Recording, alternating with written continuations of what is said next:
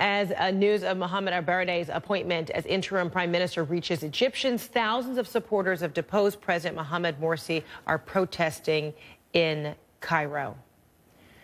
All right, our senior international correspondent Ben Wiedemann is live for us in Cairo. We want to go to that right now. Ben, okay. Ben, what more do you know about that situation and the swearing in? Well, we know it's going to take place tonight, and we're already hearing names of his possible members of his cabinet. What's interesting is that we do know that the Muslim Brotherhood, which of course at this point is out of the equation, does not like him, but one of the members of the coalition of parties that supported the military takeover, the Salafi Noor party, or that's the arch-conservative Islamist party, has said that they're going to pull out and stop supporting that interim government because of the appointment of Mohamed Baradei. He is somebody who has very good connections overseas. He has a very high profile, but among Egyptians, many people suspect him of having what they call a foreign agenda, of not really representing the Egyptian street. He was a diplomat with the UN for many years, and many feel that he's really not familiar with the deep nitty-gritty of Egyptian politics the way other politicians are out there. But he was somebody who appeared on the night when Abdel Fattah al-Sisi, the defense minister, announced the deposal of Mohamed Morsi. So no question, he does have the ear of the generals. Frederica? This is CNN Breaking News. All right, this breaking story coming out of San Francisco. We understand and we have confirmation now that there has been a plane crash, possibly upon landing, involving a Boeing 777. You're looking at a rather cloudy picture right now there of San Francisco International Airport. It's unclear of too many details as to how this crash happened, but we understand that this Boeing 777 was operated by Asiana Airlines, and it did crash while landing at San Francisco Airport. Unclear whether any passengers on board are injured, whether there are evacuations taking place, whether this has constituted in using any sort of emergency slides on the exterior of the airport. But you can see the smoke right there from these images taken a bit earlier than that last cloudier image that you just saw. Not really sure how many people may have been on board, but this Asiana Airlines flight, Boeing 777, confirmation of it crashing there at San Francisco Airport. Of course, we're trying to work our sources to find out exactly what may have happened here. These images right now coming from our affiliate KTVU. I believe, are these live images right now? Okay, these are indeed live images right now. You see the plumes of smoke there. Most likely that ambulances on the way to that strip, that landing strip where that plane was making that emergency landing. Not sure whether people have been evacuated from that flight. Not even clear how many people may have been on board or its origin of that flight, but making an emergency landing. So all one can surmise at this point is that because it was an emergency landing, authorities there on the ground in San Francisco may have had some sort of preparedness in place for this landing. Of course, we're continuing to work our sources to find out what may have happened, what happened prior to this emergency landing, and consequently now this crash. These are images taken a bit earlier. A little bit more clarity there, but clearly just the dark plumes of smoke coming from that Boeing 777. That's a very sizable plane, one that usually has about 3 rows, most typically coming from Asian countries, possibly South Korea or even China, by use of this Asiana Airlines. Our Richard Quest is on the line with us right now. Richard, perhaps some of your sources have given you an idea of what may be unfolding here at San Francisco Airport. What do you know? Well, the details are still there. I mean, the pictures are exceptionally dramatic as you're looking at them at the moment as to what would have happened when this aircraft basically had the accident upon which we are now seeing. there will be an enormous amount of speculation on what would have caused it, the circumstances. But the 777 involved, looking at the list of accidents that have taken place on the 777 recently, or at least since it came into operation, this would rank as amongst the worst, once we know, obviously, the fatality and the injury list. Ranking, of course, alongside the British Airways one, which came down at Heathrow Airport. On that particular occasion, of course, the plane was completely destroyed, but miraculously everybody survived. This flight, we don't know the flight number. We're still working on those sources. But this Boeing 777, this Asiana Airlines, likely its origin coming possibly from South Korea, possibly from China, or perhaps even Japan. Those are areas that are serviced by Asiana. Everybody's looking at what the information is. Out of Seoul, probably out of Incheon. We're looking at the moment as a 777. We're looking at what the registration number of the aircraft was at the moment, none of which can be confirmed. And until I do, I'd be very reluctant to tell you anything about this particular plane, such as its manufacture time or where it had come from, recent flights or anything like that. All that information is available, and we're efforting it at the moment as we continue to watch exactly what might have happened. But obviously, coming from Incheon, crossing the Pacific, landing at San Francisco, or crash landing at San Francisco. Mm-hmm. And Incheon meaning Seoul, South Korea. That's a very usually a very crowded route from Seoul, South Korea, making its way to San Francisco. Again, we don't have any confirmation of how many people on board. But Asiana, an extremely well-known, reliable, respectable airline. Incheon Airport in Seoul, in South Korea, one of the world's leading airports, regularly in recent years has been voted #1 as the airport. Asiana also one of those airlines that regularly is way up there in the views. Looking again at this aircraft, I'm trying to work out whether it's a 777-200 or the exact nature. We'll have those details in the next few moments for you. Okay, of course. And, as far as we know, Richard, as we continue to try and get some more information, all we know is that this was an emergency landing and this crash taking place. So one would be led to believe that control tower there, San Francisco International Airport, was ready for this emergency landing, might have already had in place its ambulances, any kind of first responder apparatus in place for such a landing, right? Oh, I mean, until we know the nature and this, I mean, if this was an emergency landing that was declared, a declared emergency landing, then absolutely. An airport like SFO is amongst the finest in the world, if not the finest in the world, in dealing with these long runways jutting out into the bay and into the ocean, extremely experienced. What we're waiting for details are, of course, is the nature of what was it a declared emergency? Did it happen all of a sudden? The pictures that I'm seeing, where you can't get into the airport. I beg your pardon. Sorry, I think I don't know. That was another voice getting in on this on your line. You can go ahead and continue, Richard. Yes, I apologize. Yes, I mean, looking at the pictures, obviously a crash at speed upon landing, leading to a serious fuel-fed fire of some description. But also looking at those pictures, you can see the evacuation slides have been deployed, and therefore we can expect, obviously, survivors from this incident.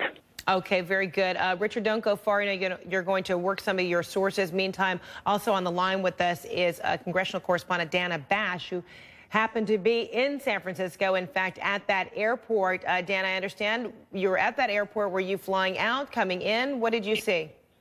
Well, hi, Fred. We're trying to fly out. What happened was we were coming around the highway, trying to get into SFO, and saw smoke. And suddenly there was a lot of traffic. Everybody kind of slowed down, and we all looked over and saw white smoke on the runway.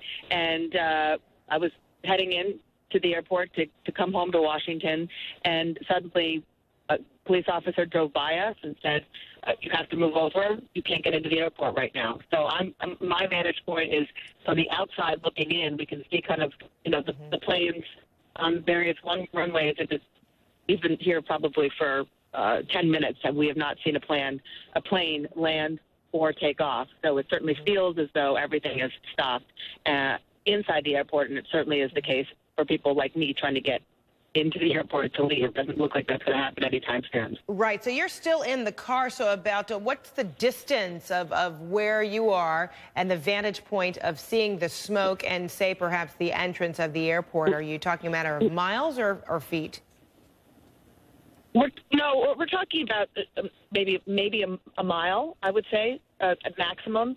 But we could absolutely see it coming around the highway to the entrance of the airport. Mm-hmm. You could see on the runway the smoke billowing up from the runway from this airplane that clearly had crashed. Mm-hmm. But it probably happened just before we turned the corner because everybody was kind of going at regular speed, and then suddenly everything sort of stopped. Mm-hmm. It was quite eerie. Wow. All right, Dana Bash, hold on for a second. For people who are just now joining us here, you're looking at live pictures right now, thanks to our affiliate in San Francisco, KTVU. You're looking at live plumes of smoke there. And if you even see firefighters trying to douse the flames, douse the smoke right now of what is believed to be a Boeing 777. That we have confirmed, a Boeing 777 that crashed upon landing there at San Francisco International Airport. Initial reports have been that this was an emergency landing, and if that is indeed the case, most likely the airport had emergency personnel, first responders, ambulances on the runway at the ready for anything to go wrong in this emergency landing. But we're still awaiting confirmation of exactly what may have been going wrong with this plane for the result to be what you're seeing live right now. Our Richard Quest is also on the line with us now. Richard, I'm not sure if you've been able to reach out to any more of your sources as we look at these pictures. I'm just looking at the video at the moment. I can't see the video that you're looking at the moment, but I'm looking at other video from the scene at the moment, where we can see quite clearly, as I suspect the pictures you're looking at now quite clearly show the aircraft with smoke coming from the right side of the aircraft, obviously off the right wing, the right fuel tanks. The left side, and this would make certain sense, the left side of the aircraft where we can see the slides deployed. So clearly the evacuation has been from the left side of the aircraft, but of course the plane just about all destroyed on the ground, and certainly the main landing gear has collapsed. Yeah, and it's unclear how many people may have been on board. It is possible, Richard, as you and I were talking, that this flight, Asiana Airlines, may have originated from Incheon Airport out of Seoul, South Korea, making that nearly almost 13 to 16-hour flight. I would say it originated out of Seoul in South Korea. And again, I'm looking at these pictures. It's a 777-200 LR that I'm guessing, because I can't see an over-the-wing exit, but that doesn't necessarily mean that it's not. And again, looking at the it'll take some hours to actually work out, obviously, the nature of what has taken place, why this happened. And I'm just while you'll carry on talking, I'm just going to try and look at some more information about the aircraft itself and the fleet. Okay, very good. So this Asiana Airlines flight, this Boeing 777, likely coming from Seoul, South Korea, making that somewhere between 13 and 16-hour flight to San Francisco. Reportedly, there was an emergency landing taking place here at the San Francisco International Airport. Clearly, something went wrong, because in the end, we've been able to see these live pictures, dark plumes of smoke. Now the smoke clearing up, a white-gray smoke. We've also seen the firefighters, what appear to be on ladder, being able to douse the smoke. Not sure if we've been able to see active flames there, but our Richard Quest, by his bird's eye view, has been able to see that there are the evacuation slides, emergency slides in place on a portion on one side of the plane, and that perhaps the the smoke coming from the opposite end of the plane. Unclear how many people may have been on board this Boeing 777, but this is, a monster of a flight generally from Seoul, South Korea, usually very packed, oftentimes just 2 flights a day. I'm sorry. All right, now we have the flight number 214 from Seoul, South Korea to San Francisco. Go ahead, Richard. It was flight number Asiana 214, which left Incheon local time at around 17:04 in South Korea time. It was scheduled to arrive, obviously, a few hours ago. It was a Boeing 777-200LR twin jet. We now know more about the aircraft itself. The planned distance of the flight was just over 5,500 statute miles before, of course, it crash landed. We don't know why. We can see the route on flight radar. We can see the route that it took, the exact routing that it took from Incheon across the Pacific into San Francisco. So, and a seemingly uneventful flight, looking at the planned route and the mechanism of the route that it took, and we'll be waiting to hear what, of course, may have been a declared emergency or otherwise. We just don't know at this point. Yeah, we just don't know. Happening just a short time ago. These are live pictures right now if you're just joining us. This is Boeing 777, now we know to be of Asiana Airlines Flight 214 from Seoul, South Korea, scheduled to land there in San Francisco. We understand reportedly there was an emergency landing. Something along the way has gone wrong. You see plumes of smoke, first very dark, now light gray, white. We saw the hoses from the firefighters there dousing the smoke. Perhaps there were still flames as well. We understand that some evacuation emergency slides have been put into place, so passengers have been able to evacuate that plane, but we don't know how many passengers may have been on this flight, whether there have been any injuries. Our Dana Bash, congressional correspondent, just happened to be in that area. She's been in San Francisco, was scheduled to fly out of San Francisco, making her way back to Washington. When driving up to the airport, seeing the smoke. Dana, are you still with us? I am. Hi, Fred. Okay, so Dana, kind of recap for us what you saw and at what point you saw this smoke or what appeared to be some trouble on the runway. Well, we were coming into the airport, hoping to catch our flight out, and we're sort of rounding the bend to get into the airport complex, and everything kind of slowed down pretty fast. And then when we turned the corner, we had a pretty clear shot of the runway with what appeared to be a plane up in smoke. We could see the smoke billowing, and everybody kind of slowed down at the same time, turned the corner, and then all of the traffic, got the plane included, pretty much stopped. And the police officers coming by saying, you cannot get into the airport, you have to move over. And now we've been diverted, we're still in the car, been diverted around the other side to get away from this area. And needless to say, we've been here now for 20 minutes, maybe 30 minutes, and no planes have taken off or landed since.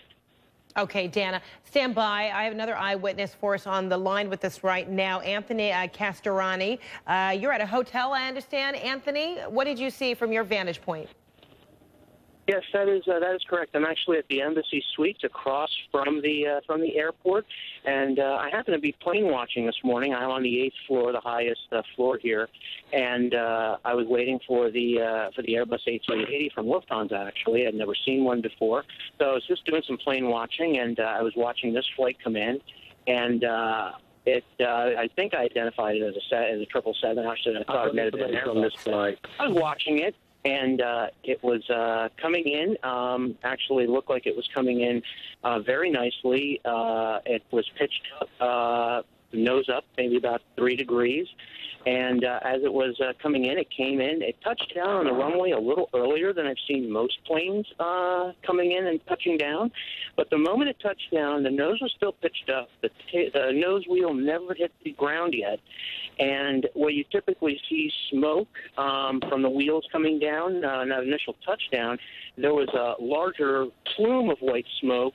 You heard a pop, and then you immediately saw a large, brief fireball that came out from underneath the aircraft.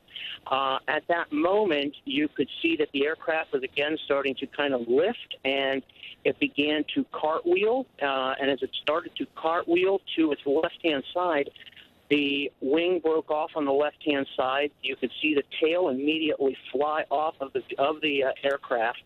And as the aircraft cartwheeled, it then landed down, and the other wing had broken off. And there was no fire or fireball with the crash after the initial one.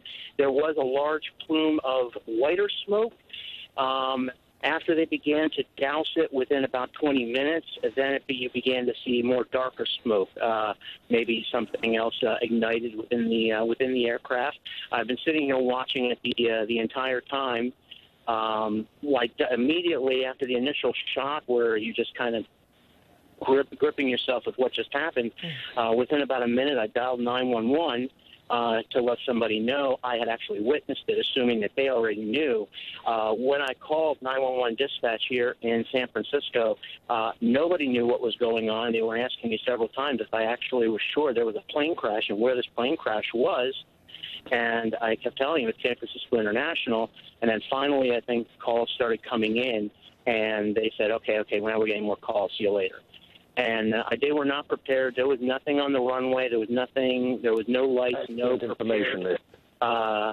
Nothing that we could see that demonstrated that they actually knew this plane was coming in for a crash landing. Oh, interesting. So, Anthony, it looked like it was a plane in distress.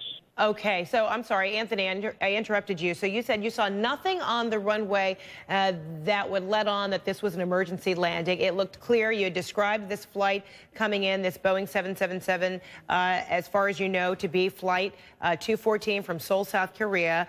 As you were watching this plane come in for a landing, you said it looked good. It looked like a beautiful landing, nose pitched up. But the problem is when it did touch down, the nose wheel did not touch down to the tarmac, and then that's when you started to see the problems unfold with the smoke, with the yes, that is correct. Flame. Okay, and then go ahead. There's currently a 747 sitting in front of me that was about ready to get onto the runway and roll out, and it's been sitting there now since the moment of the crash. So if they knew that there was a problem, they would not have been letting another 747 ready to take off. Okay, so for those of you just joining us, Anthony, hold on for a hot second. I just want to let people know, if they're just now joining us, what's taking place here and what they're looking at. Live pictures right now out of San Francisco International Airport, our affiliate KTVU bringing us these pictures. And you're now looking at a scene where they have tried to put out possibly flames, or at least try to control the smoke of a Boeing 777 that crashed there upon landing. This flight coming from Seoul, South Korea, flight 214 on Asiana Airlines. And we understand, and you're seeing the route right there from Seoul, South Korea, making its way all the way to San Francisco, California. And Anthony Castorani was at a hotel nearby, and he is describing for us, he's on the phone with us right now, he is describing for us what he saw. He just happened to be looking out the window, watching planes come in, was enjoying that. He saw this flight, which by his description didn't appear to be in distress. He saw no emergency or first responder apparatus on the runway as it was coming in.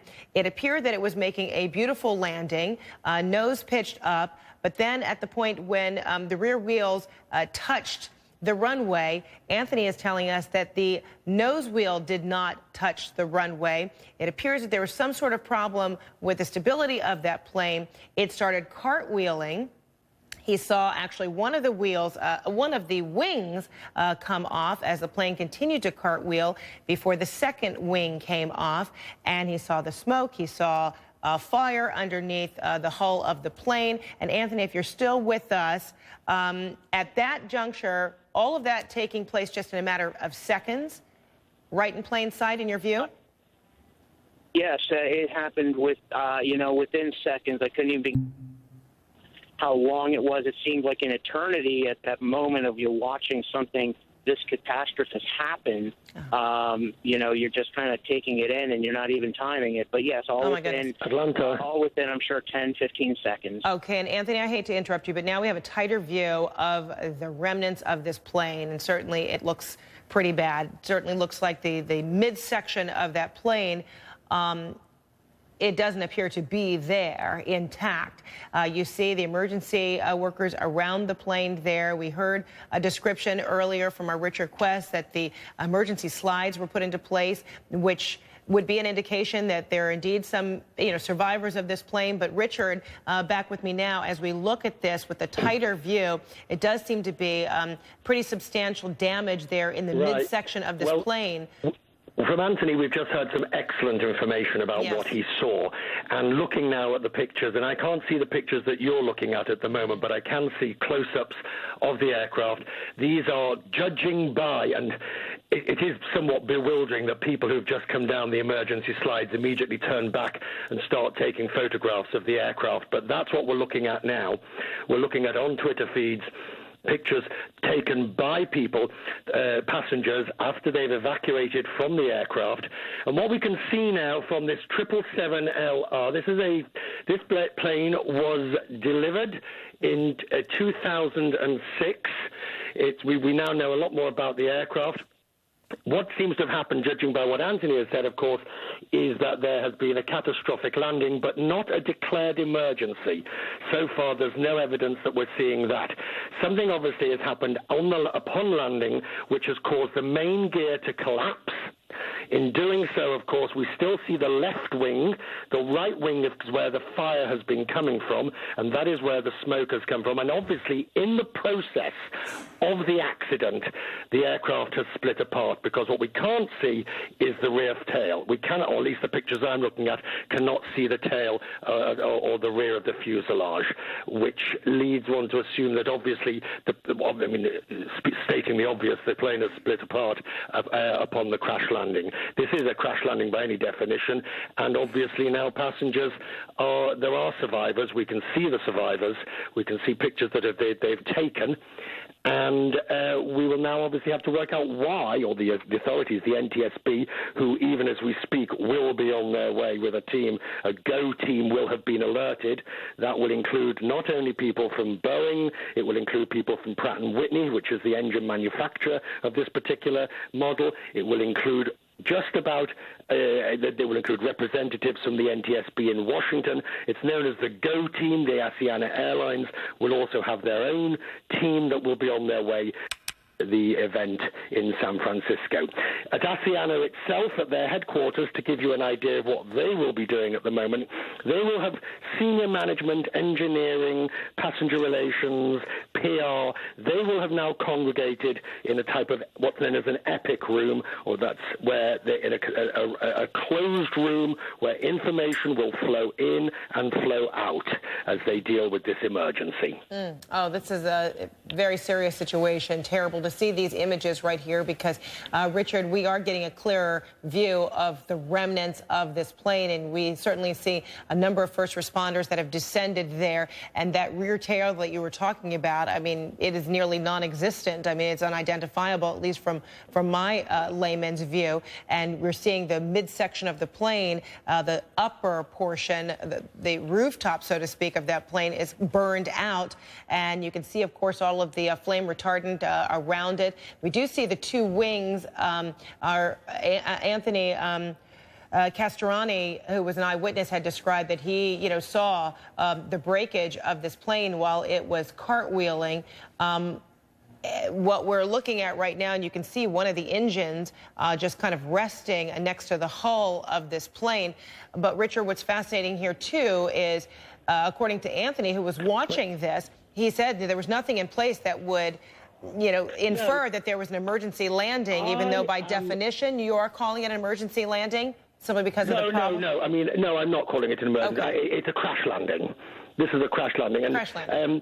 I've no doubt that some of the aficionados will sort of will have better terminology for it. But judging from what Anthony said, and the fact that there was no emergency vehicles on the runway, and there was no traffic, if you like, no emergency traffic that had been picked up by anybody else, this plane has crashed on landing. And I'm guessing we're going to be looking at something like a failure of the landing gear, a failure. I mean, it's rampant speculation, but those are the sort of things, or some loss of control at the moment when the main landing gear touched the runway, which caused the right side of the aircraft wing to obviously impact the ground, the plane to break up, and this is what will be investigated. Now, to bear in mind, one of the important things here, looking at the pictures, the plane will have landed with sufficient fuel on board, even though it's going a 6,000 mile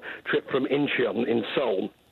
It will have had sufficient fuel on board, which is what you're looking at in the fire, for the plane to obviously go to an alternate destination and to hold in the alternate destination and all the reserves necessary. And that's what's been burning, of course, that reserve fuel that the aircraft still has on board.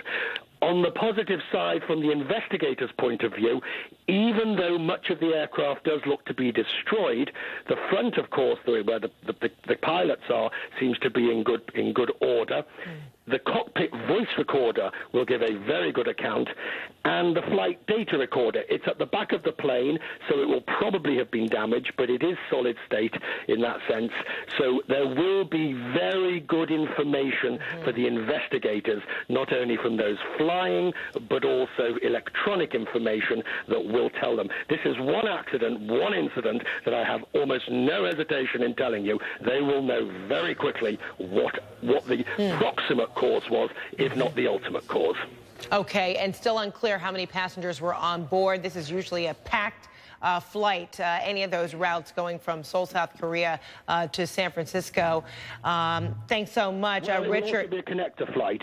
I'm guessing not only would this have been a flight with passengers direct from South Korea to the United States, but almost certainly a large percentage will have also been connecting. Asiana uses Incheon as a major hub from Southeast Asia, North Asia, Australasia, up into Incheon, and then on to the United States. So often, if you're traveling to China or perhaps even to Japan, you are going to stop there in Seoul, South Korea. So that's an excellent point I'm making there. Thanks so much, Rich. We're going to let you do a little bit more reporting, but don't go far. And still on the line with us is the eyewitness I mentioned earlier, Anthony Castorani. He was at a nearby hotel. But right now, our correspondent, Dan Simon, he's en route to San Francisco International Airport. And Dan, what are you hearing about this, what appears to be, I'm using Richard's words, not mine, he's more of an authority on this than I am, but this crash landing of this flight 214 from Seoul, South Korea?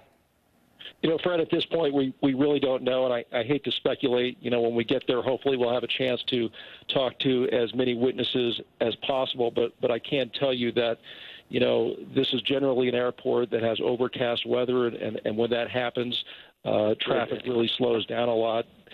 They reduce the traffic to just one runway. Normally, you have 4 runways that are operational. I don't know what the weather was like at the time, but generally, you know, you can experience a lot of overcast weather at San Francisco International Airport. It is the largest airport in the Bay Area. You have several airports in it. It's just a tremendous shock. You know, I travel out of that airport almost every week. You know, obviously, without incident, they do a great job there, and they have, you know, great efficiency at that airport as airports go, and it's just a huge tragedy. It certainly is. Dan, you mentioned weather. In fact, we got Tom Sater here in the Weather Center who can give us an idea what the weather conditions were like. We heard from the one eyewitness who said, you know, this appeared to be like a great day just to watch planes go in and out. That's what he was doing when suddenly he saw this, let's call it a crash landing.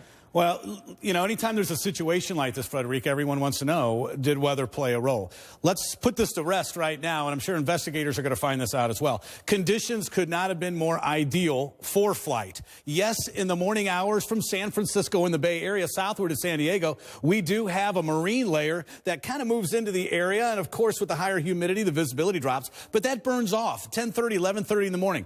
The hour before the approach, and of course for the current hour, it's 64 degrees. The conditions were perfect. Partly cloudy skies. The ceiling was unlimited. Visibility was 10 miles plus. So at least we measured at 10 miles. That's the top of the scale. So probably even better than that. Humidity, again, it was ideal. The winds were light. So we didn't have any thunderstorms in the area, which could have produced a downdraft or a microburst. Nothing of the sort. You can see the marine layer, and what you see here in white pretty much is the cloud cover and the marine layer well offshore. Now, as we take a look even at the radar, with the lack, of course, of cloud cover, you're not going to have anything of this nature. Let's move on, and I want to show you a Google Earth to give you an idea of the flight approach and the angle of the approach. Here's the San Francisco International Airport, and you see the coast here.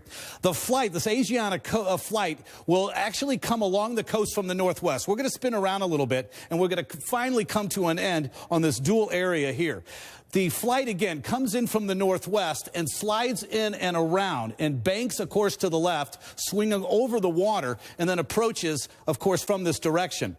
The conditions could not have been better. Visibility, again, as I mentioned, 10 miles plus with an unlimited ceiling. So, again, this is where we had the problem. It does come in from the northwest and slides into this area. Investigators, as you know, Frederica, are going to pour through, of course, all the current conditions weather-wise for the last several hours.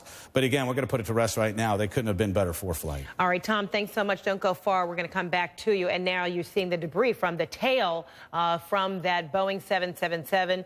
Asiana Flight 214 making its way from Seoul, South Korea to San Francisco. If you're just now joining us, you're looking at live pictures right now of the debris field from what appears to be a crash landing. We talked to an eyewitness earlier who was watching the landing of this plane and others and said it looked to be a good day, a good landing for this flight, when suddenly, in his view, he said the nose was tipped upward, it was pitched up, and then the wheels came down, and when that plane touched ground with the tarmac there, he said he saw smoke. He heard a pop of sound, and then he also saw a big fireball underneath the aircraft. And then this eyewitness was describing to us that he saw this plane start to cartwheel, and it started to flip, one of the wings being knocked off on one side, and as it flipped and continued to cartwheel, then another wing coming off. And now you're seeing the debris field here. We understand that there have been some emergency slides that have been deployed. We don't know how many people were on this flight. We don't know how many people were able to evacuate. We were able to see the dousing of the flames and the smoke, and then what you see right here, the first responders now trying to go through, look at, assess what potentially may have happened. Now, we've got on the line with us Jim Tillman, who's an aviation expert and a retired pilot. And, of course, Mr. Tillman, we don't know a whole lot of information. All we got is that eyewitness account so far. And we do have confirmation about the flight number, Asiana Flight 214 from Seoul, South Korea to San Francisco. Based on the description that I just gave, there was appeared to be no declared emergency, meaning there were no first responders on the runway awaiting this plane, at least according to our eyewitness account. And then these kinds of failures would take place, resulting in the plume of smoke, the fireball. In your view, what would you start to assess may potentially have happened here? Well, first of all, I'm amazed that anything like this would happen to a 777, one of the safest airplanes in the sky. Secondly, I am really concerned about the debris field as you describe it, because there's a great deal of debris right at the threshold of the runway itself, right as the runway extends out over the water. The debris being left there causes me to believe that the tail of the airplane struck the ground in some kind of a way that was destructive and destroyed part of the control features for the airplane itself. That would mean that you would have an extremely high nose attitude, and the tail would be striking first, and it was characteristic of landing short. You have to realize that I'm speculating all over the place here. I'm just going based upon what I've been able to see from your perspective there with your cameras. And it just seems like there was an awful lot of a problem before the airplane ever got over the runway proper. Where you saw that debris earlier, you're not even at the runway surface yet. You're not quite over that threshold. All those lines that you saw there on the ground were lines that are set up approaching a landing position. If for whatever reason you ended up with a very, very nose-high situation and you actually had the tail of the airplane strike the ground first, all kinds of things can go wrong. And then control, forget about it. You don't have it anymore because your main control surfaces are gone. And of course, this is very premature, but I feel like I need to ask you the question anyway, based on your description. Do these details lead you to believe that there would be a mechanical problem, or would it be the execution of that landing? Execution. That is taking me further than I really am able to go, because it could have had a combination of the two things. And you know, we don't know really what was going on, except that we never got a message from the cockpit. We never got any indication that there was anything wrong. All of a sudden, according to your eyewitnesses, we have an extremely high nose attitude. And that would cause me to wonder, you know, if he was trying to stretch the glide, trying to maintain flight until he did reach the runway surface. That can happen, and if that happened at a point like that, you end up having the tail, which has no wheels on it, so to speak, actually make contact with the ground in a very unusual manner, and actually the tail looks like it just disintegrated there. And when that happened, you know, like school's out in terms of being able to control that airplane for the rest of that landing sequence. I'm just, so far we haven't heard anything about injuries or any other details like that. I'm hoping that we were able to save everybody off of that airplane. It's the safety measures that are on board are state of the art. That is the hope. If there was an airplane that could work, it would be this one. That is certainly the hope, that everyone would be able to survive this. But you look at this plane and you look at the burn marks of this plane. I mean, the top portion showing that midsection nearly burned out completely. And if, by the eyewitness account, the cartwheeling, it certainly would lead you to believe that the folks on board were really tussled around quite a bit. I realize this was upon landing and people have their seatbelts on. But let me ask you real quick as well, Mr. Tillman, the San Francisco International Airport, you know, among pilots, is this one of the more trickier places in which to land, because it is right on the bay there, and you are dealing with, you know, potential winds that could make any landing anything less than predictable? No, I don't see that as being a factor at all. The airport has its considerations, but they're not considerations that unusual for a commercial air flight.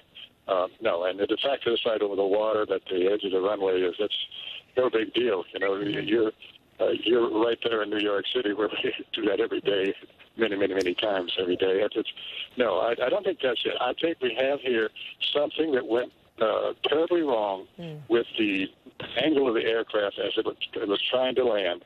It is characteristic of an airplane that is being flown by a crew that finds itself maybe a little low in the slot and is trying to stretch that landing sequence until you do make proper contact with the runway. So, I mean, again, I don't blame anybody right now because I don't know enough. Sure, we don't know. And that's fair enough. Absolutely. Jim Tillman, thanks so much. Don't go far. I want you to listen to this next person I'm about to talk to, Christina, I believe, Stepchuk. She was an eyewitness of this crash. She was on a plane. Christina, you were on the tarmac, on the plane, when you saw all of this unfold right before your eyes? Yes, my plane was about to depart, and when it was about to depart, the plane landed, and I saw the whole from when the plane was in the air to the ground, and when the whole crash happened. Describe for me what you saw. Yes. So what happened was, when it was about to land, I guess it looks like the tires slipped a little bit, and then it rocks back. And the tail came off, and then when it rocked back, a lot of the parts from the plane came off, and they're all shattered everywhere on the runway. And then after it rocked back, it rocked to the front. And then in my eyes, it just looked like the plane went on sudden brake, which made the plane spun around while the front of the plane is just on the ground gliding all the way through the runway. Were there gasps on the plane? I mean, audible people seeing this on your plane and just struck by the shock of what was unfolding? Sorry, can you repeat the question? Were you gasping? Were there others on the plane who screamed, were shocked at seeing this crash, no, this breaking apart of a plane right before your eyes? Actually, a lot of the windows in our plane were closed, and there were not a lot of witnesses. So I just happened to be the one that opened the window and just looking outside. And when I was just looking outside, it all happened so suddenly. So actually, a lot of the passengers in my plane are actually calm, and the pilot and all the pilot is like trying to figure out how to get us out from the plane, and yes, and we're just like waiting here in the plane to see what we can do to get back to the gate. Wow, incredible. Christina Stepchuk, thank you so much. Again, Christina was an eyewitness to this plane crash. She was on a plane on the tarmac about to take off itself when she was watching this plane as it was coming in. And she said what struck her is that it appeared as this plane, this Boeing 777, Asiana Airlines Flight 214 from Seoul, South Korea, landing there in San Francisco. According to Christina, what she saw is it appeared in her view that the tires slipped. She said it looked like the plane rocked back as it was landing. The tail came off as it hit the ground there. And then she says other parts of the plane started coming off, and it started to break apart and then swing around. And that's a fascinating description because as we spoke with Jim Tillman, who's an aviation expert and a retired pilot, when I asked him, just looking at the debris field and just hearing the description of at least one other eyewitness that we spoke to and what they saw as the plane was landing, it was Jim's assessment that potentially it may have been that the tail may have hit the ground with the nose pitched up, that it could be that perhaps that landing was taking place a little too early. We've got on the phone with us right now Mary Shivo, formerly of the U.S. Department of Aviation. So, Mary, this is an incredible sight that we're seeing right here. So many eyewitness accounts of what may have happened as this Boeing 777, this aviation expert we just talked to said this is one of the more safer planes out there and that this accident would happen. What's the first thing at hand for investigators to piece together what happened, how, and why? Well, they will have a tremendous amount of information from two recordings, from the cockpit voice recording and from the tower recording, and also the air traffic controllers were supposed to have eyes on that plane. So they will have a tremendous amount of information, but I think Jim Tillman's right. I think for them to come in, the San Francisco is not, it's there are winds and all that sort of thing, but a 777 is a very heavy, reliable plane. Tens of thousands of planes land in San Francisco every year, so I don't think it's anything specific about the airport. I think what probably happened is, as the eyewitnesses explained, that they came down too heavy. They weren't coming down the right spot on the glide slope on the runway. They had a strike of the tail when they came down, and the pilot may have even tried to then take off again, couldn't do it, spun around, and of course lost control of the aircraft. I do think it will come down to a piloting issue. Okay. Right. Okay, Jim Tillman, you're still with us? Yes, I am. Yeah, Mary Shivo there kind of echoing. Go ahead. The shot that you have on the air now, the more I feel confident that we have some indication of what may have happened, because you've got all kinds of debris there, just as the runway edge and the water meet.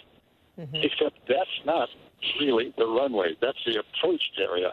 You're not supposed to be touching down there with anything. And for any contact to be made at that point, it leads me to believe, hey, we've got a real problem with the way that airplane was landing. And you can see it better even here. What you're seeing there now is the markings of almost like saying the runway comes up next.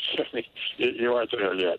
And then when you see the blacktop, you're looking at the actual runway itself, and all kinds of debris is all over the place there. The parts of the tail are being seen at that point. It just I'm very concerned about the angle of attack as he's approaching, and what was going on with the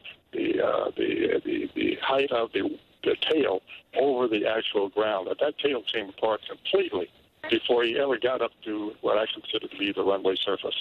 And Mary, you said there's some vital information that is in that cockpit voice recorder, that data recorder, all good information, that you have a plane that is mostly intact, and you look at the debris field. The investigators have a lot to work with at this juncture. But what do you know about Asiana Airlines as a whole? We understand that this plane was delivered back in 2006, which means it's a fairly young plane.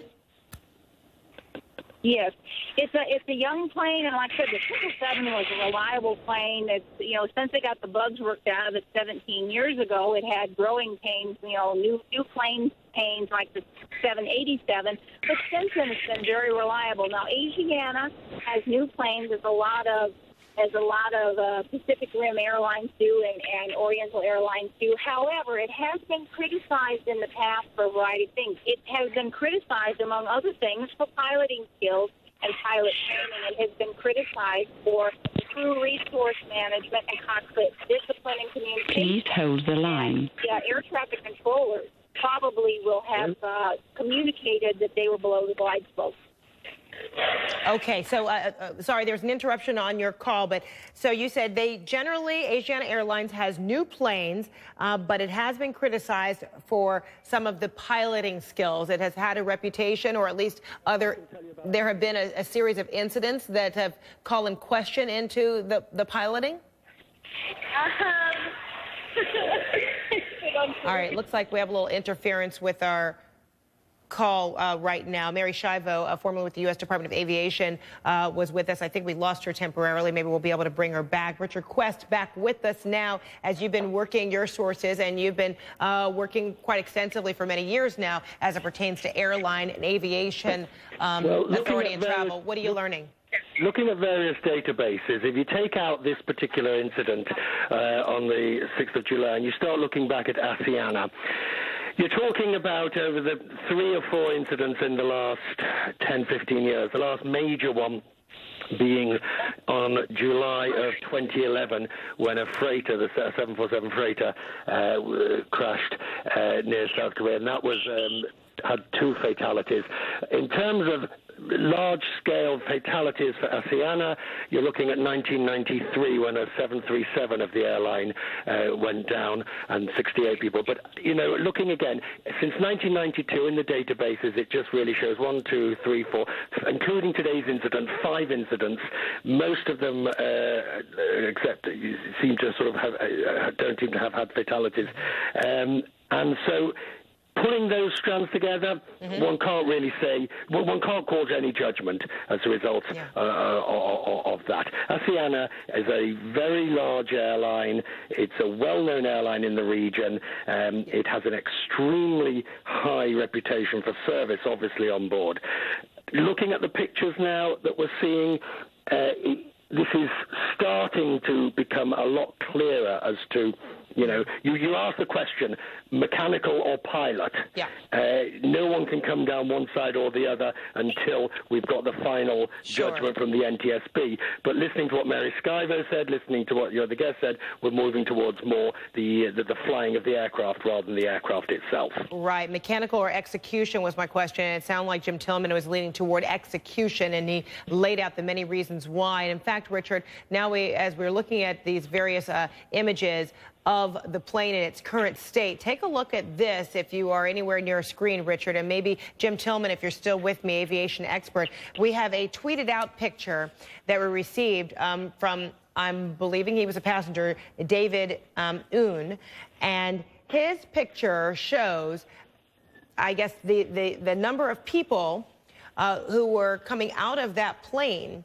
There you go right there. A number of people who came out of that plane, and you can see the smoke on the opposite end of the plane. But unlike the current images that we're showing right now, where the top portion of the hull was burned out, here it appears as though people were able, you know, in maybe large numbers, Mr. Tillman, if you're still with me, able to escape that plane with that smoke. So perhaps this is a good sign that a number of people were able to escape unharmed, perhaps. Most of the smoke and fire seems to be on the starboard side, the right side of the aircraft. That's why the slides and all were deployed, for the most part, on the left side of the airplane. The flight attendants pretty much take care of choreographing that so the passengers know the safest way to get out of the airplane in an emergency like this. So it appears they did a really good job of getting everybody off of there. There is one slide that I see deployed on the rear portion of the right side of the airplane. Also, while I'm with you, Frederick, there are a couple of other things that we've seen here over the past few minutes. Number one, the engine on the left wing of the airplane is completely missing.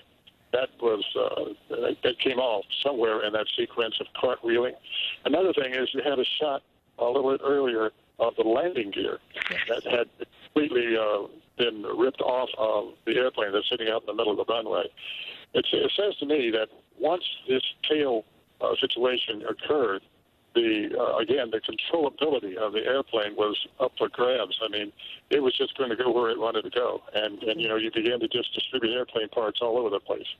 It's a miracle that people could really get out of it in the way that apparently they did, and I'm praying that they all did make it out okay. Wow, extraordinary. Jim Tillman, aviation expert, thank you so much. I know you're not going to go very far, but you helped paint a picture as we try to sort things through based on the images that we're receiving and the eyewitness accounts. Thank you so much. So, folks, if you're just now joining us, my colleague Don Lemon is going to pick it up from here, but we're looking at the remnants of a Boeing 777 Flight 214 making its way from Seoul, South Korea, apparently crash landing here in San Francisco International Airport. And we're hearing all kinds of eyewitness accounts about how the plane was breaking up upon landing, when it seemed as though it was a perfect looking landing until it appears that some saw the nose pitched up and the tail hit the runway, and then things started breaking up. I'm going to bring in my colleague Don Lemon, who is joining us from New York. And Don, I'm going to allow you to pick up the coverage from here. Some extraordinary images that we're seeing, and we still don't know how many people were on board and how many people are able to really walk away as a result of this accident. This is CNN Breaking News.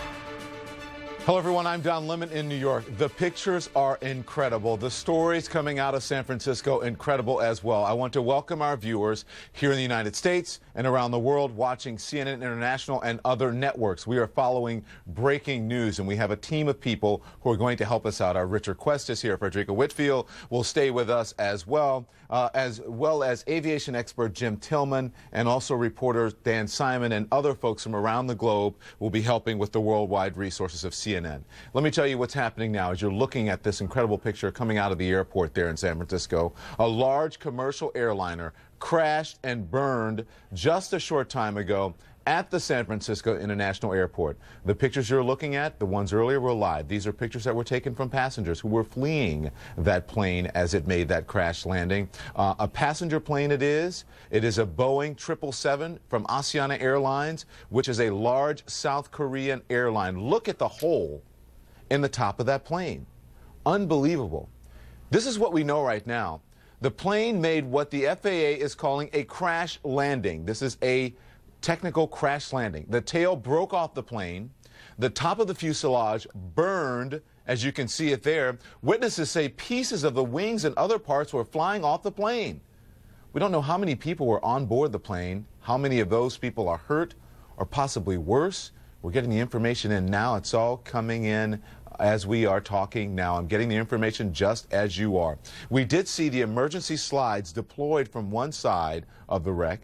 I want to bring in CNN's Richard Quest, live now in London. Richard, you know a lot about this particular airplane. This is a mess. If you're looking at these live pictures, unbelievable.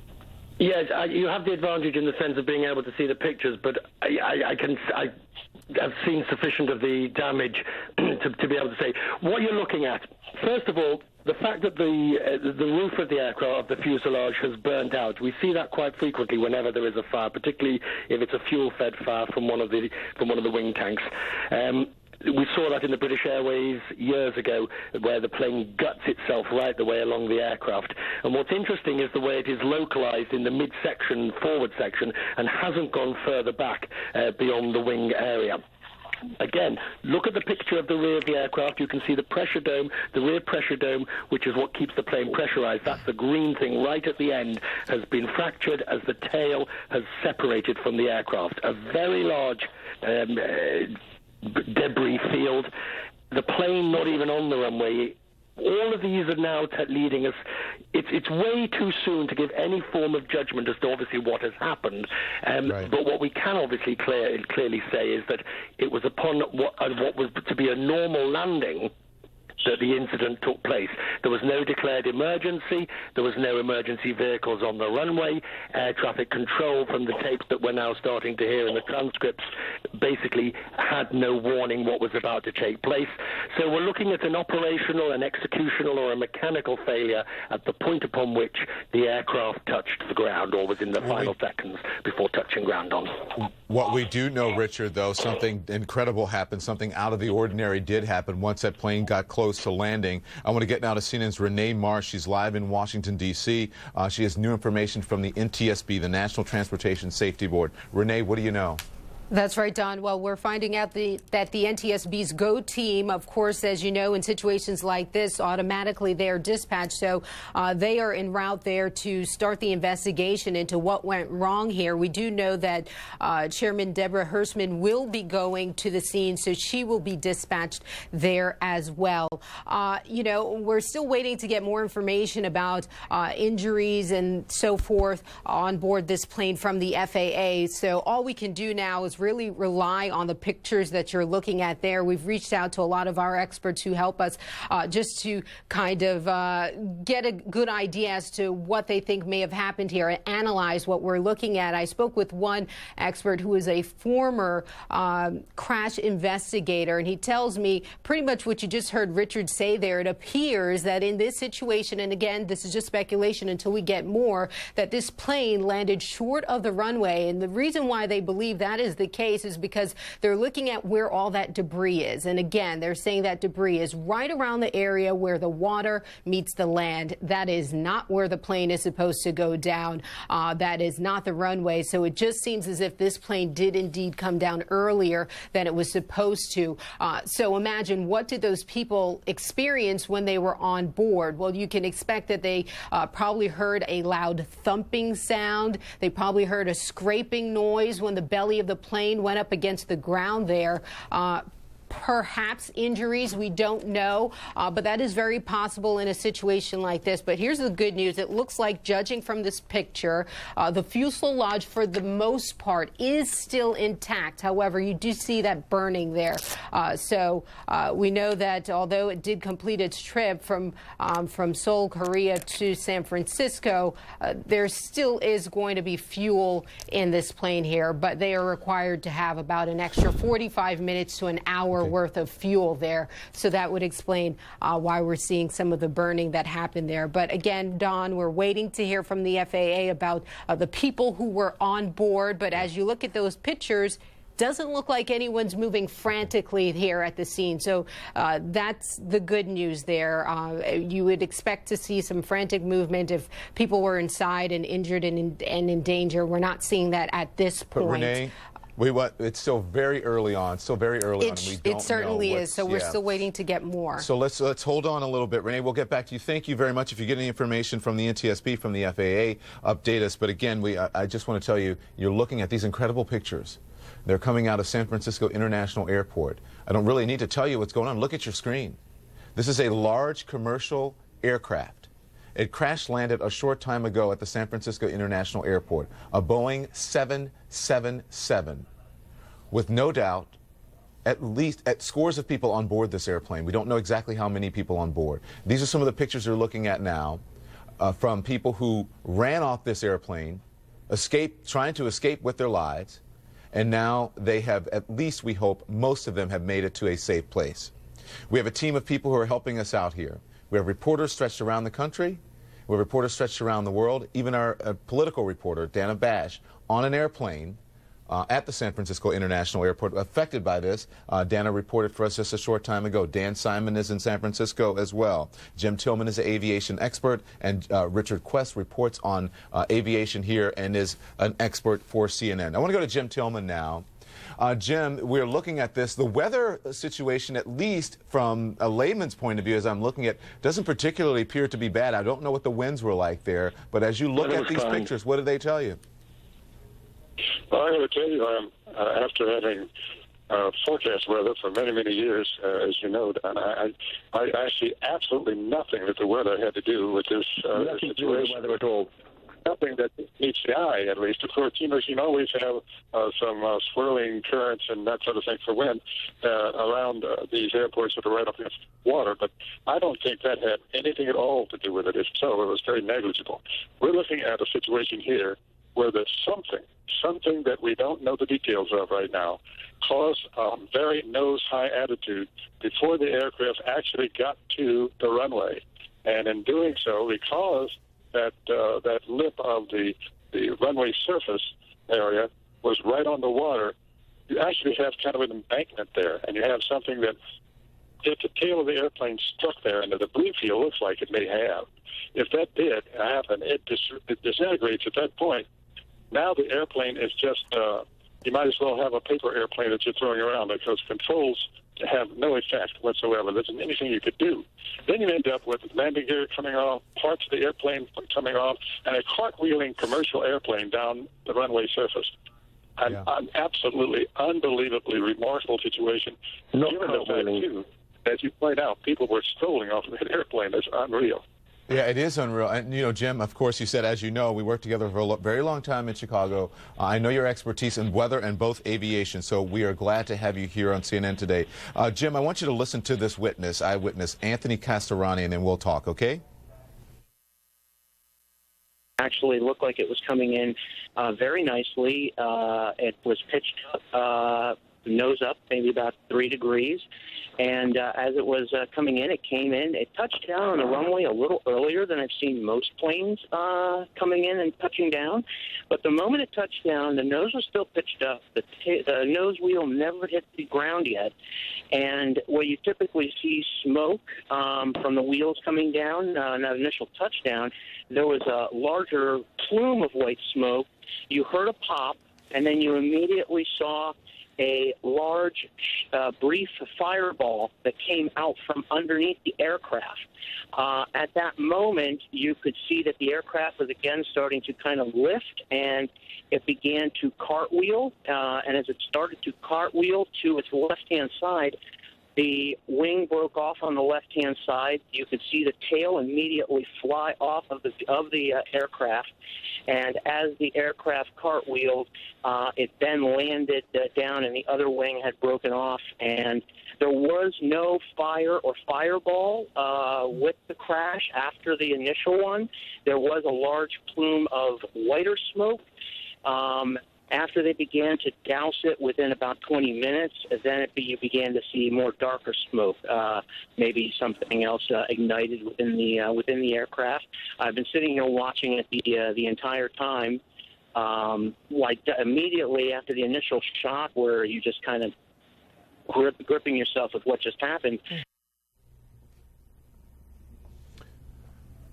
That was an eyewitness there, Anthony Castorani, reporting to CNN, and Frederica Whitfield here just a short time ago of what he witnessed. I'm seeing this. These are the live pictures you're looking at from San Francisco International Airport. Look at that. You see debris spread across the runway there. And again, I want to tell you that we are reporting this. We have a team of people reporting this from around the world. I want to welcome our viewers here in the United States and around the world watching CNN, including in South Korea as well. We're following some breaking news here for you on CNN. Here's what we do know, okay? A large commercial airliner crashed and burned just a short time ago at the San Francisco International Airports, where you're looking at these live pictures now. It is a passenger plane. It's a Boeing 777 from Asiana Airlines, which is a large South Korean airline. The plane made what the FAA is calling a crash landing. The tail broke off. As you can see, you don't see a tail there. The top of the fuselage in flames. As you can see, it burned. Witnesses say pieces of the wings and other parts were flying off of this plane. We don't know how many people were on the plane, how many of those were hurt, possibly worse. We're still getting information now. We did see the emergency slides deployed from the side of this wreckage. We have new information now that I need to read to you that is coming from the Coast Guard. Here's what it says. Lieutenant junior grade of the Coast Guard, San Francisco District, said, "We asked to confirm reports that the U.S. Coast Guard conducting a search had found a body." That's what we did. And here's what they tell to us, or say to us. "I cannot confirm that. I know that there has been a helicopter launched and we are assisting the responding agencies, but other than that, nothing else has been confirmed at this time." So CNN asking to confirm reports that the U.S. Coast Guard was conducting a search and had found a body. The U.S. Coast Guard saying to us, and this is quote in full, "I cannot confirm that. I know that there has been a helicopter launched and we are assisting the responding agencies, but other than that, nothing else has been confirmed at this time." New information now. Renee Marsh is checking with the FAA and from the National Transportation Safety Board. What do you know, Renee? Well, Don, we're still waiting for more information about the folks who were on board this plane. But again, we do know that at this point, the NTSB is saying that they plan on getting on a plane from here, Washington, D.C., heading with the chairman of the NTSB, Deborah Hersman, and she will be leading the investigation there at the airport there in San Francisco. So, of course, they're going to have to go through this piece by piece to figure out exactly what went wrong. Was this something mechanical? Was this pilot error? Those are all questions we do not know the answers to at this point. And of course, those NTSB investigations, they tend to be quite lengthy. It could be some time before we get any true definitive answers, but we hope that the picture will become a little clearer as the day goes on. But what we really want to know is how the folks are doing on board. Again, we just know, again, just based on the pictures here from the people that we've spoken to, from the sources that have spoken to us and that they've seen the pictures themselves, they say that if you were on board this plane, you may have experienced a thump. You may have heard a screeching sound, a scratching sound of the bottom of the plane scraping up against the ground there. That all makes a lot of sense. What we see here, in which it looks clear, is that this plane did not impact a building. It did not impact a structure. So we do know that. But as far as what else, as far as injuries, we don't know that. Perhaps some smoke inhalation is possible. Perhaps some overhead bins opened up in the process. Again, this is all speculation of what comes along with this kind of crash landing. Of course, all the details will come out as we hear more from the FAA. And Renee, I'm also getting from airline sources here. Some of them, pilots, are saying if the plane had actually cartwheeled, it would have broke apart. It would not look like it does now. They're saying that the plane is pretty much, the wing is intact, and had it in fact done a cartwheel, the wings would probably not be intact. Renee, stand by. We'll get back to you again if you get more information from federal agencies. We'd love to hear from you. I want to go to a witness now, Jennifer Sorgan.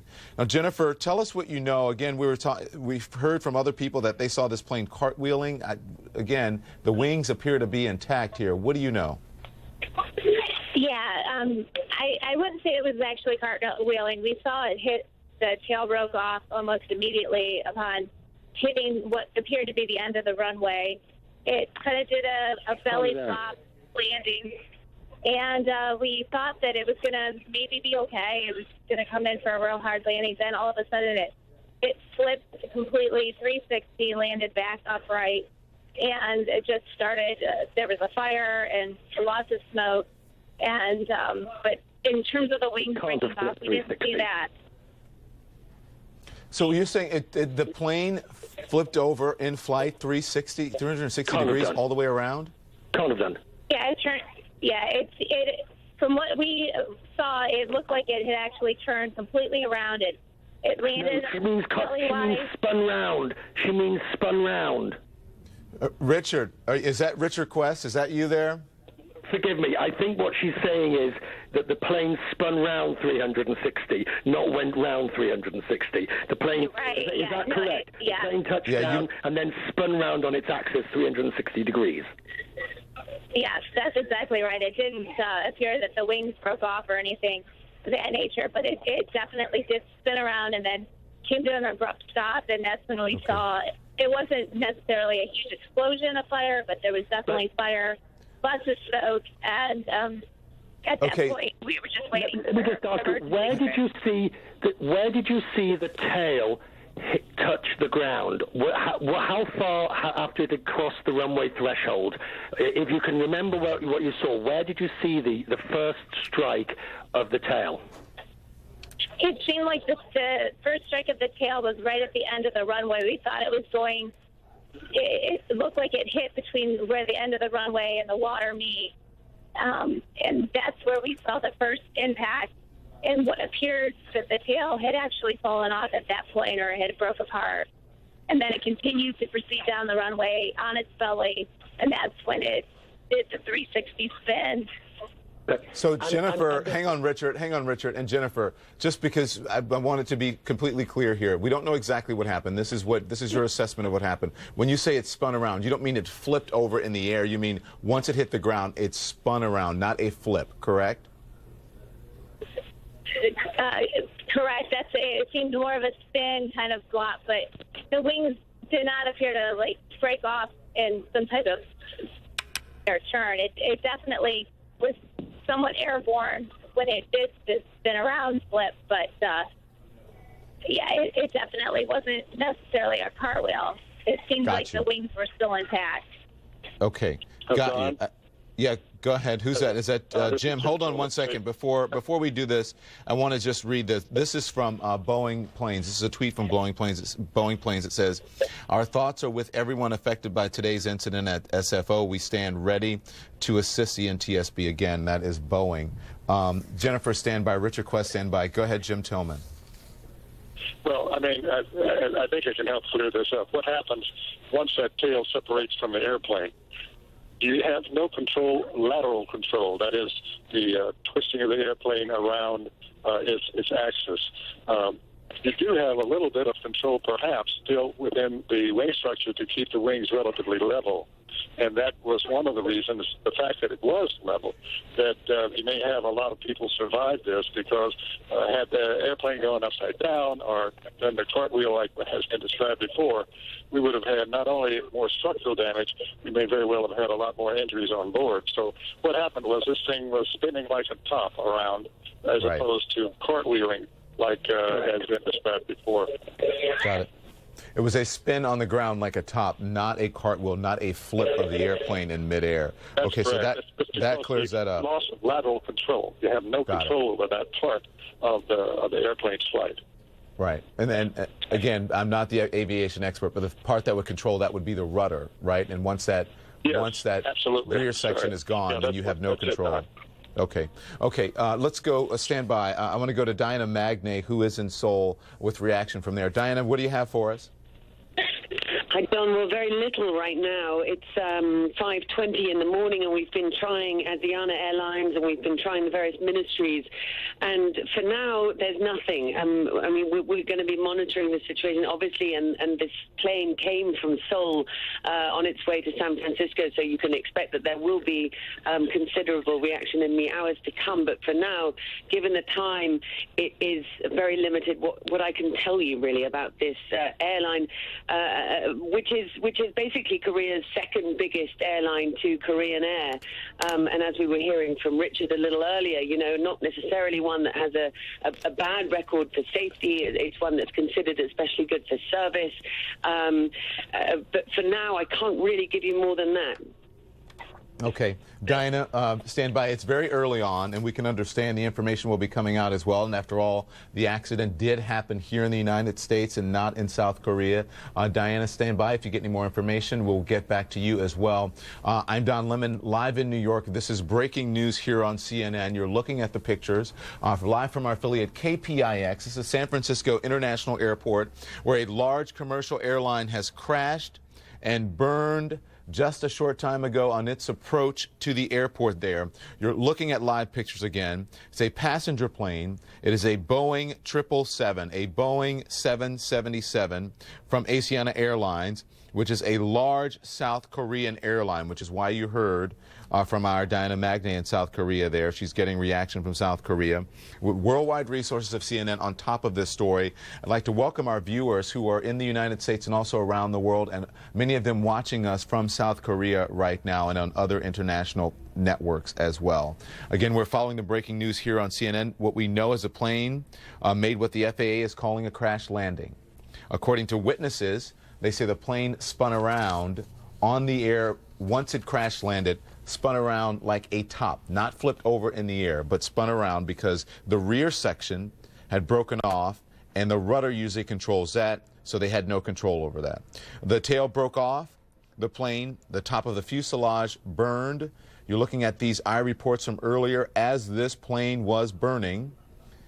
And then now again live pictures there. Witnesses say pieces of the wings and other parts were flying off of this plane. The wing section mostly intact, but we have seen other parts on the runway and scattered about the airport there on the runway.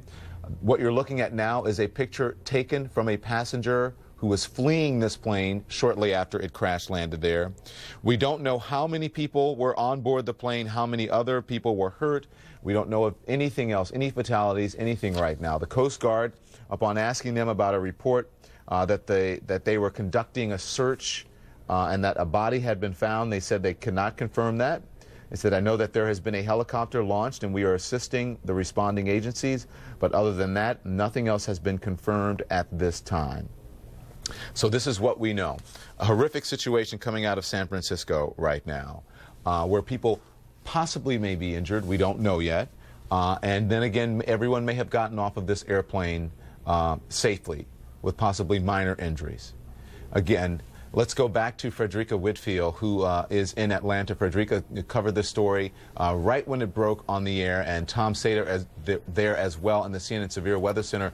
Tom, we heard there from Jim Tillman, who is also a meteorologist. Mm-hmm. He said the conditions were perfect. The conditions were fine. So what gives here? We're going to put this to rest, as Frederica and I talked about earlier, Don. Obviously, they're going to put this in the reports. There will be full detail of every hourly weather observation, even the conditions at flight level on its approach. These were ideal flight conditions. I mean, we're just going to put it to rest right now. Take a look behind me. These are the conditions on landing. Visibility is 10 miles. Now, that's the top of the scale. It was probably better than that, so it doesn't get any better. Ceiling is unlimited, which means with partly cloudy skies, obviously we didn't have the thunderstorm activity because of the lack of cloud cover. Wind speed, 8 miles per hour. Now, the fastest wind speed I could find was at 10 p.m. the night before, and that's 13 miles per hour. Even that is doable. So, again, they couldn't have been better. If we look at the satellite picture now, this is the time of year, and even Jim Tillman mentioned this, on the West Coast, for those who are not familiar with that, from San Francisco in the Bay Area all the way down to San Diego, you do get a marine layer, and that moves in, and that creates some visibility problems, but that burns off at 10:30, 11:30 in the morning. That was not a problem. The radar is clear. But, Frederica, let's take a look at this, and this comes from FlightAware. Don, this is quite interesting. The flight comes in, and this is the Asiana flight, comes in along the coast in the northwest flight line. It comes down and then banks around to the right.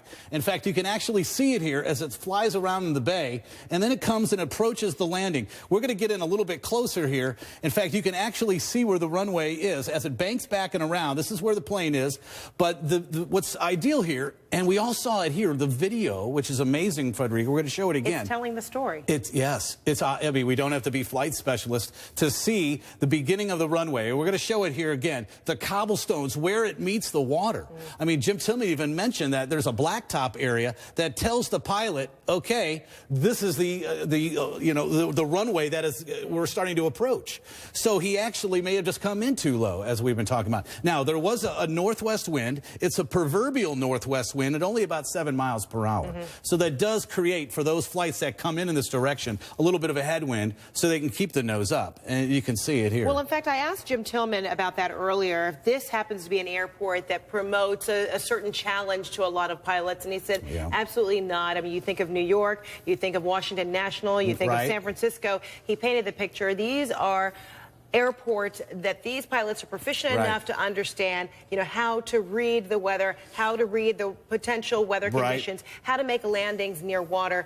And he discounted that as being a potential problem here. It's more of a challenge for us as it really is. Passengers. It's a natural question I think people ask when they see an accident of this caliber. They think, what was the weather right away? We know that San Francisco, it often has, overcast conditions. But you ruled it out. That wasn't the issue today. Yeah, they'll still put a report on it, but, Don, I mean, hour by hour, they couldn't have been better. Sky conditions, visibility, unlimited ceiling, and light winds. And it seems like, Don, it also created a situation where you had eyewitnesses, you heard them earlier, who were able to get a clear view, whether it was someone who was in a hotel room nearby, whether it was somebody else who we talked to who was in a plane that was on the tarmac. They were able to see the contact that took place right there on the edge, on the approach to that tarmac, to that runway for landing, that the tail hit. And you can see the debris field. And Jim Tillman, well, he speaks much more proficiently about exactly reading the debris field. He helped explain is if you just look at that and you see how that tail was hit, once that tail hit that tarmac or those rocks in that way, it was really all over for Frederica, this next to the picture of the survivors, this is the story right here. It is. I mean, it's beautiful to see the survivors walk off the plane, but this video that you're seeing there, I think that tells the whole story. Incredible. All right, Don Lemon, back to you. Thank you very, very much. This is CNN Breaking News.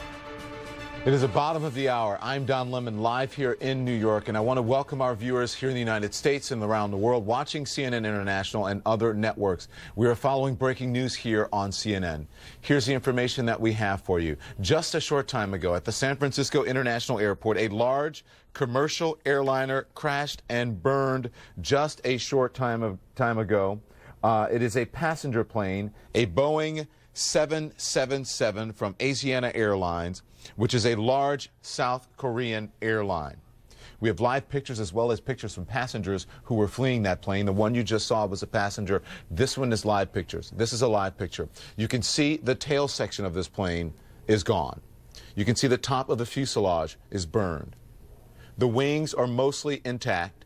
Parts of them, though, have fallen off. Parts of the plane fell off when this crash landing happened. There you can see it spread across the runway there. What appears to be landing gear on the runway. And you're looking at those pictures. The stairs were deployed. The slides were deployed for people to get off of this plane very quickly. We don't know exactly how many people were on board the plane, the extent of any injuries, if any at all. The extent of injuries, if any at all. And we want to see one of the first videos we got into CNN right after this crash. Let's take a look. This is a video that came off of YouTube shortly after this crash, apparently from someone inside of the airport. You can see the plane burning there.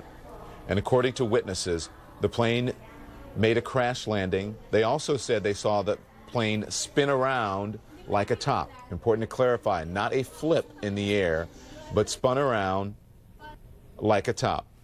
I want to get to CNN's Richard Quest now. Richard, this airplane is located, this airport is located about 12 miles from San Francisco, downtown San Francisco proper.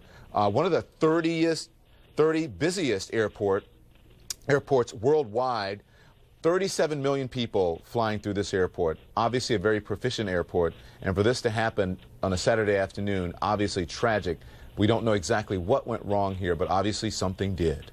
Oh, absolutely. And what we can say, of course, is, I mean, San Francisco, like LAX, they are the major Asia and Pacific gateways for the United States. Looking at the pictures now, hearing what Jim Tillman said, hearing what the other eyewitnesses said about how this plane spun round after the tail hit ground, we can start to, we will not, let's be absolutely blunt and clear. We will not know why this tail hit the end of the runway at the early stage that it did for many weeks, if not months, until the NTSB produces its interim and then final report. But clearly what we can now see, of course, is the chronology of events as seen by eyewitnesses. And one it's worth mentioning here, you've got to go back quite some time before you see, of course, previous incidents in the United States. There's the Coghlan Continental Airline incident, which happened in 2009. Of course, 49 people died in that particular incident. But if you're talking about major passenger jets, large-scale, 300-seat passenger jets, you really are going back through until 2001 before you actually see. You go back to November of 2001, where you have the American Airlines incident, where 260 people died in that. So the size of this sort of aircraft having a fatality of emergencies in this manner is very rare. And that's why the investigators will want to know exactly what was happening on that aircraft at the moment of touchdown. And also one other thing, Don, they'll want to know, because it's not just enough to know why or how this crash happened. They'll want to know about the evacuation procedures, the safety procedures that could be improved in the future. Look at the pictures. The pictures show that the roof of the fuselage is burnt out from the back of the cockpit pretty much to the aft of the wings. But the rear of the aircraft is untouched. So they're going to want to know about all the dynamics of a fire that took place, what happened in that fire, which could, of course, impede passengers from leaving the aircraft, and that will be part of the final investigation, not only why or what the pilots or whatever happened in the cockpit in terms of the landing itself. And Richard, if looking at this particular plane, and it hasn't spun around yet, but I am able to see only if you're sitting on the plane looking forward as you would flying. Yep. I only see the engine on the right wing. The left engine has disengaged from the aircraft. The empennage, the tail, all of the rear has disengaged from the aircraft. You can see the rear pressure bulkhead. That's the green bit right at the back of the aircraft. We have slides primarily on the right of the aircraft. This is a 777-200 ER aircraft. I was saying LR, but it's an ER, extended range aircraft, which is what Asiana uses across the across the Pacific. It was delivered, the delivery date was 2006, so it's a young plane by any definition for this sort of route. We can see the forward slats are extended. We can see it's in landing configuration. Something happened that caused the aircraft to tail strike or to come down heavy, which then has left the landing gear collapsing, which has caused the aircraft to spin round in multiple times before leaving the runway. And what the investigators will focus on is those final moments of flight, and then focus on the evacuation, the fire, which looks to have been fierce at the top of the fuselage. Okay. Just getting new information in, Richard, from the FAA. Flights into and out of San Francisco International Airport have been canceled following the crash of Asiana Flight 214 from South Korea, Seoul, South Korea. That's, again, according to the FAA. All flights have been canceled in and out of San Francisco International Airport. Some of those flights are being diverted to LAX. So if you are concerned about someone there, please contact the airline for details. But again, flights canceled in and out of San Francisco International Airport. Some of the flights are being sent to LAX, diverted to LAX because of this. I want to go to CNN's Dana Bash now. Dana, you were near the airport and you were trying to make your way, I would assume, from San Francisco back to D.C.? Dana? Sorry, Don. Can you hear me now? Yeah, I can hear you now. Go ahead. Sorry about that. Tell us where you were and what you saw. That's exactly right. I was with family here. I am with family here in San Francisco, and I was heading to the airport to make my way back to Washington, where I live. And we were turning the corner, right coming off the highway, and suddenly everybody slammed on their brakes. And as we got closer, we realized the reason, and it was because we could see the smoke sort of billowing up from the runway where this plane had clearly crashed. And obviously I'm sure everybody around us did the same thing in their cars, turned on the radio, and we heard the news pretty fast. Then a police car came up and told us and everybody else was trying to get into the airport, sorry, the airport's closed, you got to go, you got to move. And so they diverted traffic. From pretty much the moment we saw that smoke on, we didn't see any planes take off. We didn't see any planes land. And I think what is noteworthy, I saw somebody talking about the weather not being a factor. There's not a cloud in the sky here in the San Francisco area, at least over SFO. So certainly doesn't seem like that was the issue, at least on the landing portion of this flight. Okay. And so, Dana, immediately you saw, one person said they didn't see a fireball, they just saw smoke. That's exactly right. No, I didn't see the actual crash happen. We kind of came around the bend on the highway, probably minutes, maybe even seconds after it happened, but that's exactly what we saw. We just saw a plume of smoke going up, and then in the distance, we didn't know it for sure, but it certainly looked like it was the plane that had just crashed on the runway.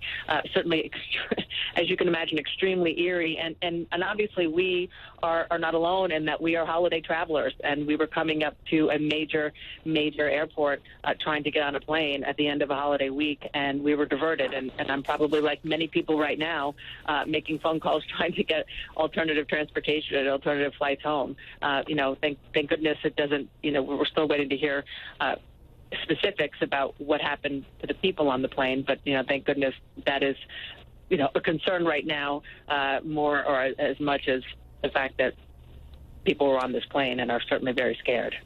All right, Dana Bash, stand by. We're going to need you throughout the evening here on CNN. Again, breaking news here on CNN.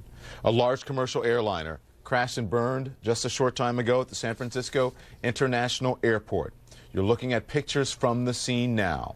You can see the top of the fuselage burned out here. You can also see on a wider shot that there is no rudder. The tail section is completely off of this plane. This is a Boeing 777 from Asiana Airlines, which is a large South Korean airline. This is what we know right now. The FAA is calling this a crash landing. The tail broke off the plane, as we've been saying. You're looking at it there. The top of the fuselage burned. Pieces of the wing and other parts of the plane were flying everywhere, we're told. Not sure how many people are on board this plane. We're not sure of the extent of the injuries, if any at all. We did see emergency slides deployed. The emergency slide on both sides of the plane deployed here so that passengers could get off of this plane very quickly. We have a team of reporters around the country, also in South Korea as well.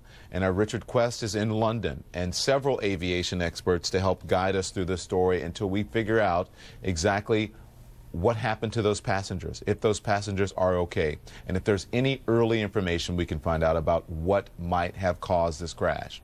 We do know in the moments since this happened, planes were stopped on the runway here. They were diverted in the air. And just in the last few minutes, we have been told, confirmed, the FAA has confirmed that all flights in and out of San Francisco International Airport canceled. Some of them being diverted to other airports. One large airport in the area or close would be LAX in Los Angeles, and that's where some of the flights are going now. If you need information, we're told that you can check with particular carriers. 5:30 Eastern Time. I'm just getting information from my producer in my ear now. 5:30 Eastern Time. The National Transportation and Safety Board, NTSB, holding a press conference, and we will carry that for you live. They will be live in Washington with that, and we will carry it for you live. Also, as I get more information here, I want to tell you this is also reportable into CNN.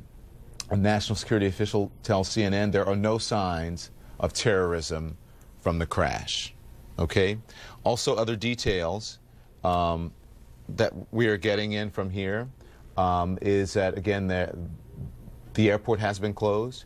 There were reports that the Coast Guard were looking for someone in the water. We asked that question to the Coast Guard. They said they would confirm that a team had been sent out, but no other information on that. And again, 5:30 p.m. Eastern Time, a press conference with the NTSB will be held live, and we'll carry it here for you on CNN.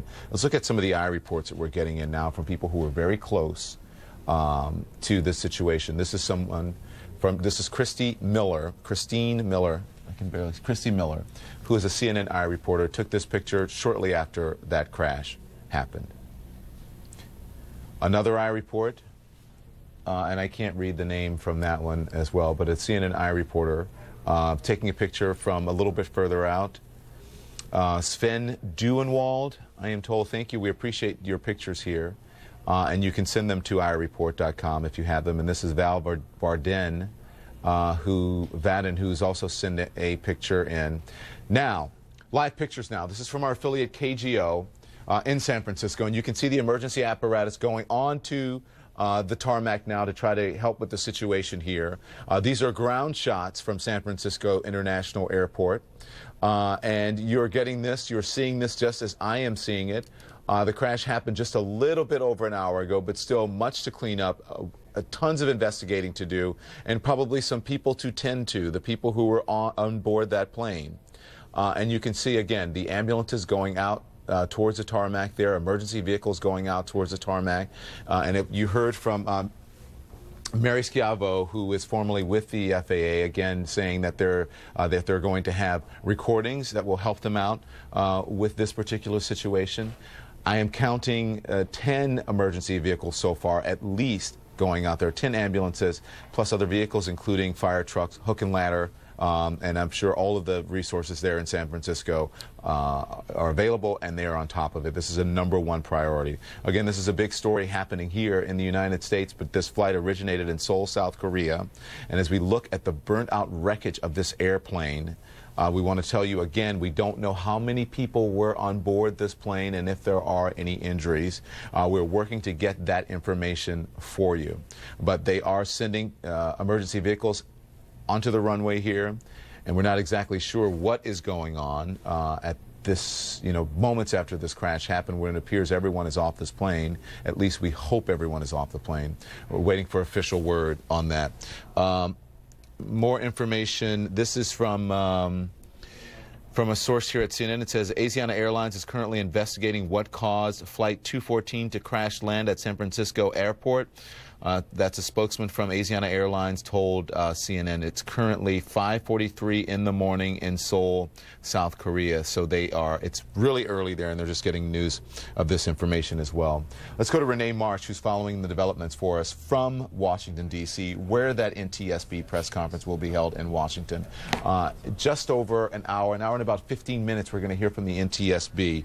What new information, if any, are you getting, Renee? Well, Don, what we want to do now is kind of flesh out, where they go from here. We are going to get some initial information from the NTSB. Of course, they're en route. They'll be making their way there to the crash scene. But how this will all work is the first thing that they're going to do when they get on the ground is they're going to want to talk to those local officials, find out what kind of information they have and know about the people who are on board, as well as the debris field, things of that sort. Also, as you would imagine, they'd want to inspect the damage, and they'll be broken up. The NTSB team will be broken up into different groups that specialize in different things. So you'll have your weather group that will look at weather conditions. We just heard earlier that it was a perfect day for flying, but they'll want to prove that for themselves. So they'll have a group focusing specifically on that. Then you'll have a group looking at air traffic control and the communications between the tower and the pilot. So they'll be looking at that aspect. And then they'll be looking really closely at the pilot's training. How did this pilot sleep the night before? What did he eat the night before? Of course, there'll be drug and alcohol testing as well on people on board as far as the crew members go. And then last and certainly not least is they're going to want to look at the landing gear, the mechanics of this plane. These are all the pieces that are going to go into this investigation. And we can expect a number of briefings in the upcoming days from the NTSB. simply revealing exactly what they've been finding out as the day goes on. Of course, we know these investigations take quite some time. The key here, of course, is going to be those black boxes. There are 2 black boxes typically on board these planes. You have the flight data recorder, and you also have the cockpit voice recorder. And on that cockpit voice recorder, you can hear things like the voices. You can hear background noises.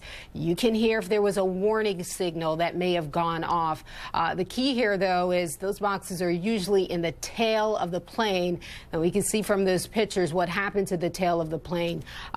But the good news, though, Don, usually those devices are packed in pretty sturdy, so we can bet that they will be pulling out those black boxes, bringing them back here to Washington, D.C., so they can analyze the data there and piece together exactly what went terribly wrong there in San Francisco. Don? And Renee, we will be getting back to you as well when this NTSB press conference happens at 5:30 Eastern Time. Renee Marsh in Washington, thank you very much. I want to go to Jim Tillman now, who is an aviation expert. Let's talk a little bit more about what happens here, the black boxes, the information, and probably eyewitnesses from the control tower as well will help with this. Jim? Well, we're very fortunate in many ways to have so many elements of the investigation that are intact, like the boxes, which incidentally are not black, as you know. They're really orange. But they will be able to discover so much about every aspect.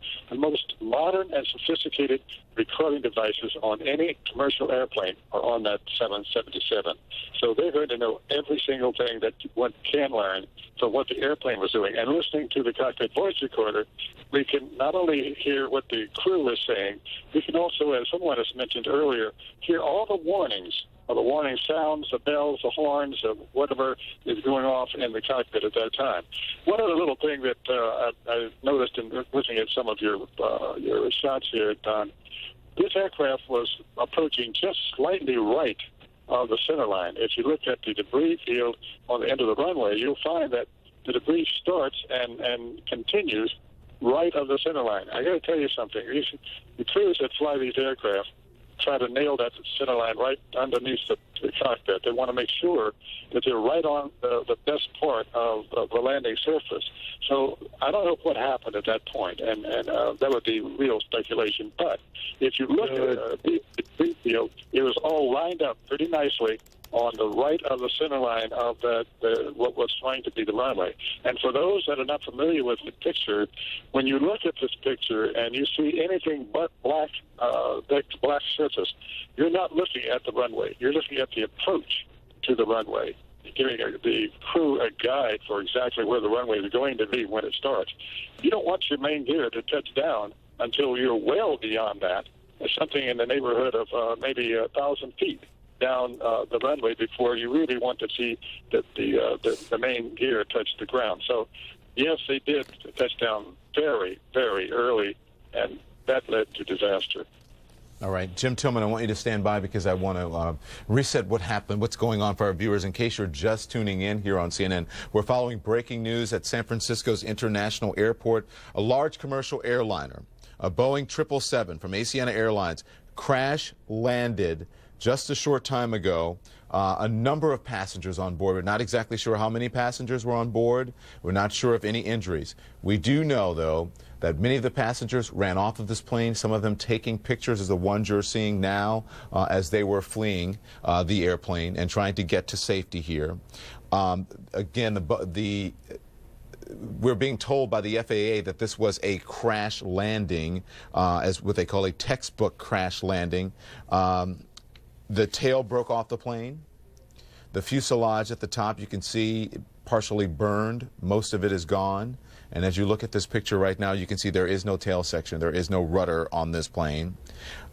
We did see the emergency slides deploy as well. And we're getting all sorts of new information here as well, and being told that just at the top of the hour, in just a few minutes, there's going to be a press conference in San Francisco.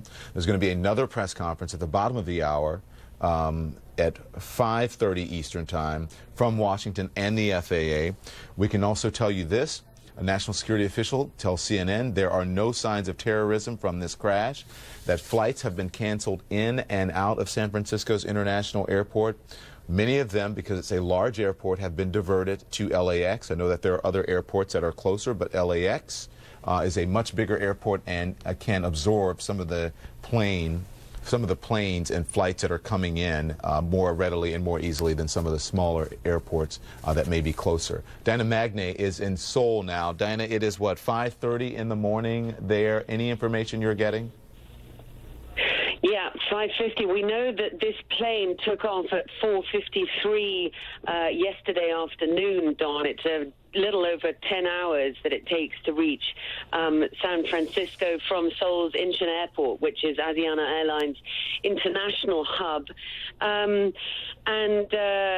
We know that Asiana, which is basically Korea's second largest airline next to Korean Air, is well known for its good customer service. And Incheon as well is this airport which has consistently won awards for being one of the best airports that you can fly from. It's obviously incredibly early in the morning here, and we're waiting to hear any kind of reaction from anyone who was on board that plane. Apparently the capacity for 777 aircraft, which this was, is between 260 and 310 passengers.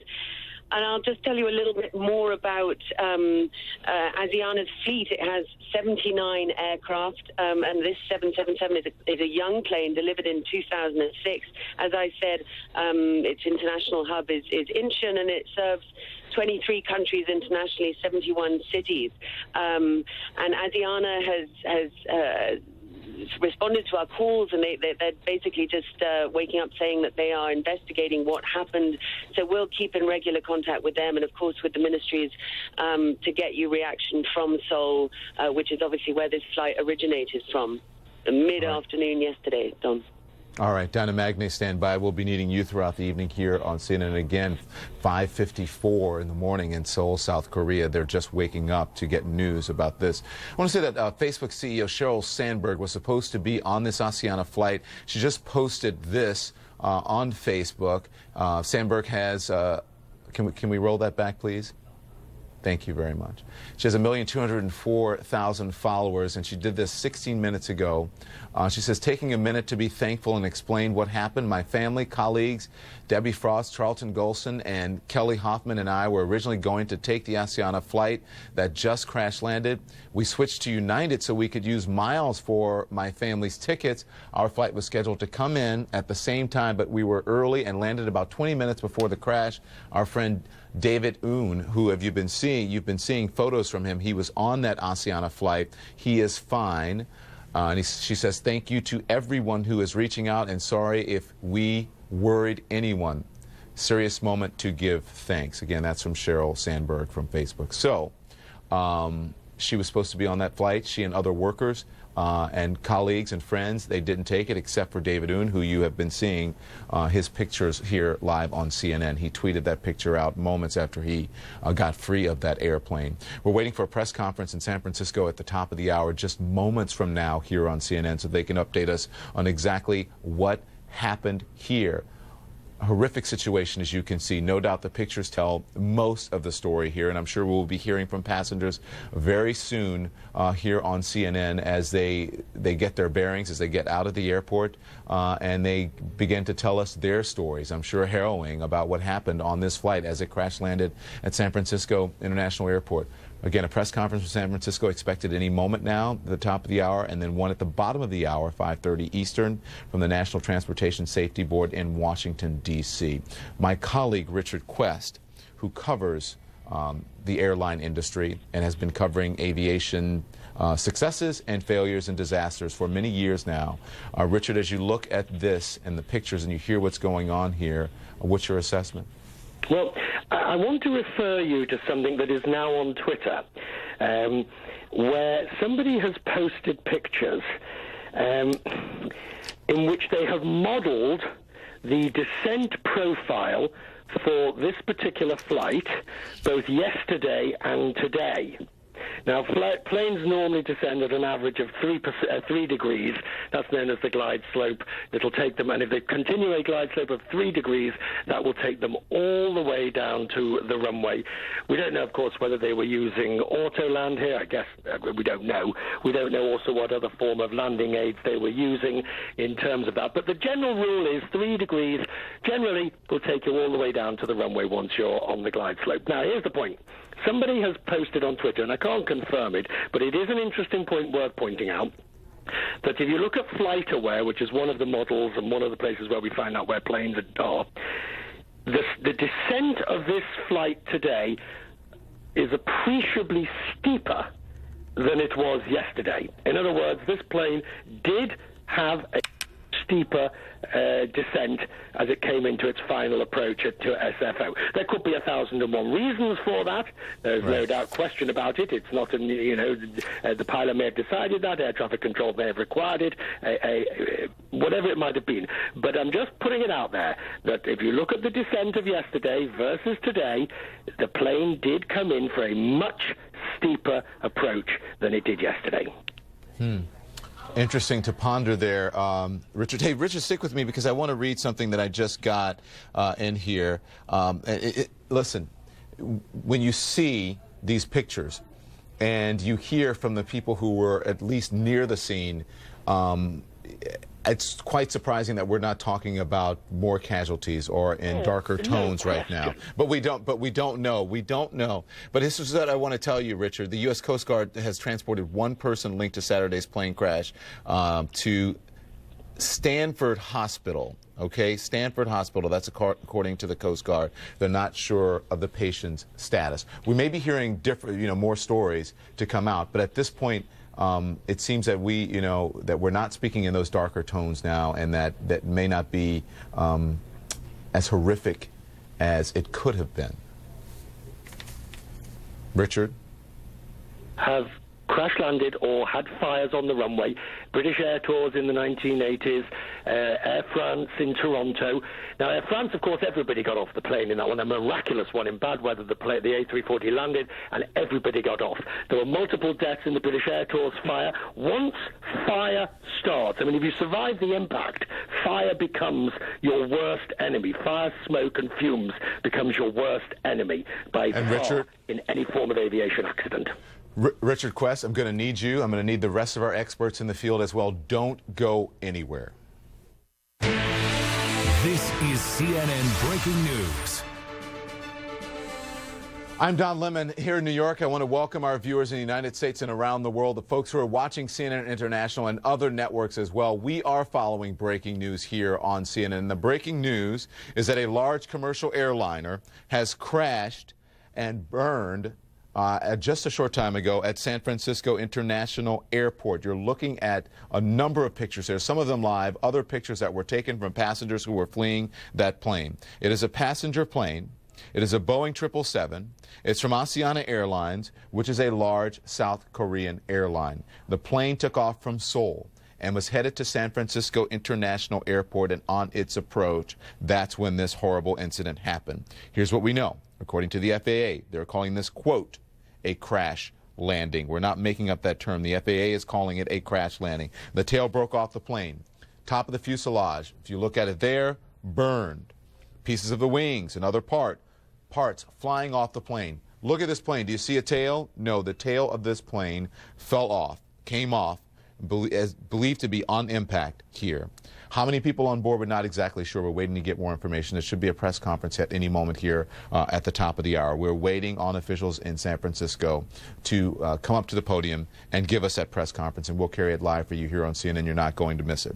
And then at the bottom of the hour, about 29 minutes, there will be a news conference in Washington, D.C. from the NTSB, the National Transportation Safety Board. The Coast Guard has transported one person linked to this incident in San Francisco to Stanford Hospital. Again, that's according to the Coast Guard. The person we spoke to at the Coast Guard would not provide any information on the patient's status. Again, news conference at 5:30 Eastern Time, but we will get more information on that. To CNN's Dan Simon first, who is in San Francisco with the very latest. Dan, what are you hearing there from San Francisco, in San Francisco? Well, hey, Don, I'm actually in the international terminal at the airport. We just had the very first briefing from officials here at the airport. They really couldn't provide a whole lot of information. They basically confirmed what we already know. At this point, they tell us that they're going to be having press conferences every hour, so we should expect to have another one at about 6 o'clock Eastern time. In the meantime, as you can imagine, it's jam-packed here in the terminal as all traffic, airline traffic coming in and out of the airport has come to a complete stop. Passengers, of course, have a lot of questions. They want to know when they can sort of get on their way. And, of course, everyone is wondering what exactly happened with this crash. The official couldn't provide us any information in terms of how it happened or how many people were on board. He did say that there is a process that they're following, and that right now is to secure the scene, so they can gather evidence in terms of how it happened. He couldn't talk about any potential fatalities or survivors. So hopefully all that information will start trickling in again at 6 o'clock Eastern time. Don? And again, people are going to want to know, where was this passenger? Where did they find the passenger who was transported? If it was a Coast Guard, does that mean that passenger was in the water? It's all very interesting. And Dan, we're waiting a press conference there. It's supposed to happen at any moment now. Are you able to see beyond the terminal, to see any of the emergency personnel that we're looking at now? Well, let me just make clear, the news conference just happened, and so that's what I just reported to you. So okay. The next one will occur in an hour. I'm not really able to see much. We're standing in the international terminal. This is where the information is going to come from. This is where the officials are going to be holding their briefings. But as I said, you have a lot of passengers here who are waiting to find out the fate of their flights, when they'll be able to get out of the airport. And at this point, it's not clear when traffic will resume. Everything has come to a complete halt, as you can imagine, Don. Okay, Dan, a lot of people talking to me. Thank you. Dan, and just so you said the news conference just happened now. Report to us again exactly, if you can recall, everything that you can recall in that news conference in San Francisco. And I don't care if you said it, you can say it again. The news conference has happened in San Francisco. Dan Simon, what did you hear at that conference? Right. This was from Doug Yakel, who is the public information officer for the airport.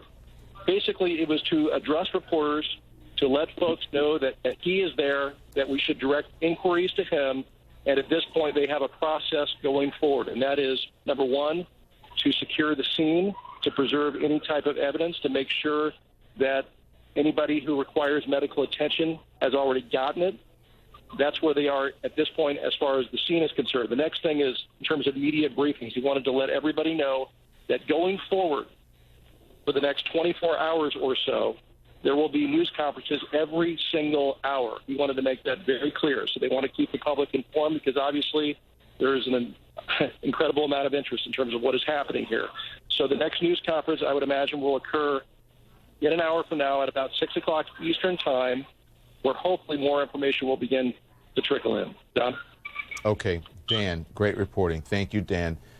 Stand by. Our Dan Simon is there at the San Francisco International Airport. A witness, his name is Anthony Castorani, saw the plane as it approached San Francisco's International Airport. He talked to CNN moments ago. Listen closely. Okay, we'll hear from him in just a short time here, but you heard what Dan said. They're going to update people as often as they can, at least once every hour, on the situation there in San Francisco. Let's listen to that eyewitness now. Actually looked like it was coming in very nicely. It was pitched up, nose up, maybe about 3 degrees. And as it was coming in, it came in. It touched down on the runway a little earlier than I've seen most planes coming in and touching down. But the moment it touched down, the nose was still pitched up. The nose wheel never hit the ground yet. And where you typically see smoke from the wheels coming down in that initial touchdown, there was a larger plume of white smoke. You heard a pop, and then you immediately saw a large, brief fireball that came out from underneath the aircraft. At that moment, you could see that the aircraft was again starting to kind of lift, and it began to cartwheel. And as it started to cartwheel to its left-hand side, The wing broke off on the left-hand side. You could see the tail immediately fly off of the aircraft, and as the aircraft cartwheeled, it then landed down, and the other wing had broken off, and there was no fire or fireball with the crash after the initial. We want to thank our police. Okay, I want to go to Doug Yackel, airport spokesperson. This is a news conference I was telling you about. Let's listen in. We are still on scene addressing the incident. We do not have any numbers in terms of the passenger count at this time. We are working on that. We also don't have any information at this time as to the status of those passengers. So we're continuing to work the situation. The airport SFO is currently not accepting any arriving or departing traffic. We are also working on addressing that situation. My best advice for passengers who are traveling today through SFO is to check with their airline to verify the status of their flight. That's all the information I have at this time. We will hold another press conference at this location in 1 hour at 3 p.m. I'd be happy to take any questions. What is your name? My name is Doug Yackel. I'm the Public Information Officer at the airport. What do you know so far? Sure. Okay. Doug Yackel, airport spokesperson. That's that press conference I was telling you about, and the one also that Dan Simon was reporting on as well, talking about the passengers, the investigation, exactly what they're doing, and how they're going to update the situation for the public, the people who are watching at home, and also the people who are affected by this. Once every hour, at the top of every hour, at least, are going to update what's going on. They didn't want to give away too much information. Of course, the federal officials are handling this. The folks are in Washington, the NTSB, and the FAA, and that's what we're waiting on, a press conference from the NTSB at the bottom of the hour here on CNN. I want to show you this. This is a United plane, a United Airlines plane. Let's take a look at that. So this plane, really very close to this Asiana plane when it crashed and burned. Very close to it. I would imagine this plane was about to take off when the other plane was coming in. And this plane has been sitting there for the past 2 hours or more since this crash happened. And they were just starting to move this plane to get it back to the terminal, at least, so that these people can get off the plane, off the tarmac, and try to make alternative plans. But can you imagine sitting there for that long? And also the people on that plane who witnessed all of this, not knowing if the debris, how close that debris was going to come to them and possibly hit them. So that plane has moved now towards the terminal. Again, all of this still unfolding in San Francisco. And that is that plane sitting on the tarmac at San Francisco International Airport. The top of the plane, the fuselage, is burned. The wings pretty much intact, most of it intact. You can see some of the pieces of the wing there have fallen apart, and I would imagine some came completely off when this plane crashed. The wing on the right side of the plane is still there. The one on this side, as you can see from this passenger photograph, is gone. This was taken from a passenger who left this plane fleeing and also tweeted out this picture on Twitter, saying that, you know, I can't believe the tail section of the plane is gone, the plane is smoking, and people are leaving the plane. I want to go now to CNN's Richard Quest, who is live now in London. Richard, you heard from Doug Yackel, the airport spokesperson. What do you make anything of his thoughts? And to also Dan Simon, who had a much more thorough report on that press conference. Yes, I think what we're seeing at the moment, of course, is the fog of confusion. They are concerned first and foremost, basically accounting for passengers who were on the plane, those who survived, those who may not have done, and that is what's going to be. We will not really get much more information. In fact, the speed with which they have given a press conference, bearing in mind this incident only happened 2 or 3 hours ago, is a testament to the the preparation that the authorities have at major airports like SFO for these sort of incidents.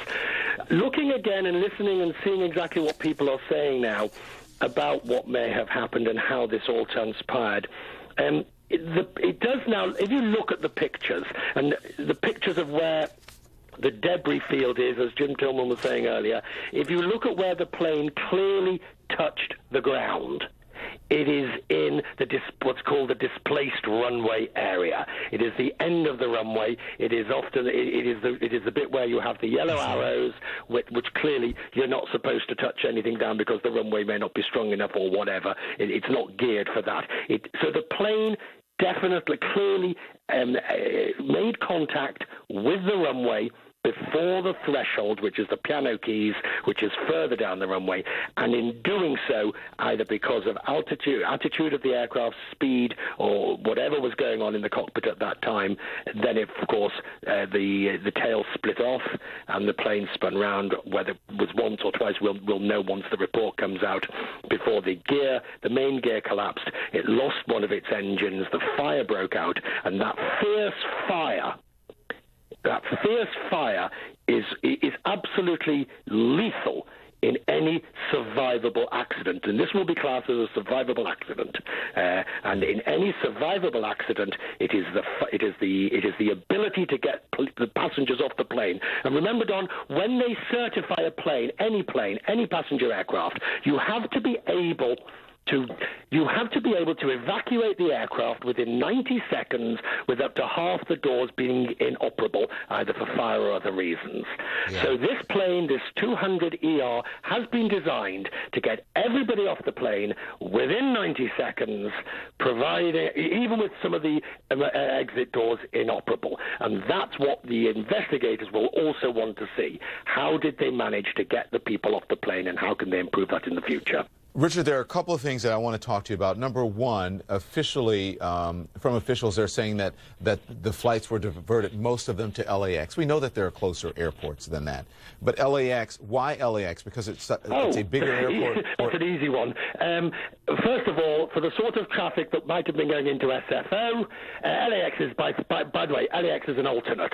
So planes can easily get down to LAX. Certainly if you're coming across the Pacific, you would just merely change your course very slightly. But what you need hugely for flights, you need immigration, customs, and the ability to handle large aircraft. If you've got half a dozen 777s, A330s, A340s, 747-800s, you've got a couple of 380s on the way from Australia, you want maximum space. And maximum space means LAX, just 400 miles or so down the road. It's got the capacity, it's got the immigration, it's got the customs, it can handle the aircraft. Yeah, perfect. Thank you, Richard.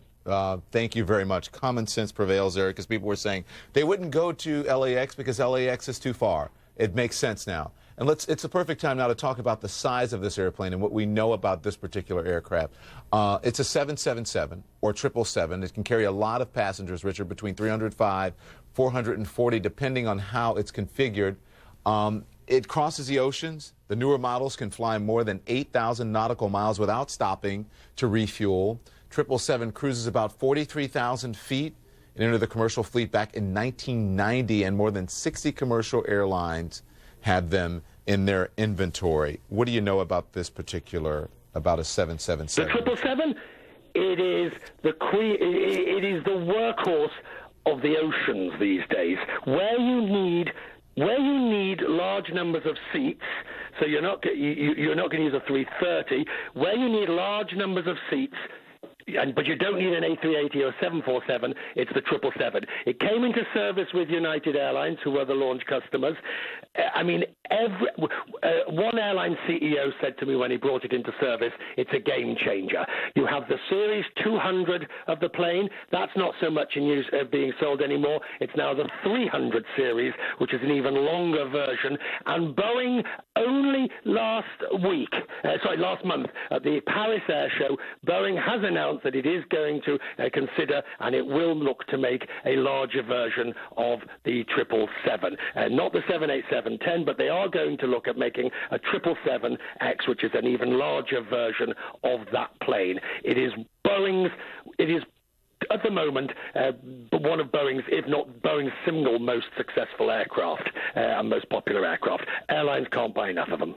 Richard, as we wait for this press conference at the NTSB at the bottom of the hour here, as you know and as you report on, when these airplanes come into existence, when they test them and then they go on the market, there are always issues. Do you remember any issues with the 777 that would hint at a problem here?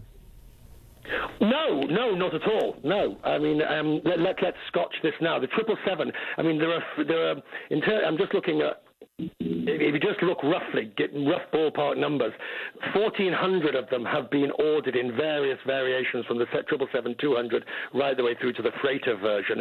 Most of them are most of the models that have been ordered have been the 200ER, which is what we're looking at with Asiana today, or the 300ER, ER standing for extended range. The beauty of this twin-engined aircraft, when it has ETOPS certification, that's extended operations over water, when it has ETOPS at 180, it can literally go from Asia to the United States, from Australia to the United States. So this is a workhorse aircraft. And it doesn't surprise me. I mean, if you look at the orders, to put this in perspective, the orders just this year alone for the 777-300ER, there's about 33 orders for the plane.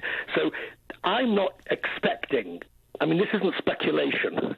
I'm not expecting this to be, the sort of teething problem that you might be talking about with a new variant or a new aircraft. Not a bit of it.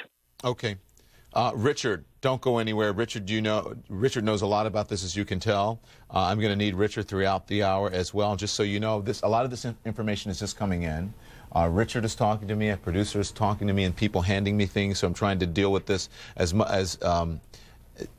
smoothly as possible here. But I'm also getting a new statement in from this is from the NTS. This is from Boeing.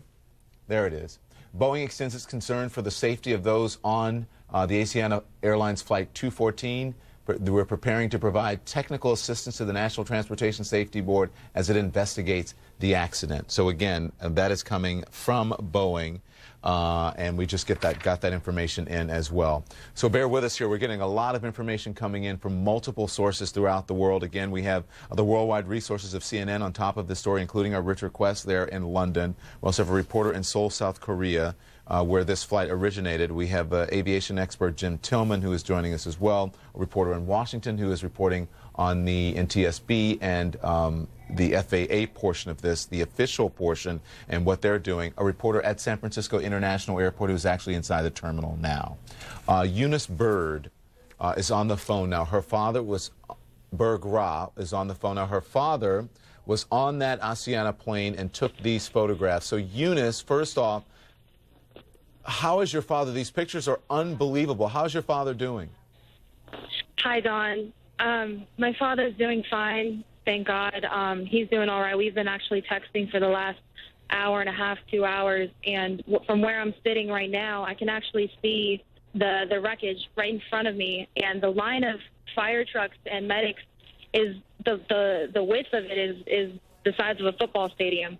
And it just makes the plane look so small. And I actually am right next to the hospital where ambulances have been going back and forth as well to and from the wreckage. And the pictures, it's just heartbreaking. And I think one of the most scariest things of this entire situation is that the authorities or SFO, nobody has contacted the families of the passengers on board or the crew. And that frightens me a little because I was at work when I had just happened to look up at the TV.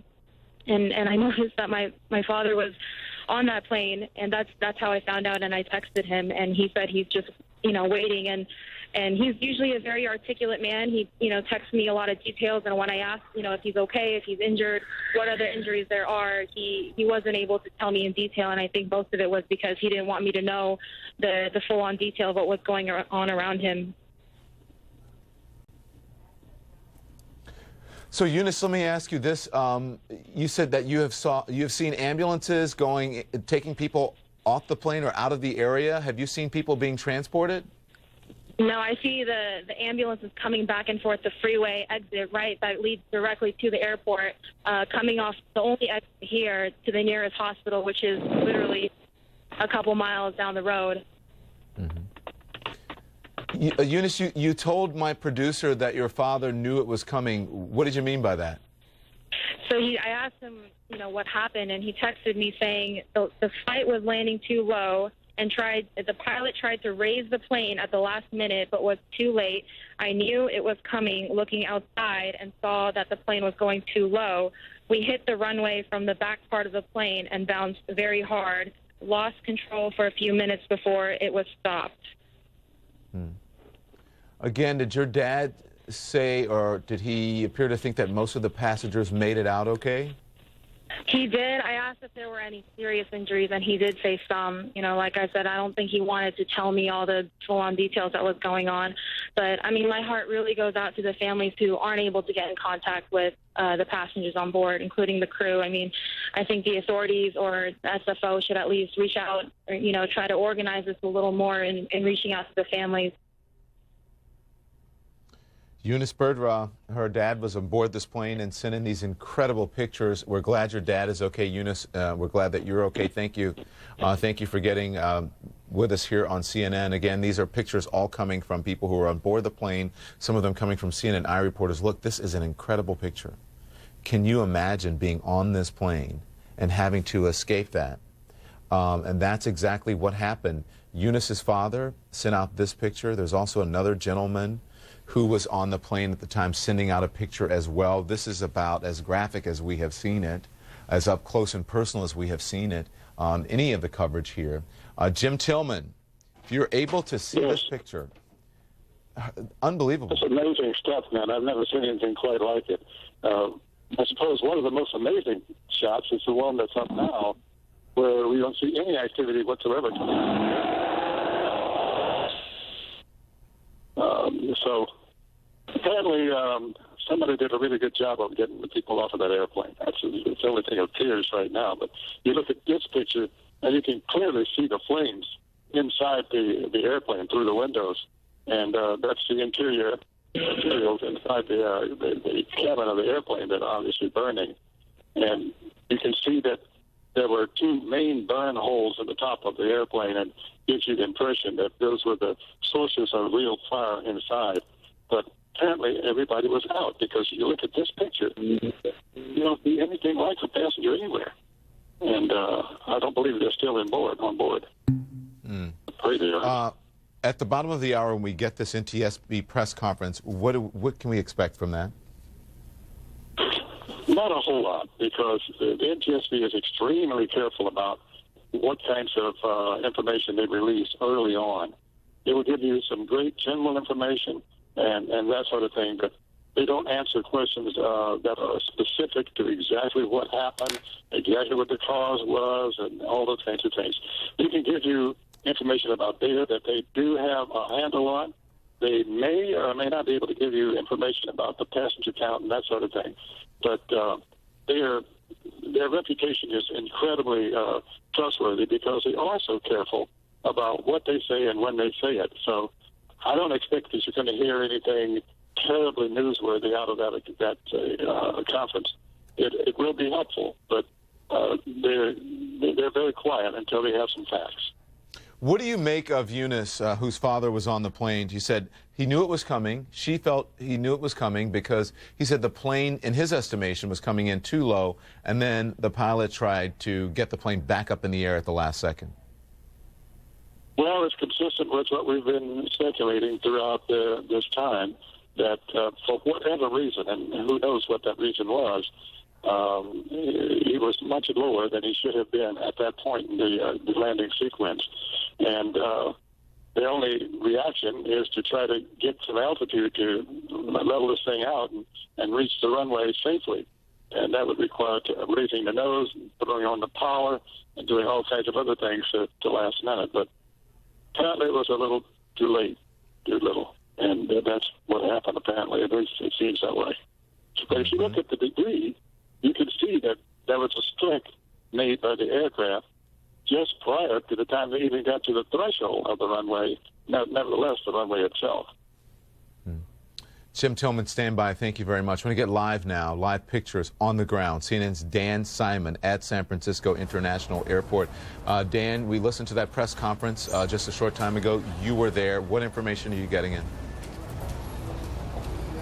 You know, basically, they just wanted to confirm the information that we already know, that there was this crash, and that they wanted to tell us the process going forward. And that is, A, they want to secure the scene, and B, to let the media know that there are going to be briefings every hour on the hour. So you can expect the next press briefing to be at 6 o'clock Eastern time. Meanwhile, Don, I'm outside of the international terminal, and it looks just like you would normally expect on a Saturday afternoon. People standing around with their luggage, people waiting to be picked up. I can tell you inside there are a lot of people just waiting to see the status of their flights.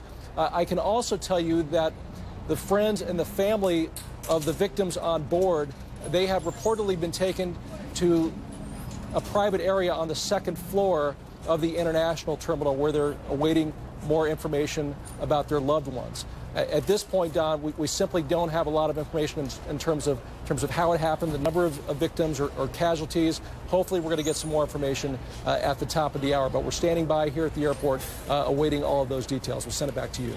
And Dan, not a lot of information about injuries or what have you, just that you should call the carrier as far as if you were waiting for someone on another plane. But again, they're not really talking about the extent of injuries and such. That's exactly right. At this point, they're being very guarded with the information, if in fact they have that. You know, the public information officer may not be the best equipped person at the moment to relay everything that's going on. He may have to confer with some other folks. So hopefully, again, at the top of the hour, we'll start getting some of those details inside. You know, I can tell you that just in terms of the people I've talked to, some of them relayed, you know, seeing that fireball, seeing all of the smoke, and they, of course, are wondering what's happening as well, but they want to know when they're going to be able to get out of here. You basically have two stories unfolding at once. You have the crash, and then you have all of these passengers, thousands of passengers who are essentially stranded right now at the airport because all traffic going in and out of the airport has come to a complete halt, and there's been no word in terms of when San Francisco International Airport will reopen. Dan Simon on the ground at San Francisco International Airport. Dan, stand by. We'll need you as well. I want to get now to Washington, D.C., and the former NTSB investigator Robert Francis is joining us now. He's in our D.C. bureau. Mr. Francis, thank you so much for joining us. And again, this press conference will happen at any moment now. You have been watching the situation here. What is your assessment, your best assessment of what may have happened and what we'll hear at this press conference? No, I think it's really unfair for anyone to try to do an accurate assessment of exactly what happened. Obviously, the plane crashed when it landed on the runway, and beyond that, whether it's the pilot or the aircraft or something on the runway, that just remains to be seen, and the NTSB will be coming out there, and they will look at the recorders, and eyewitnesses will be important, but I think anyone that's trying at this point to speculate on what caused this is getting a little bit early in the process. It's a little premature at this point to do that. It appears, though, that the passengers were taken off of this plane, got off of this plane, evacuated fairly quickly.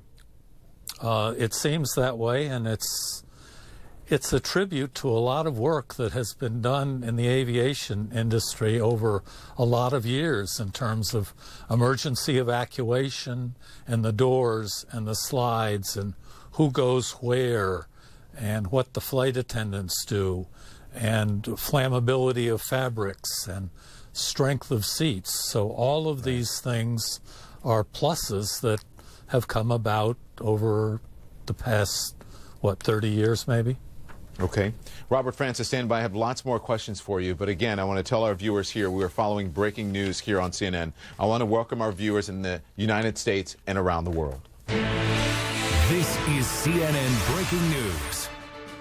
The breaking news is a major commercial plane crash landed at San Francisco's airport. We're waiting to hear about terrified passengers. We don't know how many could be injured. Here's what we do know right now. Asiana Airlines Flight 214 had flown across the Pacific from Seoul and was preparing to land when something went terribly wrong.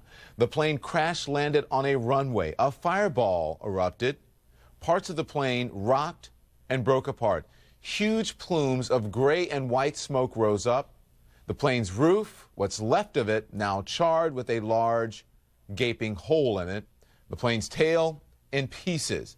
We're waiting to hear about the passengers, and we have a press conference with the National Transportation and Safety Board. It should happen at any moment now. In the meantime, I want to get now to Robert Francis. He's a former NTSB vice chairman. As we were saying, it's a little bit premature to say that we would know exactly what happened or to guess as to what happened to this plane, but the passengers were evacuated very quickly, but we are looking at huge damage here to this plane. One of the passengers, his daughter said that he expected it, Mr. Thompson, that he expected this, Mr. Francis, excuse me, and that it appeared to him that the plane came in and it was really low. It came in too quickly, and he tried to pull the plane back up when this happened. Does that make sense at all to you? What do you make of that? I make sense of that.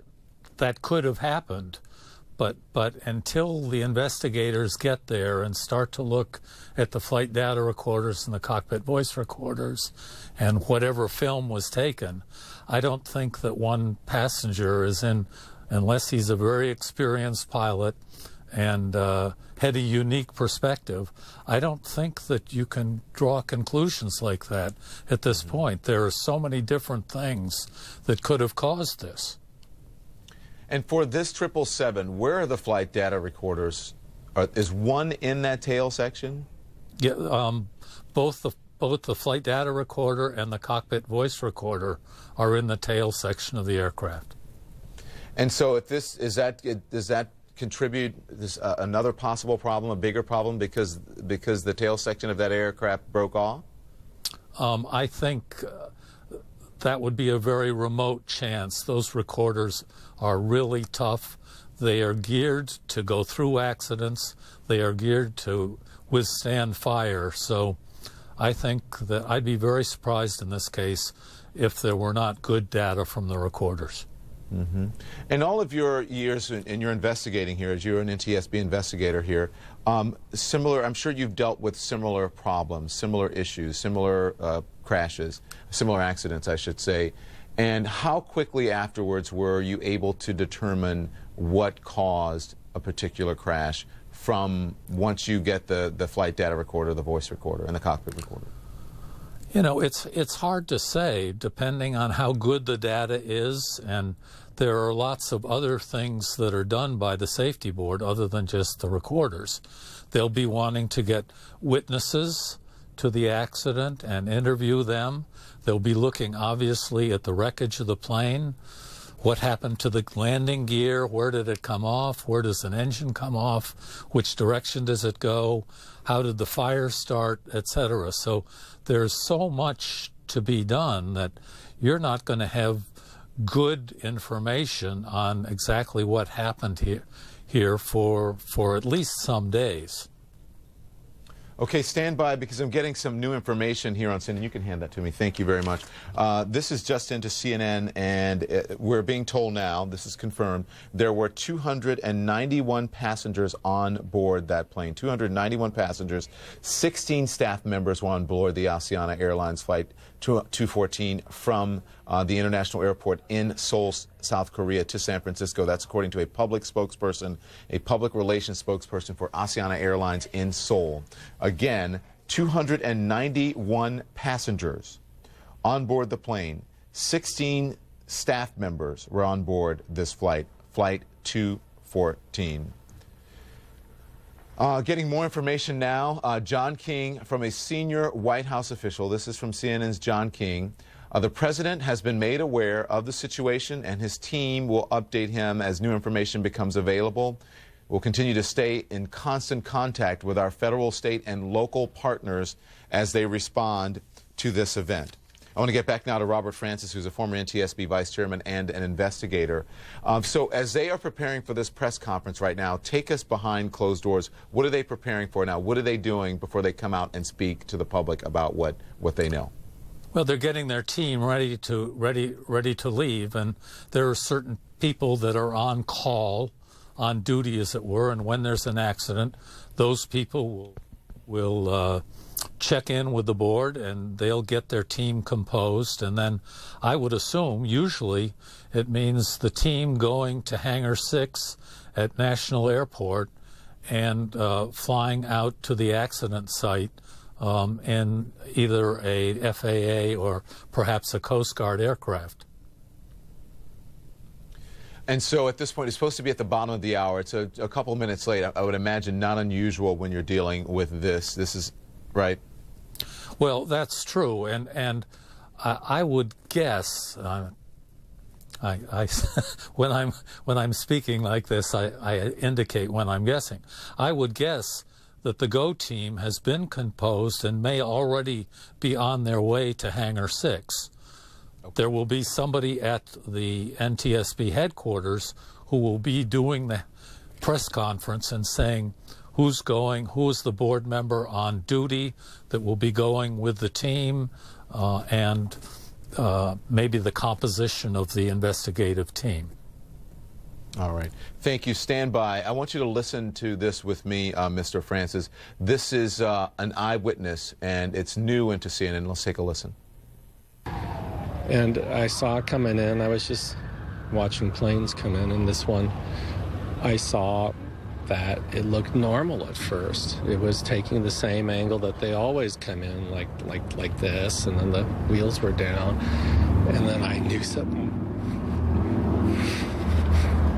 was wrong about 3 or 5 seconds out. I started calling to my fiance. I says, this doesn't look right. This doesn't look right. And the wheels, they were too low, too soon. So if this is the runway, it came in like this. And I was just watching the wheels, and it just hit like that, and the whole thing just collapsed immediately. It never really had a chance. So it was like a really blunt trauma to the whole plane. It just pancaked immediately like that. It collapsed, and then it slid. And then after a while, it started to slide and pivot. I guess it was counterclockwise. And then the wings caught on the tarmac there, and then they flew off, and just about then the whole inside of the cabin went orange, and I went, oh. So, again, that was a passenger that was on board that plane. Robert Francis, again, as you listen to that, still your assessment, too early to try to figure out exactly what's going on. But a lot of the eyewitnesses, a lot of the people who are on the plane are saying the same thing. Well, that will be one of the prime things that will be of interest to the NTSB. Eyewitnesses are very important. They're not always the most reliable, but eyewitness information is then checked against other information that they have, whether it's damage to the aircraft, but particularly with the flight data recorder and the cockpit voice recorder. So you're trying to put together all the information that you can get from any sources. If somebody's taken a photo, they're very much interested in that, and then they will put it all together as part of their analysis that they will ultimately do to determine the probable cause of the accident. Mm-hmm. Stand by, Mr. Francis. Appreciate that. I want to just update our viewers because some people may just be tuning in. If you are, we're following breaking news here on CNN. There has been a major catastrophe in San Francisco at the International Airport where a large commercial plane has crash landed at that airport. 291 people on board that plane. We don't know exactly the extent of the injuries, if any. 290 board people on that plane, 16 crew members, or as they say in Seoul, they're telling us they call them staff members. We call them crew members here in the U.S. They say staff members on board this Asiana Airlines Flight 214. Again, that's according to a spokesperson at Incheon International Airport in Seoul, South Korea.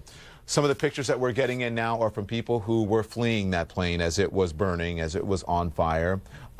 Many of them, we're told, made it to safety. And again, we don't know, exactly the extent of the injuries, if there are any. We are getting a confirmed report, though, from the Coast Guard that they transported one person to a hospital. We don't know the extent of that person's injuries as well. A lot of the pictures that you're looking at are coming from CNN reporters who were either at the airport or who were very near the airport. One young lady said her father was on the plane. He texted her and he also spoke with her and said he saw it coming. He felt a jolt on the plane. He felt as if the plane was coming in too quickly, and the pilot tried to bring the plane back up, to put the plane back into the air, but there wasn't enough time. And again, this is according to someone who was on board the plane, and that is his picture that he sent in to his daughter right there. His daughter is Eunice Bird Raw. He was on that plane. She spoke to us moments ago here on CNN. A press conference from the National Transportation Safety Board was supposed to start at the bottom of the hour here on CNN, but I would imagine they're trying to get all of their information together before they come out and give the news media information. Of course, they want as much accuracy as possible. If you look at this picture, you can see the engine still on the right side of the plane. The one on the left side is not there. Where is it? People have been asking me on social media and asking others. We don't know. The officials can tell us that. I would imagine it's somewhere close to the airport and that it's at least partially intact. According to National Transportation and Safety Board former Vice Chairman Robert Francis, who's here with us as well, he said part of the information, much of it, if not most of it, will come from the flight data recorders, the cockpit recorders, which are located in the tail section of the airplane, which was broken off as well. This is from the San Francisco Airport Air Traffic Control just into CNN as they are talking to this plane. Listen. 214 Heavy San Francisco Tower, and we clear left clear land. 214 Heavy, emergency vehicles are responding. Asiana 214 Heavy, San Francisco Tower. Asiana 214 Heavy, emergency vehicles are responding. We have everyone on their way. Again, air traffic controllers speaking to that plane, talking about the situation happening there. We'll have more on that in a moment as we get more information and more recordings here on CNN. It should be ready very shortly for you, so stand by. We'll get that on the air for you as soon as we get it. Let's go to Renee Marsh in Washington. Renee is in Washington. Robert Francis is in Washington as well. Renee, still press conference has not started. It's supposed to start about 13 minutes ago. Hasn't happened yet. Are you getting any word? Right.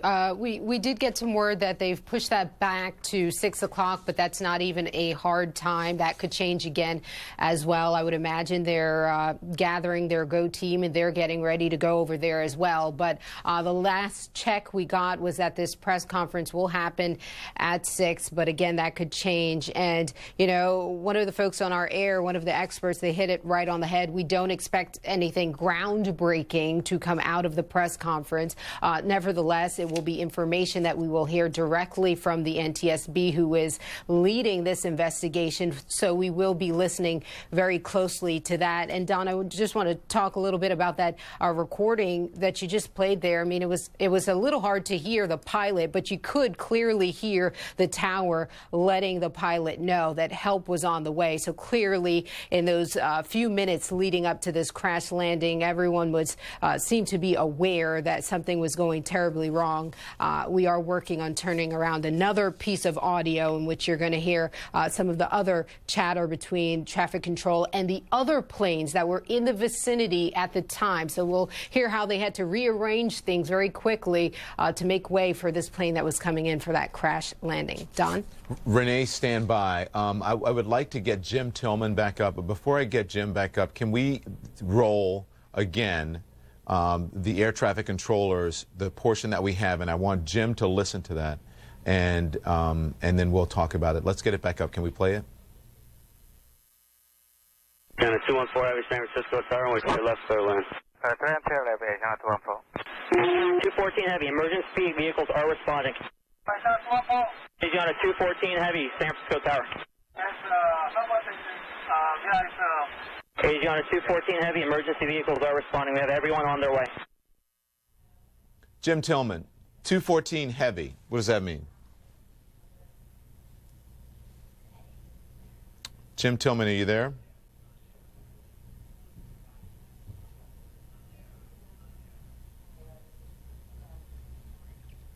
Okay, no Jim Tillman at this point. Robert Francis, explain to us in layman's terms what that means. 214 Heavy.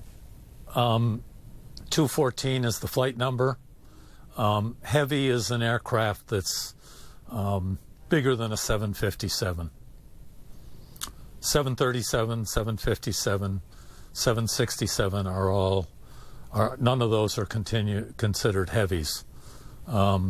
777s, A380s, those are considered heavy. And that's for air traffic controllers, really, to give them an idea of where they should be putting the aircraft. Mm-hmm.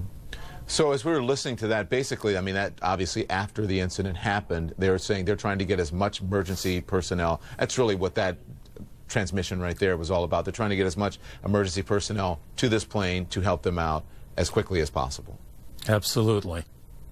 Yeah. And these people that are being called have been trained to do exactly this.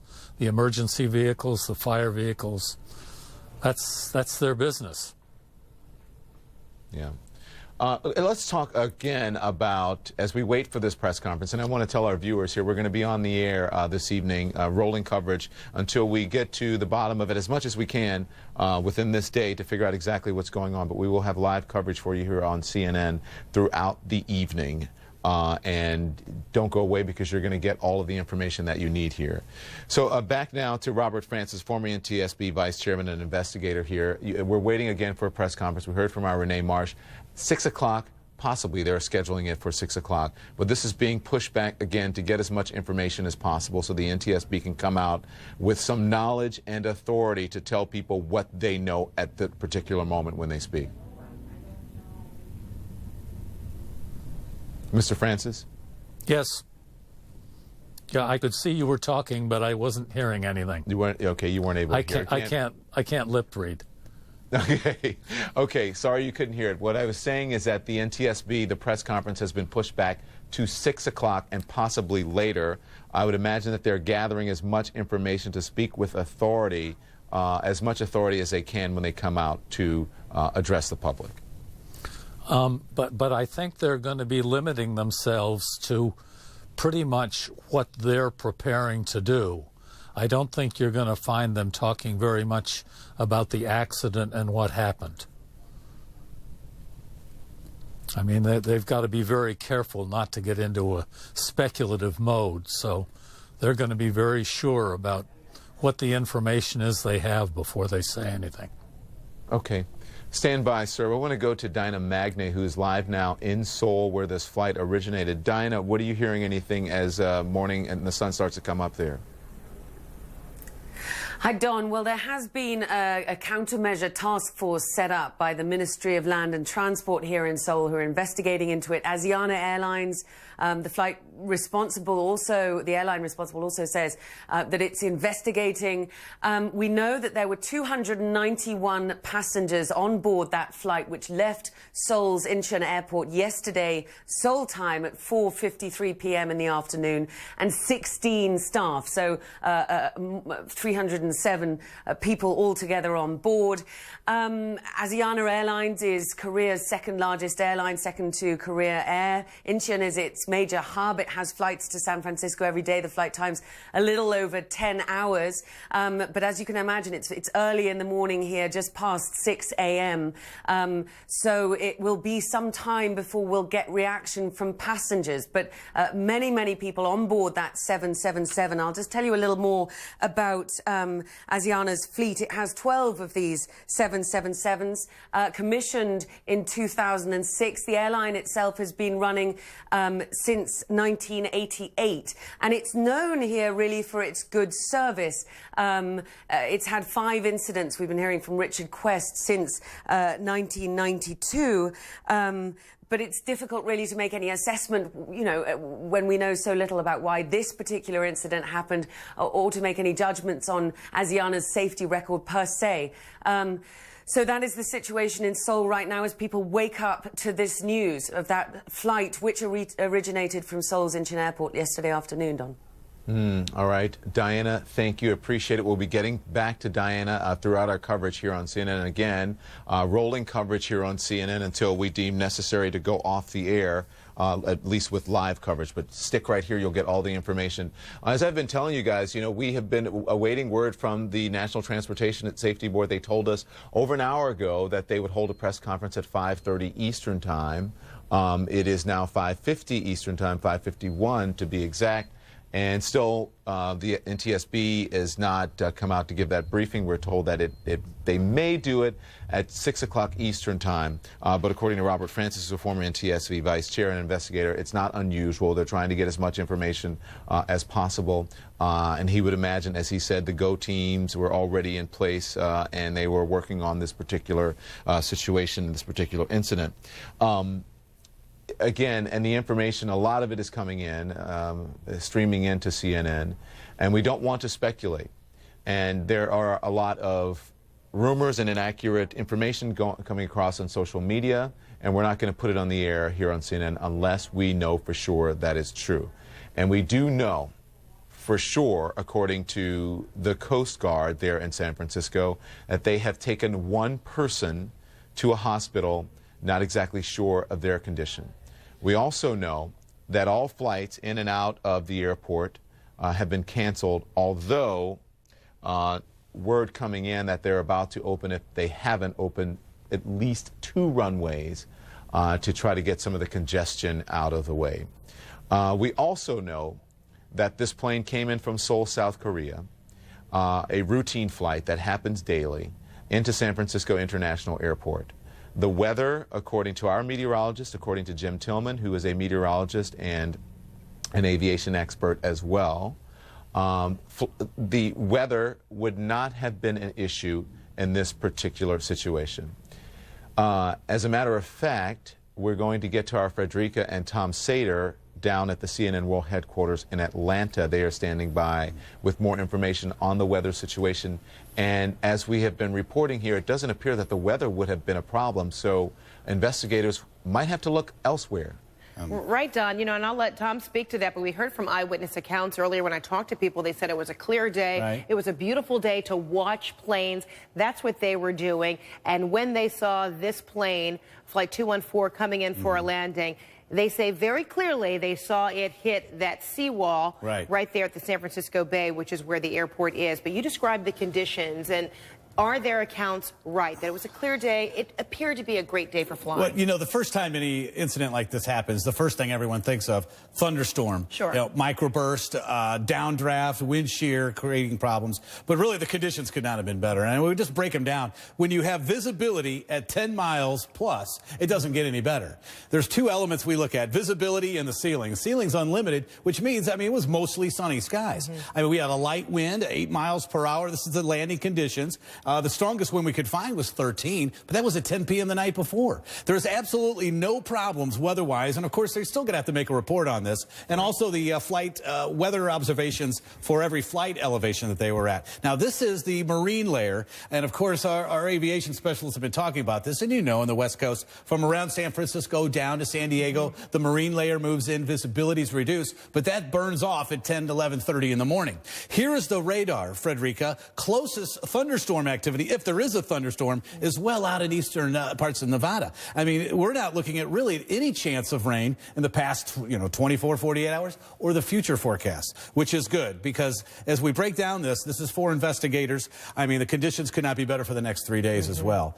But you brought up an interesting point that when it was coming to land, and this is something that we can find on Flight Aware as well. And this is quite interesting. Yeah. Here's a look. The flight comes in from the northwest, and it pretty much, this is the way the flight came in from this direction. It comes in from the northwest, flies along the coast. Once it makes its way to San Francisco, and we'll put this into motion for you, it spins around, it banks to the left, and then approaches the runway from the southeast. And it generally does that because of the potential wind shears or just because of the topography Well, I think part of it is, and I'm not an expert on this, but part of it is the layout. You can see how they brought out the runways in this direction. There is a prevailing wind that comes in from the northwest. And a lot of times, and we had it today, this prevailing wind creates a little lift in the nose. Sometimes it's only 7 miles per hour. It wasn't great, and they can handle this. But sometimes there is a little bit of lift. And obviously, this is where we had impact. The question is going to be, now that we know weather is not the case, what caused that this plane? Was it operator error? Was there some mechanical failure or what have you? But conditions, they're going to be able to put this to rest right now. Yeah. It was not weather. And of course, Don, you've seen the images. We've been looking at it for the past 2 hours. But when you talk about this stone seawall here and where eyewitnesses say they saw that tail hit that seawall and then start to break apart, people on the ground, eyewitnesses, are able to say that they see this debris field that spans from that seawall to the location where that plane has landed. So if you listen to what a number of the analysts are saying, they're also saying this might be a relatively easy investigation to piece together just by looking at the debris field. Of course, there are other factors that come into play. Right, and you know, Don's been mentioning, too, once they find the box, which I believe, Don, you mentions in the tail. Of course, they're looking in this area, and they also have, you know, crews that are in the water now, obviously. So we're watching this one closely and believe that we have more. Yeah, Tom Sater, thanks so much. Back to you, Don. Okay, guys, I understand you're going to throw to that news conference. We need to get to Washington now and the press conference. NTSB, let's listen. I'm the chairman of the National Transportation Safety Board. I'm here with our team at Washington Reagan Airport. We are launching to the crash that occurred at San Francisco International Airport earlier today. We had a Boeing 777 Asiana Flight 214 that was originating in Seoul, South Korea, destined for San Francisco. They were coming in on runway 28 left at San Francisco International Airport, and they crashed on landing. We have a number of investigators who are launching with us. Here from headquarters, they are being led by investigator in charge, Bill English. We have a number of subject matter experts who are going to be leading specific teams. Those teams are going to be focused on operations, human performance, survival factors, the airport operations, and they're going to be focusing on the aircraft, the systems, the structures, and the power plants. We are going to be supported by a number of team members here in Washington, D.C. They're in the process of collecting information on air traffic control operations, on weather, and on maintenance issues. They will be able to gather information while the rest of our team is en route to provide us with that information when we land so we can hit the ground running. We have 3 investigators who are based on the West Coast. They are deploying right now to the accident scene to stake it down in advance of our team's arrival from Washington. Those 3 investigators are based in the LA area, and they should arrive in San Francisco in the next couple of hours. I have spoken to Administrator Huerta of the FAA. We are getting very good cooperation from the Federal Aviation Administration, from Boeing, and from other participants. We are working now with our counterparts in Korea, the Korean Air and Accident Investigation Board, and we will invite them to serve as a participant in our investigation. We're leaving now. We should arrive in San Francisco in just a few hours, and then we will get to work when we arrive. I'm happy to take any questions. At this point, what do you think happened? Can you give us any sense of that yet? The question is at this point, what do we think happened? Obviously, we have a lot of work to do. As you know, when our teams arrive on scene, they work to collect information. We're certainly going to be looking at the aircraft to try to find the cockpit voice recorders and flight data recorders are functioning at the time of the accident. We'll be looking to get information from them, as well as document the accident scene. It's still too early for us to tell. We haven't left Washington yet. Once we arrive in San Francisco, we'll have a lot better sense of what's going on and be able to provide additional information. Any chance it was pilot error? Are there any other questions? Is this a relatively new aircraft? The question is this a relatively new aircraft? This is a Boeing 777, and I mentioned that Boeing will likely be one of the parties to our investigation, and we work very closely with entities who have expertise to bring that to the investigation. The 777 has been around for a while, carries several hundred passengers, and we'll certainly be looking at everything when we get there. We have not determined what the focus of this investigation is yet. We have to get on scene to really begin to collect the factual information, to do the documentation, and to draw on our experts who will be putting together information while we're en route. One more question. Is there any chance this was pilot error? The question is there any chance that this was pilot error? As I said before, we haven't left Washington yet. We still have a lot of work to do. We will be looking at everything. Everything's on the table at this point. We have to gather the facts before we reach any conclusions. NTSB's investigations are very thorough. and we will gather information and provide that information to the media as soon as possible. Thank you all very much. Are you planning on briefing again today? Okay, that is a briefing that we have been awaiting from the NTSB, and of course the NTSB saying not giving very much information.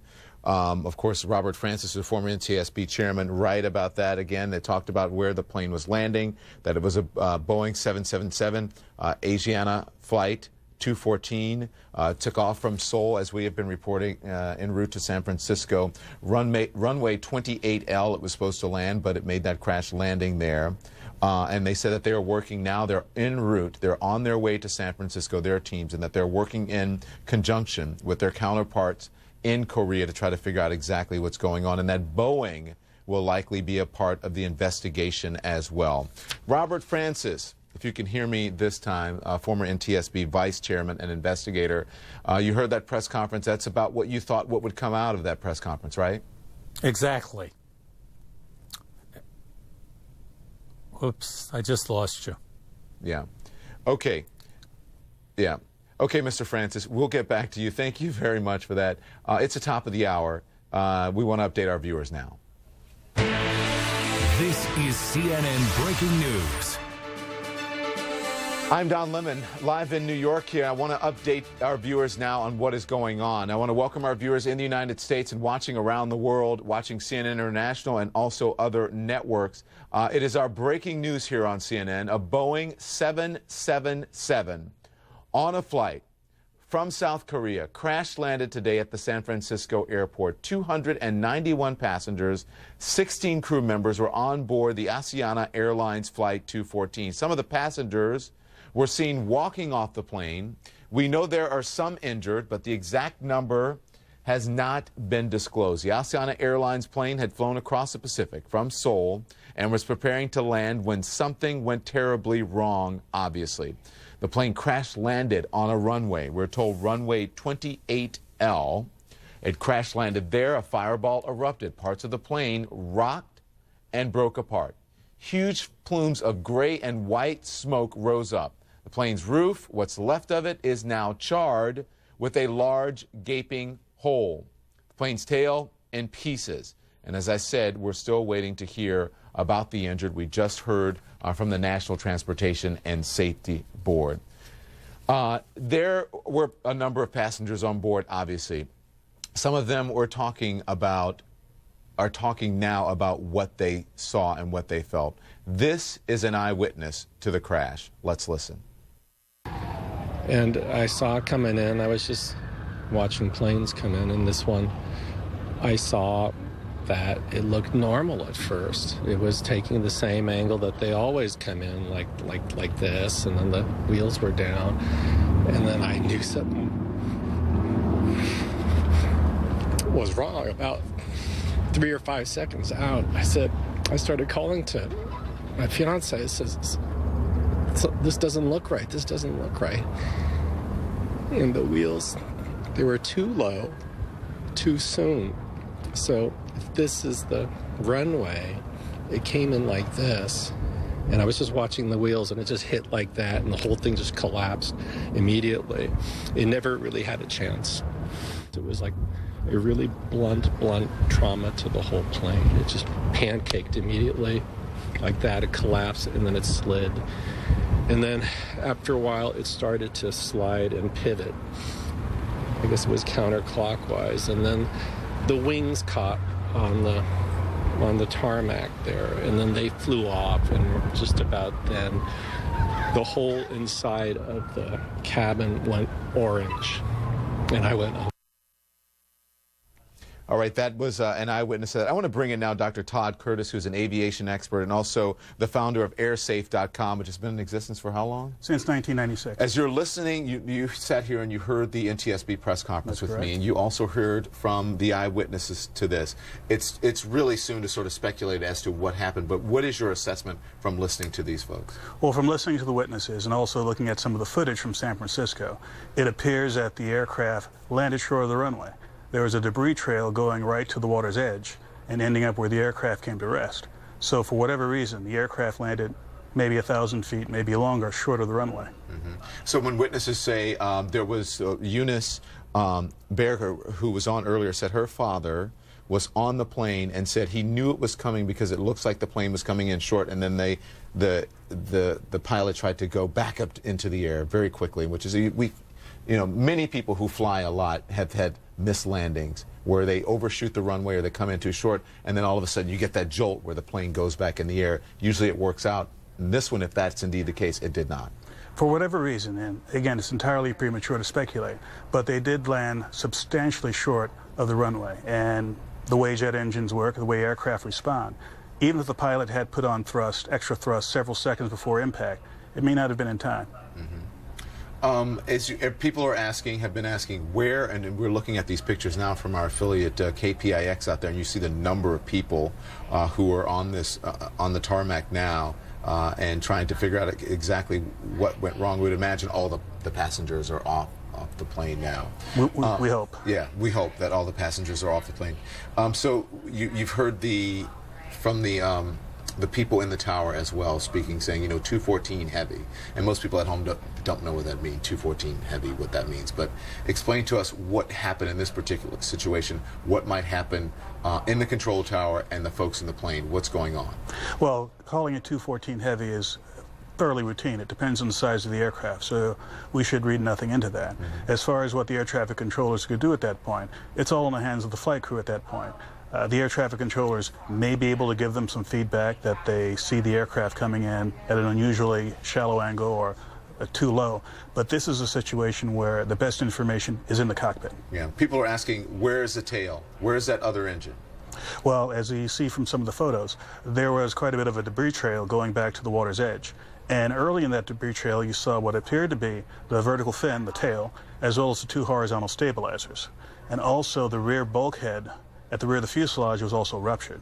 So it would appear as though the back end of the aircraft disintegrated shortly after contact. And as for the engines, one of them appeared to be broken off and slightly in front of the wing. As for the second engine, I couldn't tell for sure where it was. If you listen to Asiana Airlines and the reporters who have been reporting on this are saying only 5 or 6 such incidents in recent history. Is that a lot? Is that a good safety record? Well, 0 is a great safety record, but in the case of the 777, there was one very prominent incident that's somewhat similar to this. In early 2008, a British Airways 777 landed short of the runway in Heathrow. In that event, it was a variety of factors that led to that, and no one was killed. But it's entirely premature to say whether this has anything directly related to that event or to any other past accidents. Okay. It will take time. Okay. I'm also getting in, pardon me while I read this, out of the 291 passengers on board the Flight 214, 61 of them, I'm being told, were Americans. 77 of the passengers South Korean, 114 are Chinese, and 1 is Japanese.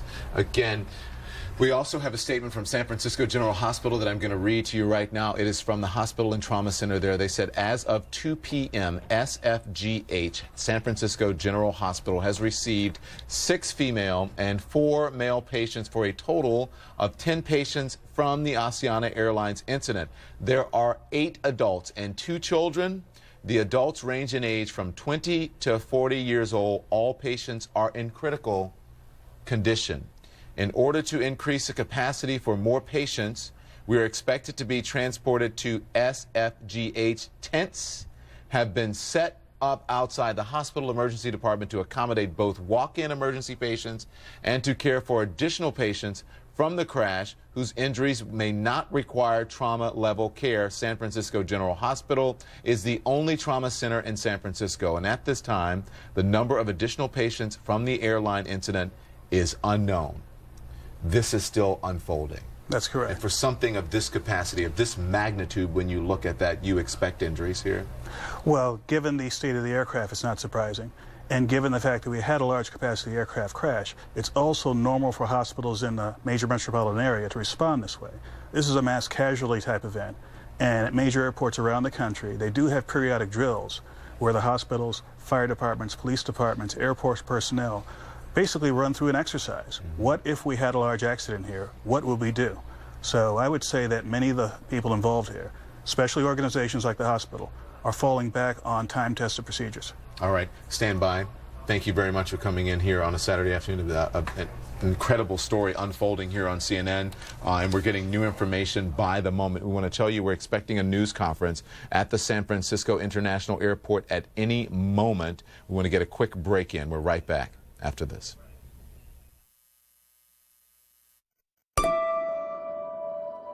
This is it.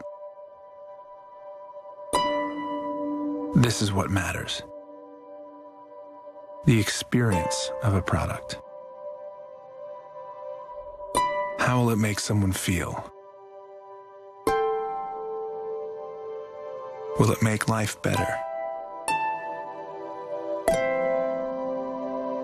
Does it deserve to exist? We spend a lot of time on a few great things until every idea we touch enhances each life it touches. You may rarely look at it, but you'll always feel it. This is our signature, and it means everything. I returned in Djibouti, Africa, 2004. Vietnam in 1972. Fort Benning, Georgia in 1999. USAA auto insurance is often handed down from generation to generation because it offers a superior level of protection and because USAA's commitment to serve military members, veterans, and their families is without equal. Begin your legacy. Get an auto insurance quote. USAA. We know what it means to serve. The fun is back. We're barefooting. We're barefooting. Don't let cracks and splinters spoil your fun. Introducing Bear Deck Over. It gives new life to old wood and concrete. More than a stain, it extends the life of your deck, fills cracks and covers splinters. We're barefooting. Don't replace, resurface. Do the barefoot thing. With Bear Deck Over, exclusively at the Home Depot. Good, better, Bear. You really couldn't come at a better time. These Chevys are moving fast. I'll take that Malibu. Yeah, excuse me. The Equinox in Atlantis Blue is mine. I was here first. It's mine. I called about that one. It's mine. Mine. Mine. Mine. It's mine. No, it's not. It's mine. Better get going. It's Chevy's Independence Day celebration. The Chevy Independence Day celebration. Now, current Chevy truck owners can trade up to this 2013 Chevy Silverado All-Star Edition with a total value of $9,000. Friday night at 11 on the next Strombolopolis. He's back. Even when I'm off, I'm on. And this time he has to answer questions. I loved interviewing. Like, you got to love it. You love it, right? Absolutely. I love asking questions. George sits down with Larry King. As Woody Allen says, I'm not afraid of death. I just don't want to be there when it happens. Paul Newman told me this once. Anybody who's successful and does not use the word luck is a liar. Strombolopolis, Friday night at 11 on CNN. This is CNN Breaking News. Breaking news here on CNN. We're following the story that's happening in San Francisco. A large commercial plane has crash landed on the runway there, and we are awaiting word to find out exactly how many folks are injured. We know 291 passengers were on board that plane, and we're also hearing that many have been transported to the hospital. As a matter of fact, San Francisco General Hospital has said that they have received 6 female patients, 4 male patients, a total of 10 patients from the Asiana Airlines incident. There are 8 adults, 2 children. The adults range in age from 20s to 40s. All patients, they say, are in critical condition at this point. This is a news conference we're waiting for now. This is going to happen at San Francisco International Airport at any moment. We're expecting officials there, city officials as well as airline officials to take part in that particular press conference when it happens.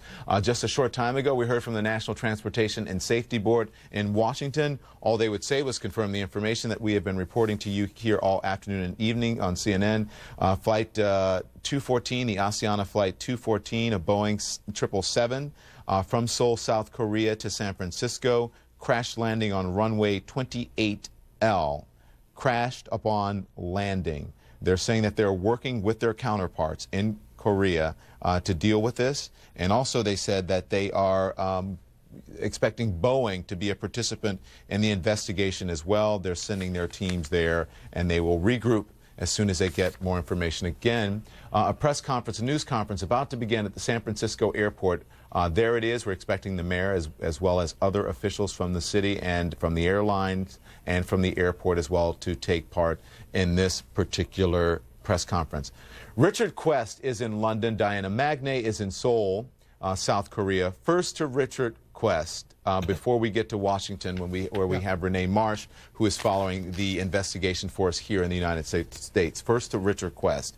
Richard, you heard the press conference there for the NTSB in Washington, saying that they're sending their teams on the way, but it's too early to speculate. Yes, and what happens, of course, is the GO team, as it's known, will go from the NTSB. The aircraft manufacturer, Boeing, will have its own representatives, which will also have their own GO team. Pratt & Whitney will have a GO team because they're the manufacturers of the engines. Asiana will have a team. In fact, everybody who is in some shape, form or description involved in this airline or this aircraft will have a team of people that will be on their way to San Francisco at the moment. And, of course, various international organizations will then become accredited to the investigation in the future. Let's look at the picture of the aircraft as you're seeing it at the moment, but in the positioning as it is between the two runways. You say it was coming in for an approach or landing on 28L. The L stands for left. San Francisco has the 28 left and 28 right. And those are the two sort of runways that go out towards the ocean. The aircraft was coming in for a landing on 28 left, and from what you can see from the pictures, it clearly landed in what's known as the displaced runway zone. That's before the piano keys, if you like, the threshold part, and that, of course, is where the plane then started to break up. Just spinning round, as it would appear to be, if you again looking at the pictures, and ending on in the medium between 28 left and 28 right. What we are now hearing, of course, from the hospital, those casualty numbers, Don, that you mentioned, we know people got off the plane, and we've seen many people running away from the aircraft and those who were taking photographs and tweeting them thereafter. But the size and severity of the fire that destroyed the upper fuselage, removing the tail at the same time, that does suggest that this is going to be in the high end, and we're talking about some serious injuries, if not loss of life as well, Don. Richard, stand by, because I would like to get you and Dr. Todd Curtis here. You two know a lot about the airline industry and about the 777. Dr. Todd Curtis, airsafe.com, is a founder of that and also an aviation expert. Again, as we're hearing all of these reports here, and you can see the debris strewn about on the runway there, and you're saying it is possible that some of the debris is now in the water. It's possible, because there were clearly pieces right up to the edge of the water. What does that mean for the black boxes, the cockpit recorders, all of that? Well, the area of the aircraft where those boxes usually are didn't look to be particularly destroyed by fire. So it's very likely those boxes are still intact and the data is still intact. And there may be other boxes, other than the standard cockpit voice recorder and digital flight data recorder, that could be having maintenance data and other data from that aircraft. And Richard, listen, again, we don't want to speculate, but the 777, talk to us a little bit more about that. Here's some of the information on that. There are a lot of passengers that can fly on that plane, between 305 and 440 passengers, depending on how that plane is configured. It can cross oceans, obviously. The newer models can fly more than 8,000 nautical miles without stopping to refuel. It cruises at about 43,000 feet. As these planes come online, we get probably as much information as possible about them that we'll ever know. Were there ever any issues with the 777? Nothing that's in the league that we're talking about today. I mean, if you go back to 1990 when it came into service, there was the usual teething problems. But since then, we've had the 777-200, we've had the ER, we've had the LR, we've had the 300, and we're now on the 777-300 ER. The one that crashed today was a 200 ER, ER standing for extended range. More than 1,400 of them have been sold. 60-odd airlines are flying them. If you look at the US aviation fleet, the airline fleet, if you look at United, if you look at Delta, if you look at American, particularly American and United, the backbone of their long-haul aircraft is the 777. It has an excellent safety record.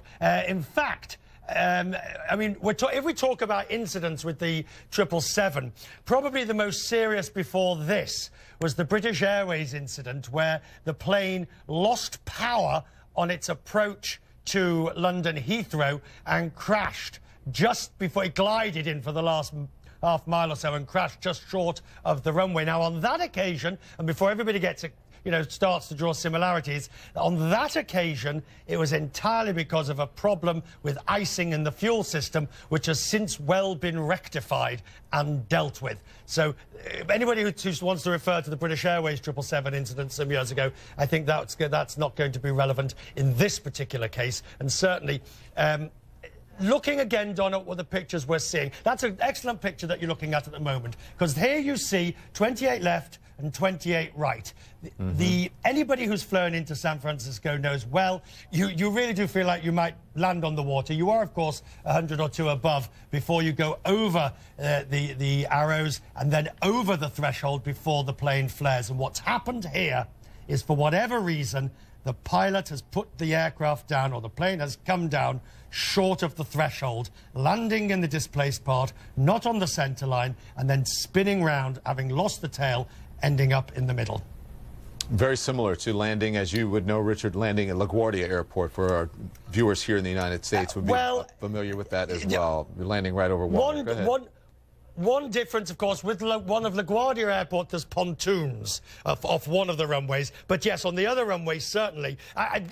Washington National, Reagan National is a perhaps where you actually do get the airport, the runway, going right the way to the water's edge as you come in off the bay. Certainly on one of the approaches.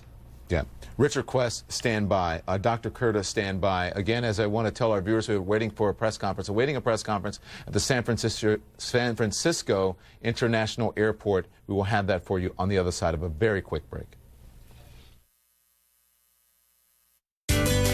We know it's your most important video conference of the day. Hi. Hi, buddy. That's why the free Wi-Fi and hot breakfast are something to smile about. Book a great getaway now and feel the Hamptonality. We now offer phone service as low as $1.70 a month with Magic Jack Plus. That's $19.95 a year. No computer needed. Nothing changes. And now keep your old phone number. That's right. Keep your old phone number. Get Magic Jack Plus at Radio Shack. You want a closer look, but the naked eye can only see so much. Squinting doesn't help, and binoculars are big, bulky, and expensive. Introducing Zoomies, the compact, hands-free, high-power binoculars you wear like sunglasses. Zoomies gives you instant 300% magnification that brings everything up close. Look closer. Zoomies binoculars utilize the same vision magnification technology of expensive, high-power binoculars and condenses it into microvision lenses that adjust easily with a turn of the focus dial and magnify up to 300%. With Zoomies, you'll enjoy Mother Nature up close. You'll be so close to the action, you'll feel the excitement. And you'll have a front row view of the big game, even from the cheap seats. Holding heavy binoculars is tiring on your arms and heavy on your neck. But Zoomies binoculars are so light, you'll forget you even have them on. And when your head follows the action, so does Zoomies hands-free. You can even switch on the sunshade to eliminate glare without switching to sunglasses. And they're the clear choice of bird watchers, hunters and outdoorsmen, sports fans, and anyone who leads an active lifestyle. You'll be amazed at what you've been missing. They're great for reading books and fine print in newspapers. You'll love them for hobbies, arts and crafts, sewing and stitch work. And they turn any TV into a big screen TV. And best of all, they They fold and store easily in shirt pocket or purse. You can pay $200 for bulky binoculars, or you can get zoomies at the factory direct price of only $10. Order now and get this handy neck lanyard and travel storage bag absolutely free. But wait, order now and we'll double the offer and send a second complete set free. Just pay separate processing and handling. That's 2 complete sets of Zoomies binoculars for just $10. See what you've been missing and zoom in on the action with Zoomies. Here's how to order. To order Zoomies for $10 plus processing and handling, call 1-800-785-0221 or order online at buyzoomies.com. Breaking news here on CNN, a news conference outside San Francisco General. Let's listen in.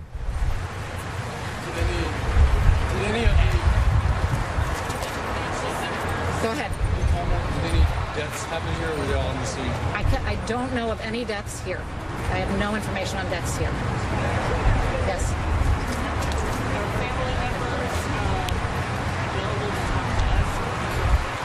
No. I can't arrange that right now.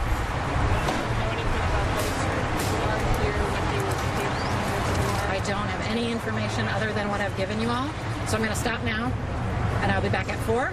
You can also call the media hotline hourly and the email, and I'll just keep churning out this information as long as we have new developments all day, every hour. At the point when we aren't going to have any new developments, I'll let you know that that'll be the last update. Okay? Thank you. Okay, that was a press conference from San Francisco General Hospital. Basically, someone there giving us the same information that they gave us earlier. And I think it's important to point out that she said she had no information about any deaths there at San Francisco General. But what she did say earlier in that press conference, confirming what earlier, that San Francisco General Hospital has received 6 female and 4 male patients for a total of 10 patients from the Asiana Airlines incident. There are 8 adults and 2 children. The adults range in age from 20s to 40s. All the patients there are in critical condition. And as we look at the shot on the left, that's San Francisco General Hospital. Obviously, the shot on the right is that plane that crash landed at San Francisco International Airport. And at that airport, we are waiting a press conference from city officials and airline officials. It should happen at any moment now. There they are, right there. The reporters are in the room. And as soon as we get more information on that, as soon as they approach those microphones, we will bring you that news conference live. To Washington now, and CNN's Renee Marsh, who is following all the developments from the National Transportation Safety Board, as well as the FAA. Renee, what do you have for us? Well, Don, our transportation team just digging up some more information about this airline, Asiana Airlines. We can tell you that this is the 5th incident or crash involving this particular airline. The company was founded in 1988, and just forgive me, I'm going to read some of my notes here. The source of this is the Aviation Safety Network, which simply compiles the information from both the NTSB and FAA reports. So in the case of this particular airline, again, 5 incidents in the past. 4 of the incidents occurred in Asia, and of course, the one that happened today happened here in the United States. So this is the first incident or crash in the United States as it relates to this specific airline. Again, this company was founded back in 1988. So that's a track record based on the records, again, from NTSB and the FAA. Don? All right. Thank you very much. We appreciate that. We'll get back to Renee Marsh as soon as she gets more information there in Washington. And again, we heard from the NTSB just a short time ago. We're waiting a press conference in San Francisco from city officials and airline officials as well. Robert Francis is with us. He's a former NTSB vice chair and investigator as well. And Mr. Francis, a lot has transpired between now and then. We've heard from the hospital, and they told us about their injuries. And we're also getting information from the National Transportation and Safety Board. At this point, your assessment, I know that you don't want to speculate. You said it's premature to do this. I'd say that the thing that pleases me the most is that apparently the number, I don't know whether there are fatalities or not, but given the number of people on the airplane and the amount of wreckage and the apparent state of the airplane at this point, I think it's pretty remarkable that that we haven't heard about more people being hurt and perhaps killed. So we have seen these line of investigators across the airfield. We've also seen them looking into the water. What are they doing? They're looking for pieces of the aircraft, looking for anything that might have broken off or would give them an idea of what was the first thing that happened. I mean, did the wheels hit the end of the runway? If they did, were pieces being dropped off after that? And where did they land and what were they? Mm-hmm. The news conference from the NTSB was particularly short, but all routine in your estimation? Absolutely predictable, and they said just what they should have said, and they didn't say anything that they should not have said. Mm-hmm. So and Go with ahead. Chairman Hersman, she's very good, and she is going out to the accident, and she's articulate, and she'll be a very good spokesperson. She said working with their counterparts in Korea to deal with this. What is the counterpart there? What would that be? I don't know the name of the organization, but they have an accident a sort of a counterpart to the NTSB. It may more probably it's just for aviation, but they will be sending experts covering the same kinds of parts of the aircraft, personnel, pilotage, etc., and they will be a party to the investigation. And the FAA is a party to the investigation. Boeing is a party. Whoever manufactured the aircraft engines will be a party.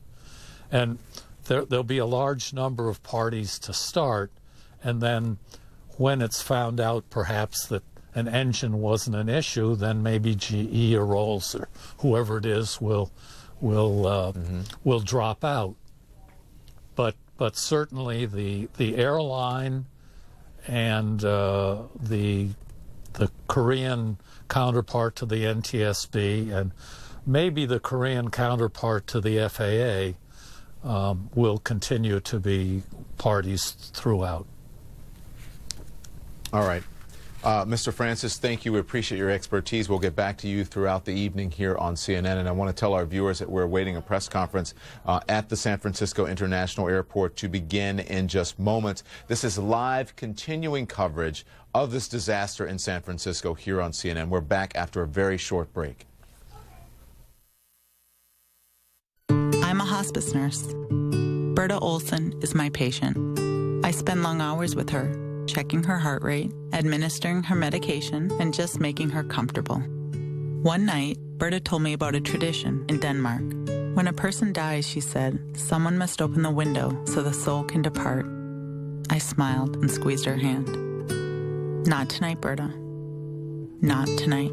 To nurses everywhere, thank you.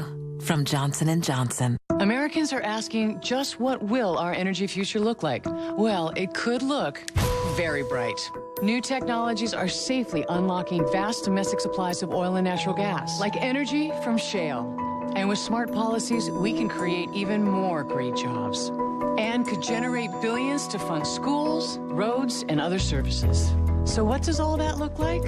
A secure energy future for generations to come. Shh. Log on to learn more. Making news this new day. We have a CNN exclusive. New details expected today. We're on this. All right. Brought to you by AT&T. Save up to $6,750 during the 4th of July sell-a-thon at your Ford dealer. For 6 days only, buy or lease any of these popular Ford models. Keep all incentives. Plus, get up to an additional $1,500 bonus. Lease a new Fusion for only $189 a month. Or buy a new F-150 and get up to $6,750 cash back. This $1,500 offer is even available on Fusion Energy, C-Max Energy, and hybrids. 6 days only, now through Monday at your California Ford dealer. Follow the red, white, and blue to Toyota's July 4th sales event and get big deals just announced for the holiday. Get 0% financing for 60 months on Camry, Camry Hybrid, and Corolla. Plus, current Toyota owners get $500 in addition to any offer on these models, or get up to $1,500 cash back. Toyota's July 4th sales event ends July 8th. Hurry in. These holiday deals won't last long. Toyota. Let's go places. This is CNN. Closed captioning brought to you by Gold Bond Powder. It's the powder with the power. This is how I go from Shaquille to Shakur. Get it? New Gold Bond Powder Spray. Cool, dry, no mess. Stay cool with Gold Bond.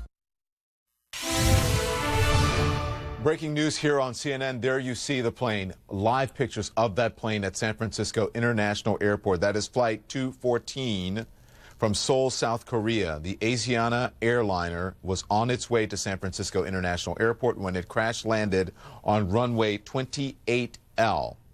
We have the live pictures for you. We'll be covering this throughout the evening here on CNN. Very shortly, we're expecting a news conference to take place with the mayor, other city officials, as well as airline officials. As soon as they step in front of the microphones up to that podium, we will carry that for you live here on CNN. In the meantime, the worldwide resources of CNN on top of this story for us. In London this evening is CNN's Richard Quest. In Washington, CNN's Renee Marsh. In Seoul, South Korea, Diana Magnay. Here in New York with me is Todd Curtis, Dr. Todd Curtis, an aviation expert, and also Robert Francis, an NTSB investigator and the former vice chair of the NTSB. Mr. Curtis, to you first. I spoke to Mr. Francis about the people who were fanned out on that airfield looking for, he said, parts of the airplane and other things as well. Standard operating procedure here. That is, because there's no telling what piece may be critical to the investigation, and you want to go out there and collect as much as you can before weather, winds, water, what have you, makes those pieces hard to find. Mr. Francis, we just heard from San Francisco that 2 runways have been reopened now. Does that seem pretty par to you?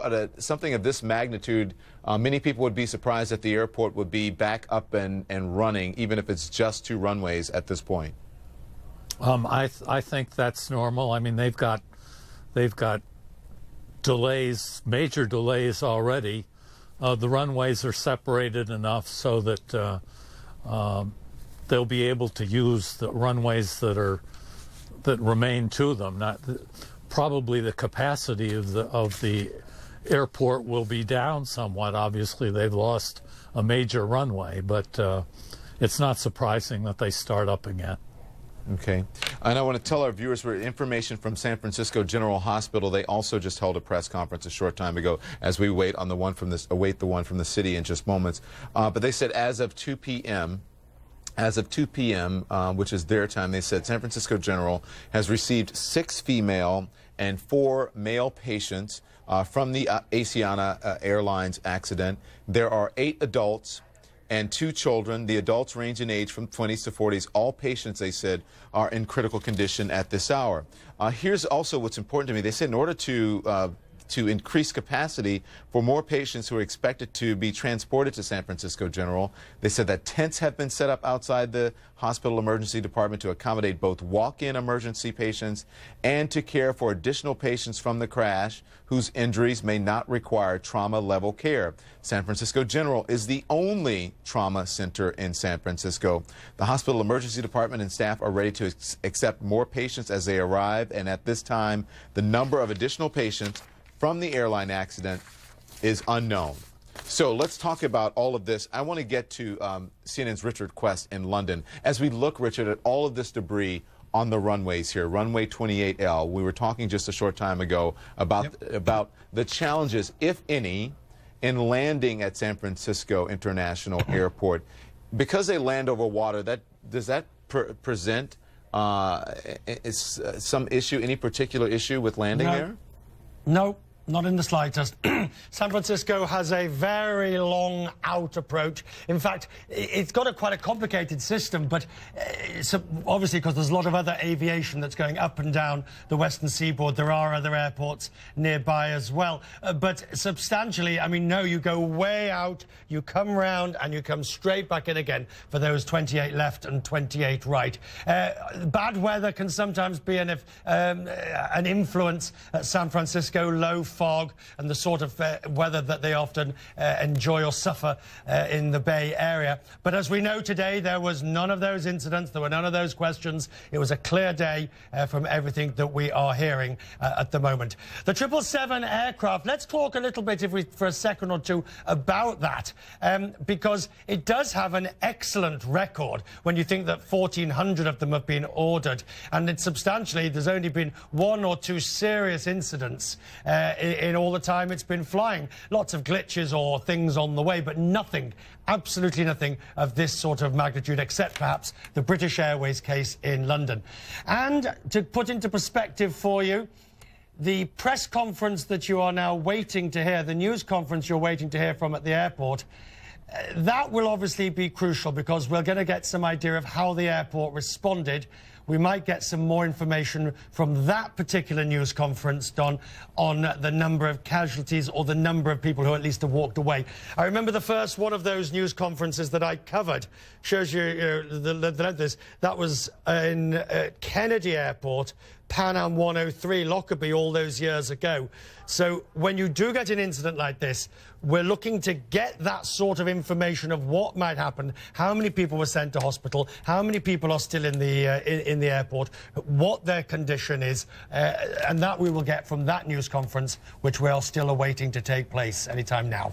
I would imagine not many of our viewers, Richard, remember Pan Am and Lockerbie, but I am old enough to remember that, so thank you for reminding us of that. But it's perfect timing to bring in right now and get information about the patients, what we know. And this is San Francisco General Hospital. Again, this is just into CNN. 10 patients, and they're saying all of these patients are in critical condition. 5 patients currently being evaluated, no conditions yet. They're expecting 15 additional patients. That's according to a spokesperson there. St. Francis Memorial Hospital, 3 patients, and that's according to a spokesperson there. California Pacific Medical Center, St. Luke's campus, 5 patients. And then at Stanford Hospital, 5 patients as well. So a number of patients there, you can see, and that's going to be updated. I'm not going to venture to tally how many and give you a specific number, because again, some hospitals say they're expecting additional patients, as many as 15. That is the site of that news conference that you're looking at in San Francisco. The mayor expected to be there, other local officials, as well as airline and airport officials as well, to update us on this particular situation. 2 runways have been reopened at San Francisco International Airport. We have to take a quick break, but you will get this entire news conference if we have to come out of the break in order to get it to you in full. Stand by. We'll be right back. The fun is back. We're barefooting. We're barefooting. Don't let cracks and splinters spoil your fun. Introducing Bear Deck Over. It gives new life to old wood and concrete. More than a stain, it extends the life of your deck, fills cracks, and covers splinters. We're barefooting. Don't replace, resurface. Do the barefoot thing. With Bear Deck Over, exclusively at the Home Depot. Good, better, Bear. Stop struggling with heavy hoses that are kinked and deliver little or no water, or worse, break. Introducing the incredible flexible hose. Turn the water on and it expands up to 3 times its original length, so you can easily guide it anywhere you need without tangling. When you turn the water off, as it drains, the hose retracts back to its original shape. Standard rubber hoses can weigh between 8 and 12 pounds, but a 25-foot flexible hose weighs less than a pound. The flexible hose is so compact and lightweight, a child can manage a 75-foot hose easily. The flexible hose will never kink and is guaranteed to take the mess out of watering your lawn and plants. So washing your windows or spraying off your gutters has never been easier. The flexible hose is made of a tough double wall construction that is designed to bend and stretch but never kink. Flexible hose is designed like a fire hose for speed, storage, and and strength to last a really long time. Call or visit FlexibleHose.com to order the incredible Flexible Hose for only $19.95. Call right now, and we will include a 7-way adjustable spray nozzle free. You can choose a full-action spray, a gentle mist, a powerful jet, a vertical mist, flat spray, a cone spray, or a soaker setting. So stop coiling your hose with bulky devices. Flexible Hose automatically retracts in seconds and weighs less than 1 pound. In fact, a 75-foot hose easily fits in a small bucket and stores away neatly in a drawer. Flexible Hose saves you precious space on boats and is perfectly portable for RVs. But wait, order today and we'll give you a second Flexible Hose system free. Just pay separate processing and handling. That's 2 flexible hoses and 2 7-way adjustable spray nozzles, a $40 value, all for only $19.95. This offer is not available in any store. Order now. To order Flexible Hose and take advantage of this amazing double offer, call 1-800-640-8360 or go to flexiblehose.com. Remember, this offer is not available in stores, so you must call now.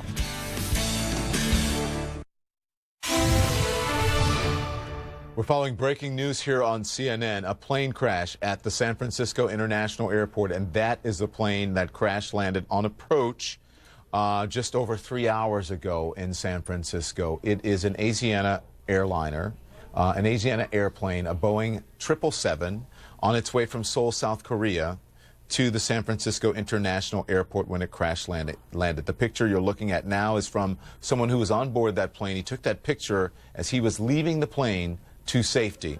Other people who were on that plane also took pictures as they were leaving as well. Some of the passengers who left the plane said they felt it coming. They thought the landing he went down too quickly on approach, and landed just before he should have, and tried to get that airplane back up in the air, and it was too late. That's according to people on board the plane. But again, the National Transportation Safety Board, the FAA, no official word yet on what might have caused this crash, and that will happen in the days to come. The NTSB holding a press conference saying that they are still en route. Their GO team is there, but they're still en route with their other members of their GO team to try to figure out exactly what happened here. That is a press conference that's going to happen in San Francisco. That's a picture of the room where that press conference is going to happen. You see the podium there. You see all the microphones and the reporters, producers, photographers all huddled around, awaiting the mayor and other city officials to come out and give that press conference. In the meantime, helping me out here, of course, I am in New York. Richard Quest is in London. Renee Marsh is in Washington. Dr. Todd Francis joining me here as well in New York. He's an aviation expert and also the founder of airsafe.com. And also in Washington is Robert Francis, who is the former vice chairman of the NTSB and an investigator as well. And Dinah Magnay is in Seoul, South Korea. So I want to go now to Robert Francis. Mr. Francis, you know, we've been talking to you and to Dr. Curtis here about the people who are fanned out across this airfield, still looking for debris, although 2 of the runways at the airport remain open, or have been reopened, I should say. Well, the debris is going to either be on the territory of the runway that they have. I mean, the runways are separated by water, so the debris from this aircraft will not be in a position to interfere with operations on the other runways that they've opened. Okay, so Mr. Curtis, Dr. Curtis, I should say, and you're listening to the runways that are open. He says they're far enough away where it won't disturb this. But I mean, there's a lot of blowing, and there are big engines on these airplanes, and to reopen this quickly, some people may question that. Well, San Francisco's airport has a layout where you have 2 pairs of parallel runways that basically cross each other like a giant X. Mm-hmm. And where the debris was, it stops short of where those runways cross. So it's conceivable they can open up the 2 crossing runways without even being close to the debris field. So depending on the weather conditions, aircraft size, etc., they could be well away from where the problem is. Mm-hmm. Again, not to speculate, but you have your assessment as an investigator, as an aviation expert, as to what happened when you see that plane so close to the water. What's your assessment? My assessment is that for whatever reason, the aircraft touched down well short of its intended touchdown point. Typically that point is several hundred feet past the beginning of the runway. And as you saw, there was debris past the end of the runway, past the underrun area, up to the shoreline where the water meets the runway, the rocks in the runway. It's possible it could have had pieces of the aircraft very close to the water when it first hit that seawall. And you're saying nothing, I asked Richard Quest the same question, there's nothing unusual about landing at San Francisco's International Airport? No, on those particular runways, in fact, if you have an aerial map of that runway, there's actually several miles of open water before you get to the runway end. So there were no obstructions, no tall buildings, no radio towers, nothing that would cause the aircraft to turn left or right before that final approach. And it was a relatively decent weather day, so they would have had very good visual acquisition of the runway. And when you're talking about length of runway, because as a passenger, you know if an airport has a short or a long runway just by the way it feels when if the plane brakes immediately when you land, you know that runway is shorter. That happens at LaGuardia. It may happen in Washington from time to time and other airports throughout the country, but San Francisco, I would imagine that would not be the case. No, in fact, the runway 28 left is actually just short of 2 miles long, which is one of the longer runways here in the United States. So runway length would not have been a problem. And the weather, we don't know, but according to meteorologists, the winds weren't high. It was a clear day, and even our Dana Bash, who was en route to the airport and came upon the crash as she was going to the airport, she said there's not a cloud in the sky. And if you look at the pictures of the crash and the smoke coming up, you can clearly see that the smoke, although it was going away at a bit of an angle, there was some wind.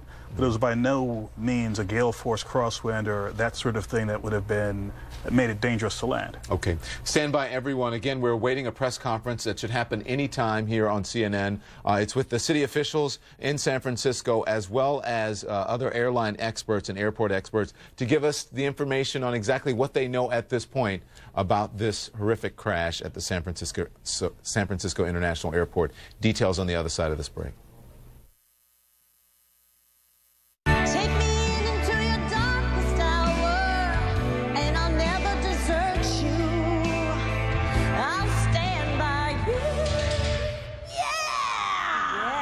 So that's our loyalty program. You're automatically enrolled, and the longer you stay, the more rewards you get. Great.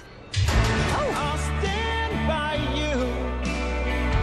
Won't let nobody hurt you. Isn't there a simpler way to explain the loyalty program? Yes. Standing by you from day one. Now that's progressive. Are you feeling buried by all the piles of paper in your home or office? Maybe it's finally time you tried a Neat Desk. The revolutionary Neat Desk Organizer instantly reads business cards, receipts, and documents. With Neat Desk, virtually any piece of paper can be scanned and then automatically organized with just the touch of a button. So that shoebox full of receipts instantly becomes a manageable expense report. That stack of business cards can go directly into your contact list and then sync right into your smartphone. And any document you can scan or send directly to Neat from your computer becomes easily searchable with a simple keyword. And here's the best part. If you call or visit us at tryneat.com right now, you can try the Neat Desk or our amazing portable scanner for 30 days absolutely free. We'll even pay for the return postage if you decide to send it back. So give us a call or go to tryneat.com for your 30-day free trial and start getting organized today. Anderson Cooper takes you inside the George Zimmerman trial. How does the prosecution's case stack up? Does the defense have a strong hand? Where do you stand? Self-defense or murder? The George Zimmerman trial. Monday night at 10 on CNN. This summer, come see these hot classics live at Davies Symphony Hall. 5-time Grammy Award winner Jessie Norman takes the stage for an unforgettable performance of classics from her American Songbook. And acclaimed organist Cameron Carpenter plays the score to the classic film Battleship Potemkin, live with the film projected on the big screen. Tickets start at just $15. Call 864-6000 or visit sfsymphony.org.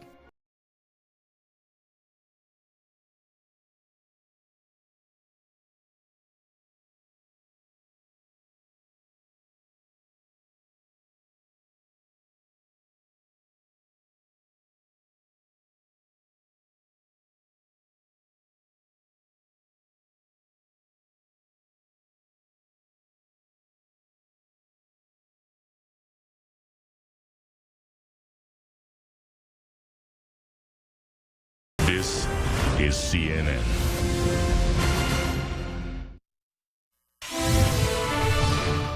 Breaking news here on CNN. Live pictures now of that airplane that crashed at San Francisco International Airport earlier today, a Boeing 777. It is Asiana Airlines Flight number 214 with more than 200 people on board the plane at the time and at least 16 crew members. They're looking in the water just shy of the runway there to see if they can find any debris, and you can see that those pictures happened earlier.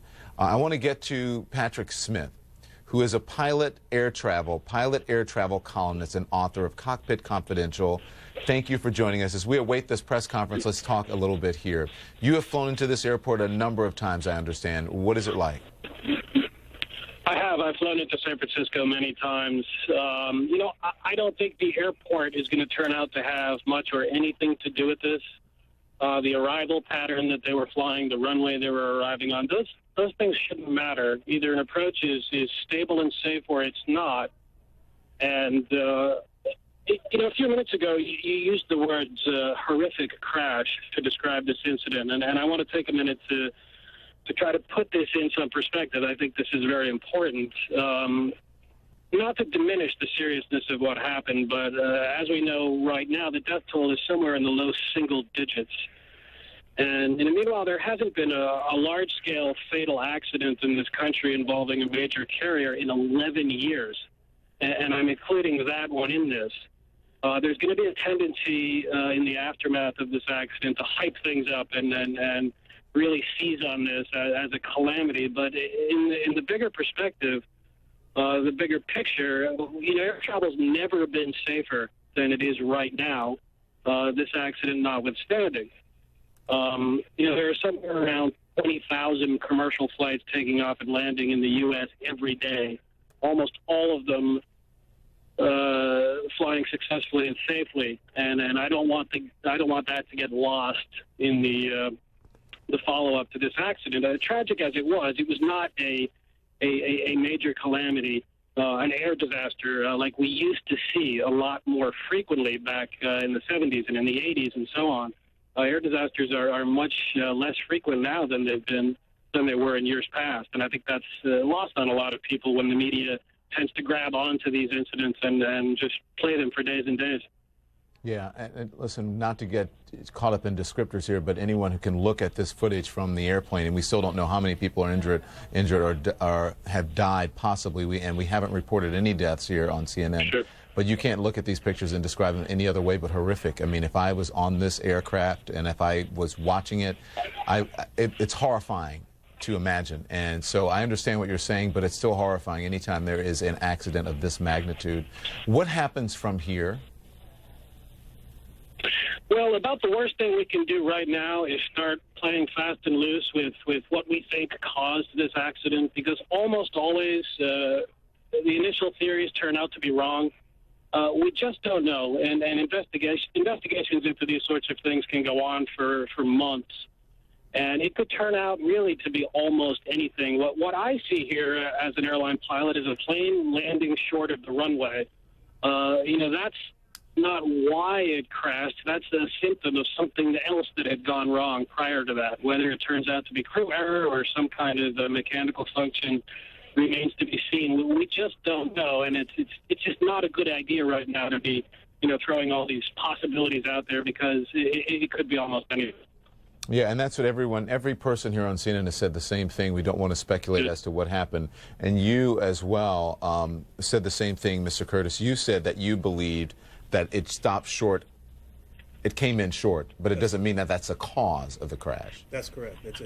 Correct. What happened. I mean, it could have been some sort of engine trouble. And when I say that, again, this is me just talking off the top of the head. An engine failure by itself can't cause an airplane to crash, but an improper response to one could.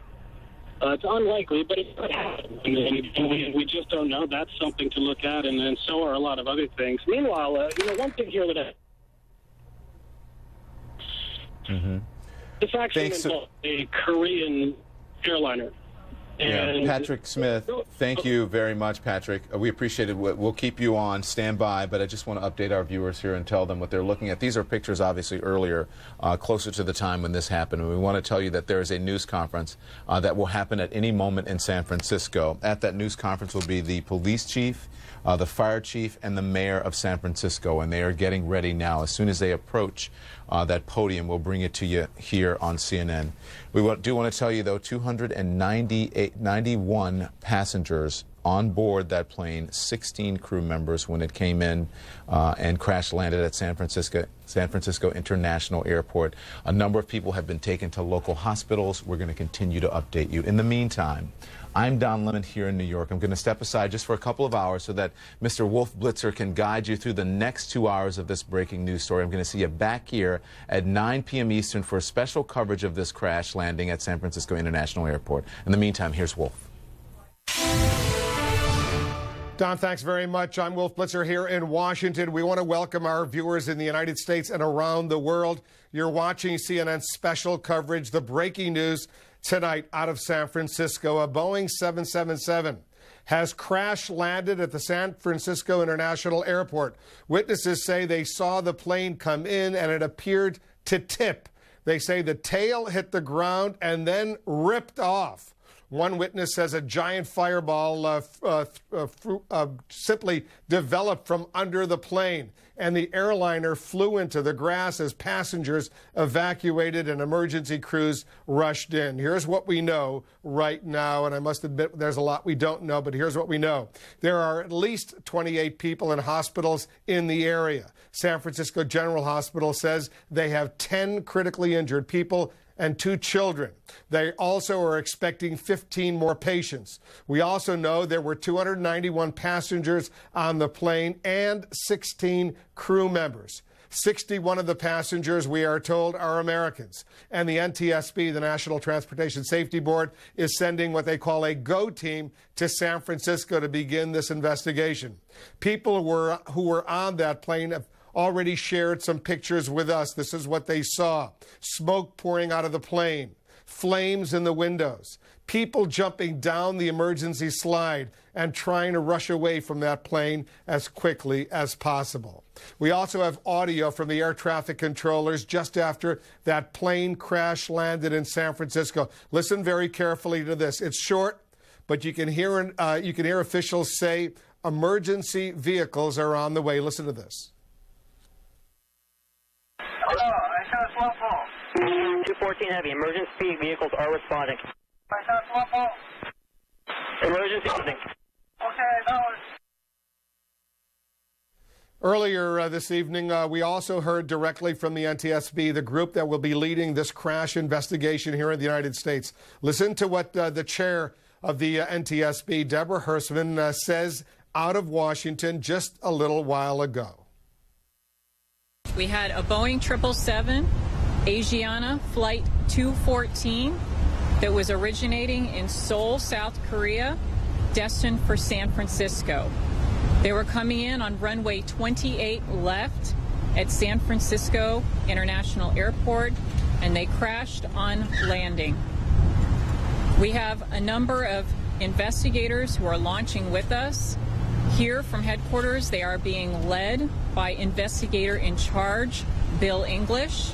We have a number of subject matter experts who are going to be leading specific teams. Those teams are going to be focused on operations, human performance, survival factors, the airport operations, and they're going to be focusing on the aircraft and the systems, the structures, and the power plants. We are going to be supported by a number of team members here in Washington, D.C. They're in the process of collecting information on air traffic control operations, on weather, and on maintenance issues. They will be able to gather information while the rest of our team is en route to provide us with that information when we land so we can hit the ground running. We have 3 investigators who are based on the West Coast. They are deploying right now to the accident scene to stake it down in advance of our team's arrival from Washington. Those 3 investigators are based in the LA area, and they should arrive in San Francisco in the next couple of hours. I have spoken to Administrator Huerta of the FAA. We are getting very good cooperation from the Federal Aviation Administration, from Boeing, and from other participants. We are working now with our counterparts in Korea, the Korean Air and Accident Investigation Board, and we will invite them to serve as a participant in our investigation. We're leaving now. We should arrive in San Francisco in just a few hours, and then we will get to work when we arrive. Deborah Hersman, the chair of the NTSB, the National Transportation Safety Board, briefing us just a little while ago. I'm joined now on the phone by a passenger who was on that flight. Elliot Stone is joining us. Elliot, just walk us through what was going on. You're coming in for a landing after a long flight from Seoul, South Korea. What happened? Yeah, it was perfect the whole time. We're like 10 seconds away from being home, and it seemed like we're a little bit high, and like we could see the tarmac down below us, and so we're coming down kind of sharp, and then right when it started to coast, like for the landing, all of a sudden the engine was off. Like he sped up all kinds, like the pilot knew he was short, and then just boom, the back end just hits and flies up in the air, and everybody's head goes up to the ceiling, and then it just kind of drifts for a little bit, probably a good 300 yards, then tips over, fire starts, everybody's, pushing the doors out. And then once we're on the ground, everybody was all huddled on one side. My family and I went to this other side, and like 20 minutes later, this lady just appears from like 500 yards away, just like crippled, just walking and yelling. So we start running over, and there's like another 5 bodies that were like 500 yards away that nobody saw. And so we're running over there calling the ambulance and stuff. But ambulances took like 20, 30 minutes to get there. It's pretty ridiculous. Like we're just yelling at people, yelling at firefighters, get over here, get over here. And they're just lagging hard. And now we're just sitting out the airport for 4 hours just doing nothing. So I don't know, we're not very impressed with the whole protocol and systems that have in place for this type of thing. Elliot, where were you sitting on the plane? We were really fortunate. We were central, so I have a family of 4. My girlfriend, her sister, and 2 other of my martial arts students, and we're all pretty central. So the back end got knocked off right on that landing, and so as flight attendants that were out on the tarmac, were way in the back because they were sitting in the back end got hammered because we landed short, and then they all fell out, and it was just the most terrible thing I've seen, And so we're just yelling for people, and no one was coming for days. It was bad. So just to get it straight, you were sitting in coach near the back of the plane. Is that what you were saying? We were sitting in the middle, yeah. No, we're super happy. We're all together in the middle, and then, once it all happened, we were just holding on to each other, and then doors open, and everyone was pushing, rushing out. So the middle was pretty safe. And so what happened? All of a sudden, the plane stops. Part of it is no longer there, I take it. And what do they tell you to do? They say just get out of your seat. You were fastened in your seatbelt. Get out of your seatbelt and try to get out down the chutes. Is that what you tried to do? That's what just everyone was doing. The first announcement was everyone stay calm, but we were like, what? And everyone was leaving, so just buckled up or buckled out and just rushed out the door. So there wasn't any slides or anything. We didn't have a slide. We just jumped off. The slides weren't even, you just jumped out of the emergency, the doors that were just opened up, and you just jumped out as quickly as you can. Did you see a lot of people Did you see a lot of people injured? Yeah, I would say probably like 50 to 75 people that were kind of like on stretchers and having neck braces and stuff. There's 5 that we saw was just terrible, just like, bad news. And those are the flight attendants that got dropped out the back. The back got the worst of it. And that's what opened up, I think, like right where the flight attendants sit, and they, got put out right on impact there. And then we kind of fishtailed for another like 300 yards, just sliding, and then it finally rolled over, fire started, and that's when all the passengers jumped out. But then there's nobody where the flight attendants got dropped off at the very beginning. There's nobody over there, no emergency, no nothing for the longest time. Yeah, it took a while, I take it, for the folks, the emergency personnel, to get to the plane. That's what I hear you saying. But but it looks, I mean, the pictures are terrible of this plane. It looks awful, and we're showing our viewers these pictures. But from what I hear you saying, most of the people, at least your impression is, most of the people did manage to escape? Yeah. The plane looks really bad now because it was on fire for like an hour, you know. But everyone, I'm not aware of anyone that was stuck. Everybody, yeah, there's a few hundred people that were out, and I'd say probably a good 150 that are totally okay. We're totally okay. You know, and then probably a good handful, 75 or so that were, you know, minor injuries. But yeah, the plane was just on fire for days, so it wasn't instantaneous like that. No. And Elliot, I take it you were there in Seoul, South Korea, as part of a martial arts program. What were you doing there? Yeah, that's right. My master is from Korea. He's an 8th degree black belt master thing on gym. And so there's about 10 of us from Santa Cruz, California that traveled there to do a testing tournament. I tournament over there. That was cool. And did a lot of touring, and then, you know, I was happy to be home. We're 10 seconds away from landing and being home. And then, boom. Has anyone from the airline been in touch with all of you? What have they told you? It's pretty bad in here. I feel like I could run this place better than what they're doing. They don't tell us anything. My dad's talking to FBI right now because they keep saying, oh, FBI is here. We can't leave. FBI's there. Well, have the FBI come talk to us. We want to go, you know? So Asiana Airlines not saying anything. All the police here aren't saying anything. They're just, oh, be patient, wait. So we've been here for 4 hours doing nothing. And we don't. So where are you guys? Where did they put all of the passengers who survived this crash? Where are you at the airport?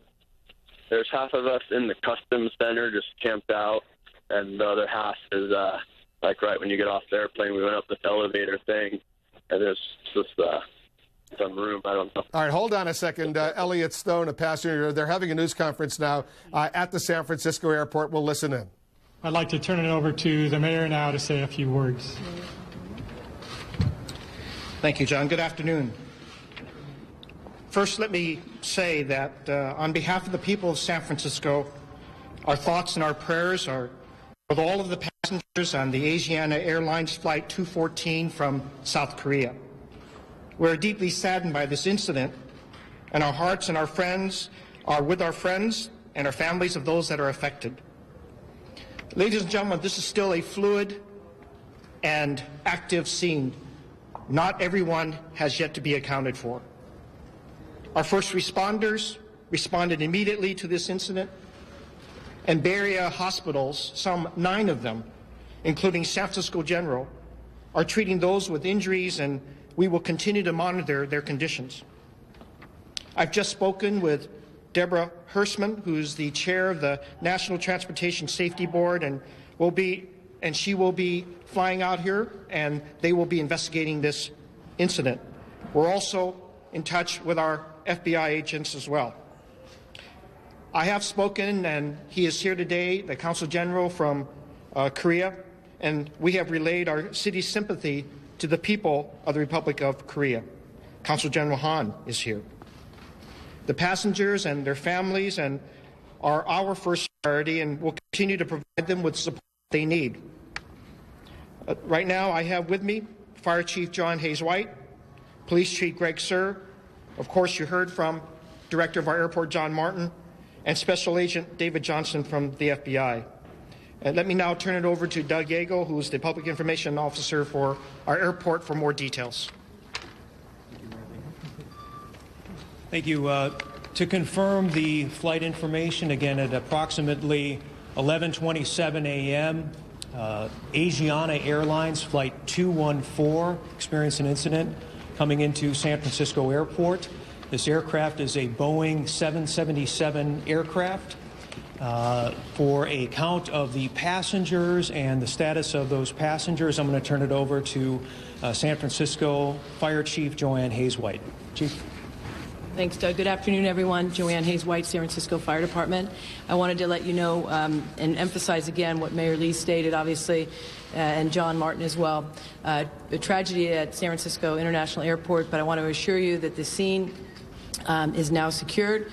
It required the cooperation of multiple agencies, at approximately 11:34 a.m. this morning, San Francisco Fire Department, who operates the firefighting down here, we have 3 stations, we were called to the scene, as well as units from San Francisco, for what had been categorized as a hard landing. So our crews responded post the landing, and our aircraft rescue firefighting equipment went to work right away, applied foam and water to the fuselage. When we had arrived on scene, the chutes had already been deployed, and we observed multiple numbers of people coming down the chutes and actually walking to their safety, which was a good thing. Still very active in terms of the coordinating all the numbers and so forth. I'm told the information we received from Asiana Airlines, their manifesto included 291 passengers with 16 additional crew for a total of 307. We had 48 initial transports from the scene to area hospitals, and that was both at San Francisco County and San Mateo County. It was a pretty even split, I believe, 26 to San Francisco, 22 to San Mateo hospitals, for a total of 48. We also accounted for 190 people that were transported here to a safety zone here at San Francisco International. And I'm told, and again, these numbers are fluid, out of those 190, there are approximately 82 at this time that have been transported or in the process of being transported. We do have some numbers that are some passengers that are unaccounted for, and that is something that is a work in progress.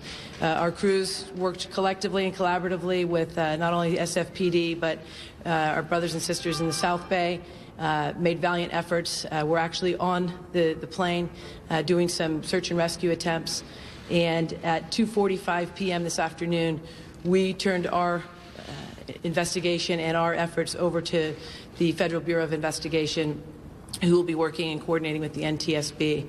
My understanding is that the scene is secured with the assistance of the SFPD, and at this time we are again working the numbers to determine exactly who's going where and transports. But there were a number, like I said, 190 of the passengers pretty much were self-evacuated or with assistance from emergency responders over here to San Francisco, and they were categorized as green, which means minor injuries. And I'm told that if 82 of the 190 were transported to the hospitals, the other, which would, the math is about 108, would be declared not necessary to go to the hospital.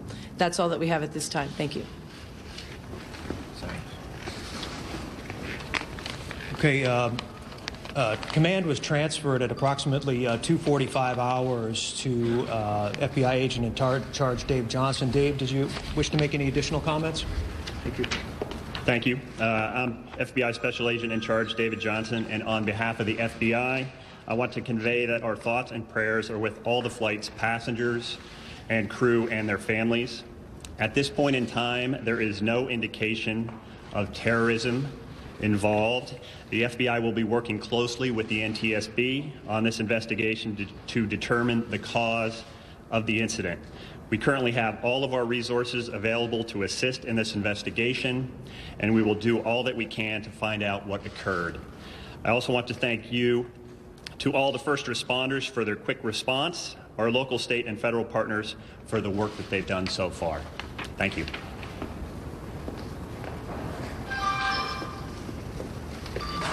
I want to report as well that 2 of our 4 runways are back in operation, and we will hold another press update at approximately 5:30. And again, most of all, our hearts go out to the passengers and family members. Thank you. Can you clarify your question? Are there any fatalities in this?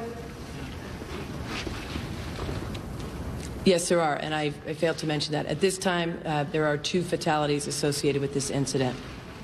Chief, how many are unaccounted for? We're still putting those numbers together at this time, so upwards of approximately 60 people at this time. At this time. Yes. Is there a passenger list?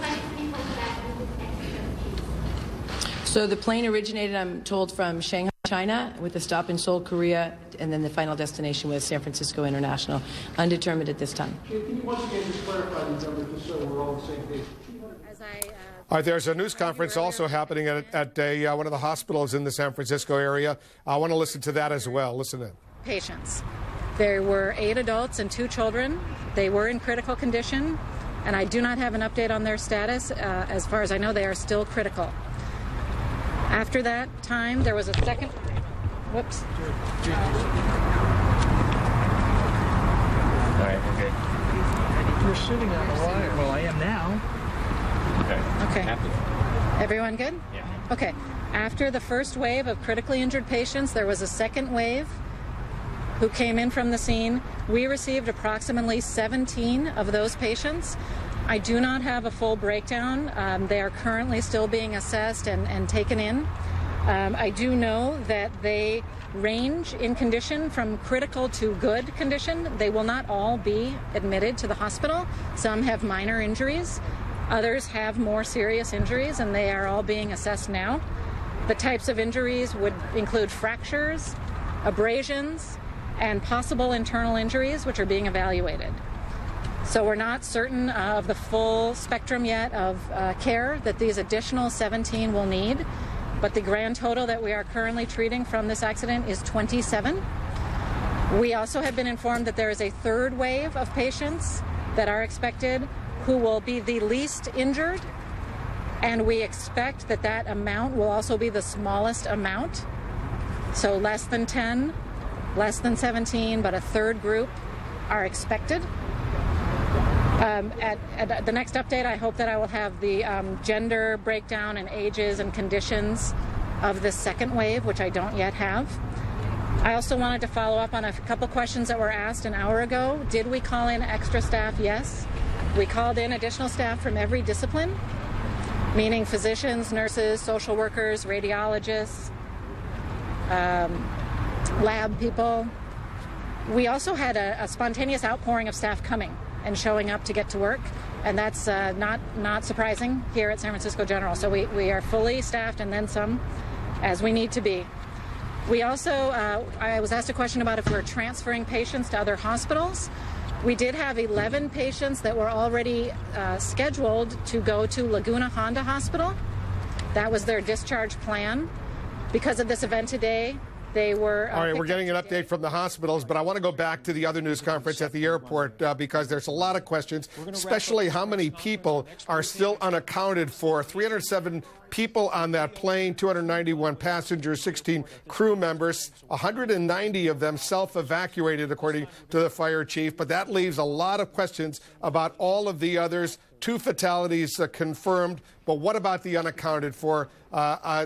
We're not getting that answer right now. We see that news conference has ended. The next one now scheduled for 5:30 p.m. Pacific time, 8:30 p.m. Here on the East Coast of the United States. But lots of questions, especially about the folks, the passengers and crew members who are unaccounted for. We're trying to get some more information on that specific point. But you heard the fire chief say that there's still lots of people unaccounted for. Richard Quest is joining us right now. I want to quickly get your take, Richard, on what we just heard from this news conference at the San Francisco airport. Okay, I was doing the numbers as the fire chief was saying. 48 transported to hospital, 190 people evacuated themselves and are still at the airport or will be taken to hospital. Now, I make that around 238 passengers either already been taken to hospital or at the airport. Let me interrupt, Richard, because she was pretty specific. She said 190 people were what they call self-evacuated. Correct. Sort of green, she calls those green minor injuries. But of those 190, she said 82 were taken to hospitals. 108 of those 190 were not necessary to go to hospitals. That brings up the 190. So we still have 307 people on that plane. We now know what happened to 190 of them. If you add the 2 fatalities, that brings it up to 192. But go ahead and do the math from what you heard. The way I heard it, taking the 48 that were originally transported, plus the 190 that you've been talking about, from the 307, and then right at the end, she said there were at least 60 that were unaccounted. So I'm guessing, and you know, that we're talking about, since there were 307 people on board, we are talking in the 50, 60, 70 people who are still unaccounted for, which, you know, looking at the aircraft, looking at the damage to the aircraft would frankly not surprise me, but actually the fact that so many people did get off and 190 people basically got off as walking wounded is really quite an achievement, as Patrick Smith was saying earlier. This sort of incident, Wolf, is what is known in the industry as a survivable accident. You expect, when the plane lands and there is an impact, you expect that there will be a large number of people that will walk away. And the aircraft is designed so you've got to be able to get everybody off in 90 seconds with half the emergency doors or half the doors inoperable. And that is what I think we're going to be seeing here today as they evacuated the aircraft. The worst of the fire was in the middle section of the fuselage, where you can see the total destruction of the roof.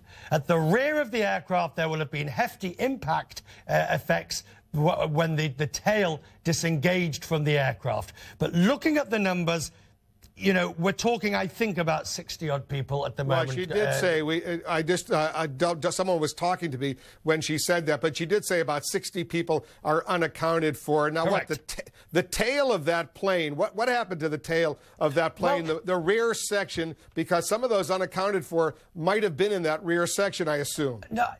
No, I'm not going to speculate too much on that. No, but if you look at the rear of the aircraft, the tail separated, so there would have been an extraordinarily hefty impact. The people who are sitting at the back of the aircraft most certainly will have borne the brunt of that impact. But the pressure dome is still there, the green pressure dome around the end of the aircraft, so it doesn't look as if the actual passenger cabin was breached at the back of the aircraft when the tail basically fell off. Now, the area that's giving me most concern as I look at the plane is the middle of the fuselage to the front, because the biggest killer besides impact is fire and smoke.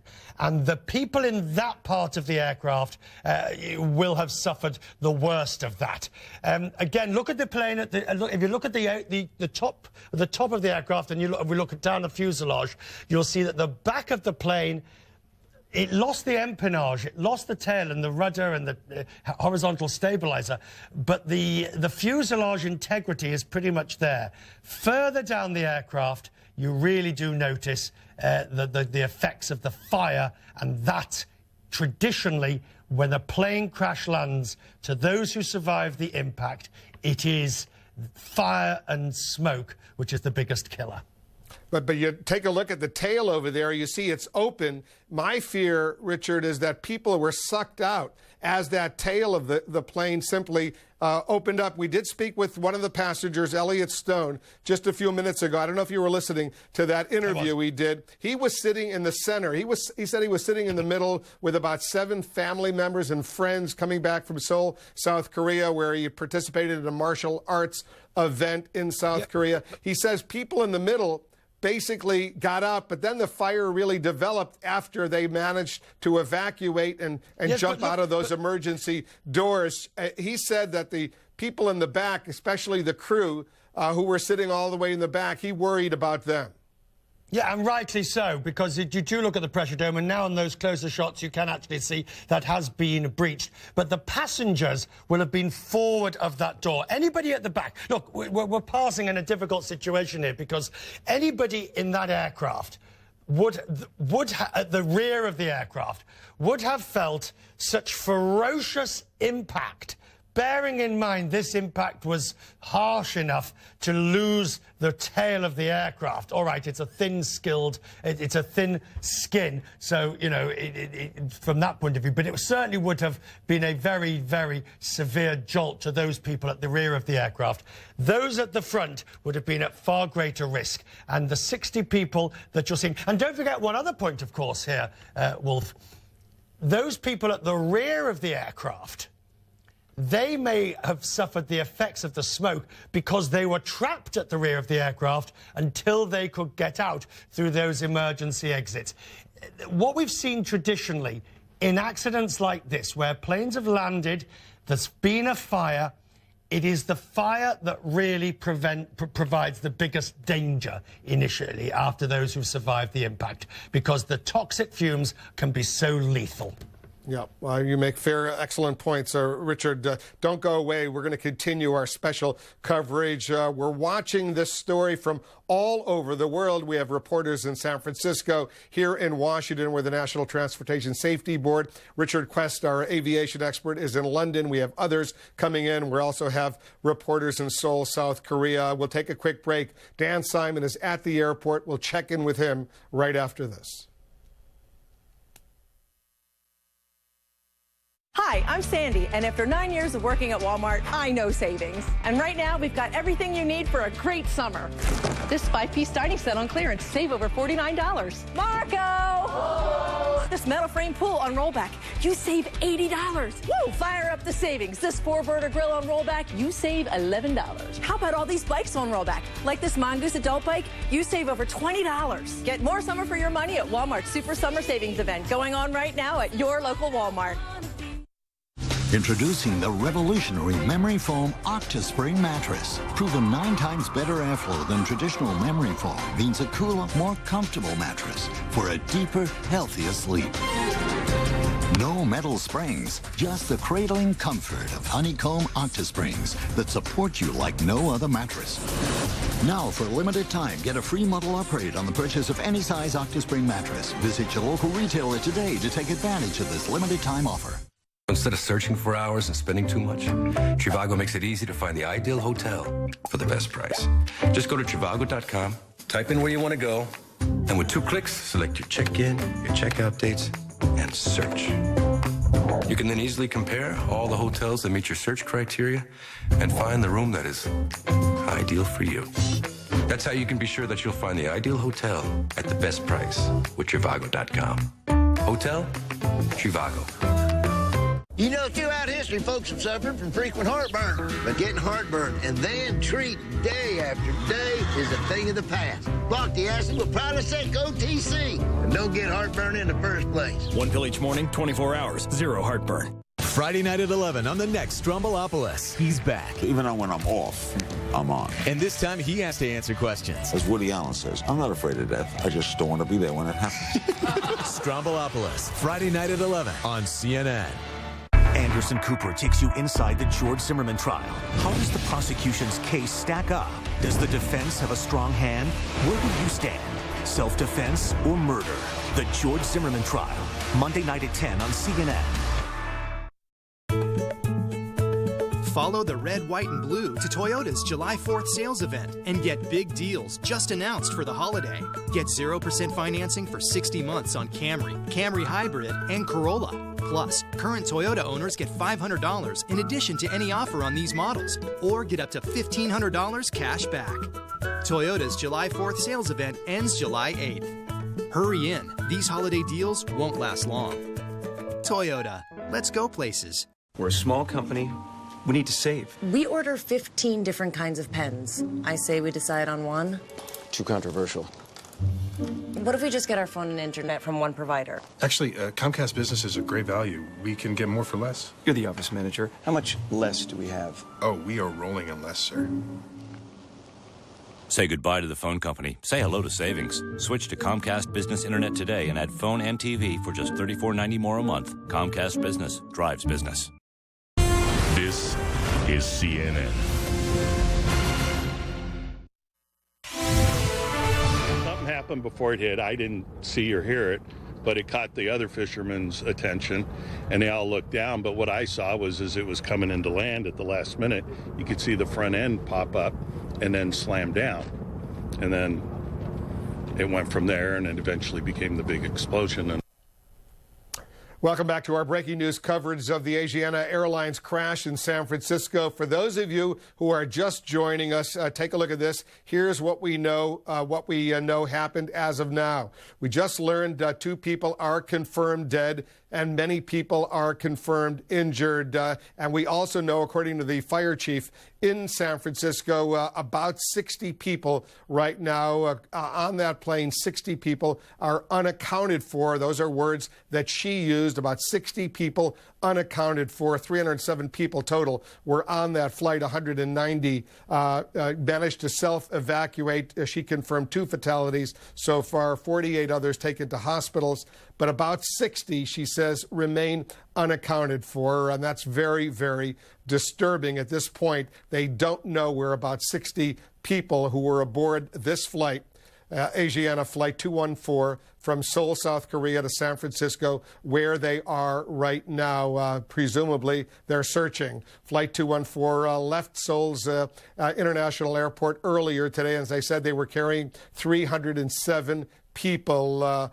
Flew 10 hours and 23 minutes to San Francisco, California. A witness says he saw the plane touch the ground and then saw flames and gray smoke. Another witness says she saw parts of the plane break off and then the aircraft simply rocked and spun around.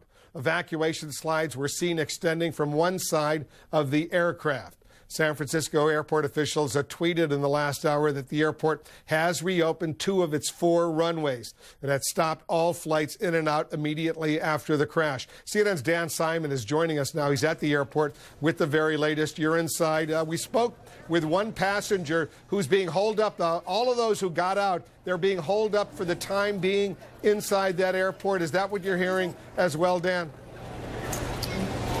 That's what we're hearing. You know, of course, authorities will want to interview all the passengers, hear all their statements. And I have to tell you, Wolf, that in the early minutes after this crash, there was a real hope and even a real sense. If you looked at some of the statements from passengers, if you looked at some of the tweets that they were sending out, there was a sense that perhaps that the injuries and the amount of people who died, that the numbers might in fact be small. But now we're hearing a much different story, as you just reported. 60 people unaccounted for. Also hearing that about 130 passengers are now at area hospitals, and you have 2 confirmed dead. Now, in terms of where we go from here, we know there'll be another news conference in about an hour from now, and hopefully we'll get some more information about those 60 people who are unaccounted for. We should point out that when this crash occurred, nearly 200 passengers were able to get to the terminal. In other words, they were well enough to actually get on a bus and somehow get to the terminal, which would suggest that their injuries would have been minor if, in fact, they were injured at all. And of those 191 who made it to the terminal, about half of them ended up going to the hospitals with some kind of minor injury. But the big headline, of course, is you have 60 people who are unaccounted for. I asked the fire chief, Joanne Hayes-White, if those people were, in fact, suspected to be dead, and she categorically said no. Of course, though, you got to fear the worst, Wolf, when you hear that information. And, of course, we'll stay on top of all the developments here out of the international terminal. We'll send it back to you.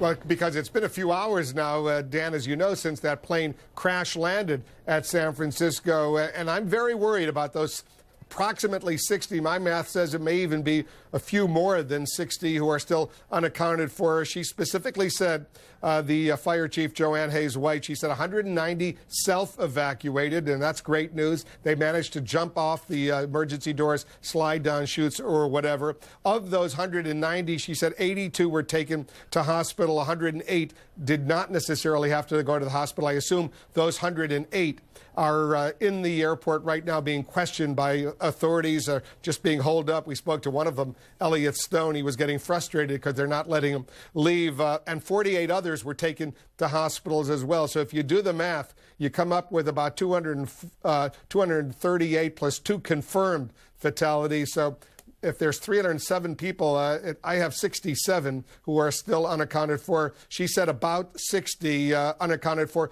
But what does that mean? Did you get a chance to speak with anyone over there? Dan, are these unaccounted for? Where could they possibly be? Are they still potentially on the plane? Were they sucked out of the rear because we saw the tail split open? What are they suggesting? I don't know, and we just want to be very transparent that it's a fluid situation, so we don't know. Did, in fact, the airline make some sort of accounting error? when everybody sort of came back to the terminal? Obviously, it would have been a very chaotic situation. Did those people somehow escape the airline's accounting? That we don't know. But one would think that they have that scene very secure at this point, and that they've gone over it very thoroughly, and if there are any survivors, that those people would have in fact be found. But Wolf, let me just reiterate what the fire chief said when she said that 190 people came back to the terminal. 82 of those actually wound up going to the hospital. So that adds to the count of the 48 people we already knew who went to the hospital. So that would make about 130 now at area hospitals. This is obviously a very, very tragic situation, and it's far worse than we were led to believe at first. We'll send it back to you. Yeah. All right, Dan, I want you to stand by. I know you're working authorities. Anyone from Asiana Airlines, are they saying anything about what happened? Are you getting any comment from them? We're not hearing anything from airline officials at this point.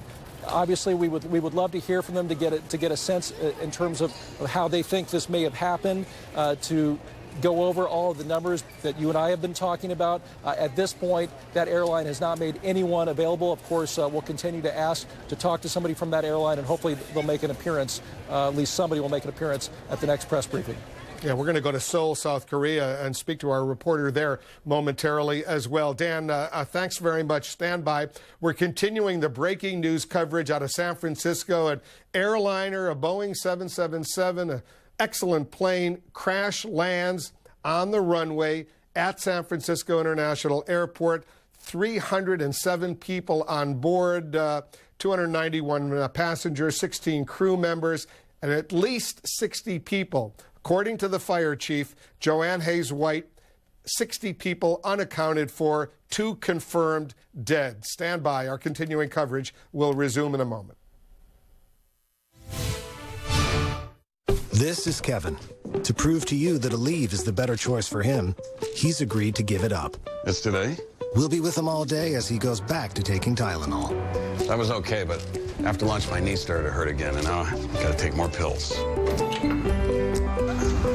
Yeah, another pill stop. Can I get my leave back yet? For my pain, I want my leave. Look for the Easy Open Red Arthritis Cap. Americans are asking, just what will our energy future look like? Well, it could look very bright. New technologies are safely unlocking vast domestic supplies of oil and natural gas, like energy from shale. And with smart policies, we can create even more great jobs and could generate billions to fund schools, roads, and other services. So what does all that look like? A secure energy future for generations to come. Shh. Log on to learn more. At University of Phoenix, we know the value of your education is where it can take you. Now arriving at City Hospital. Let's go to CBC, Chem 7. Dr. J. Hamilton. Which is why we're proud to help connect our students with leading employers across the nation. Next stop, Financial Center.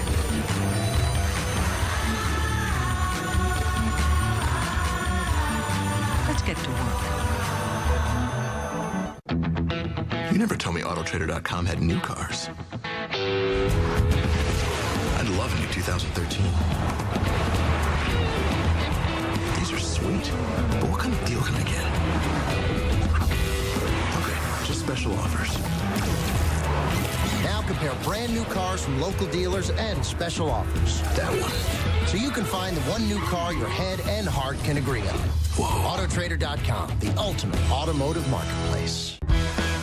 Making news this new day. We have a CNN exclusive, Paula Dean's sons. New details expected today. Finally, no rain. Girls are going so. All right, the real muscle's coming in. Get excited. I hope we could do this every day. We're ready to rise and shine.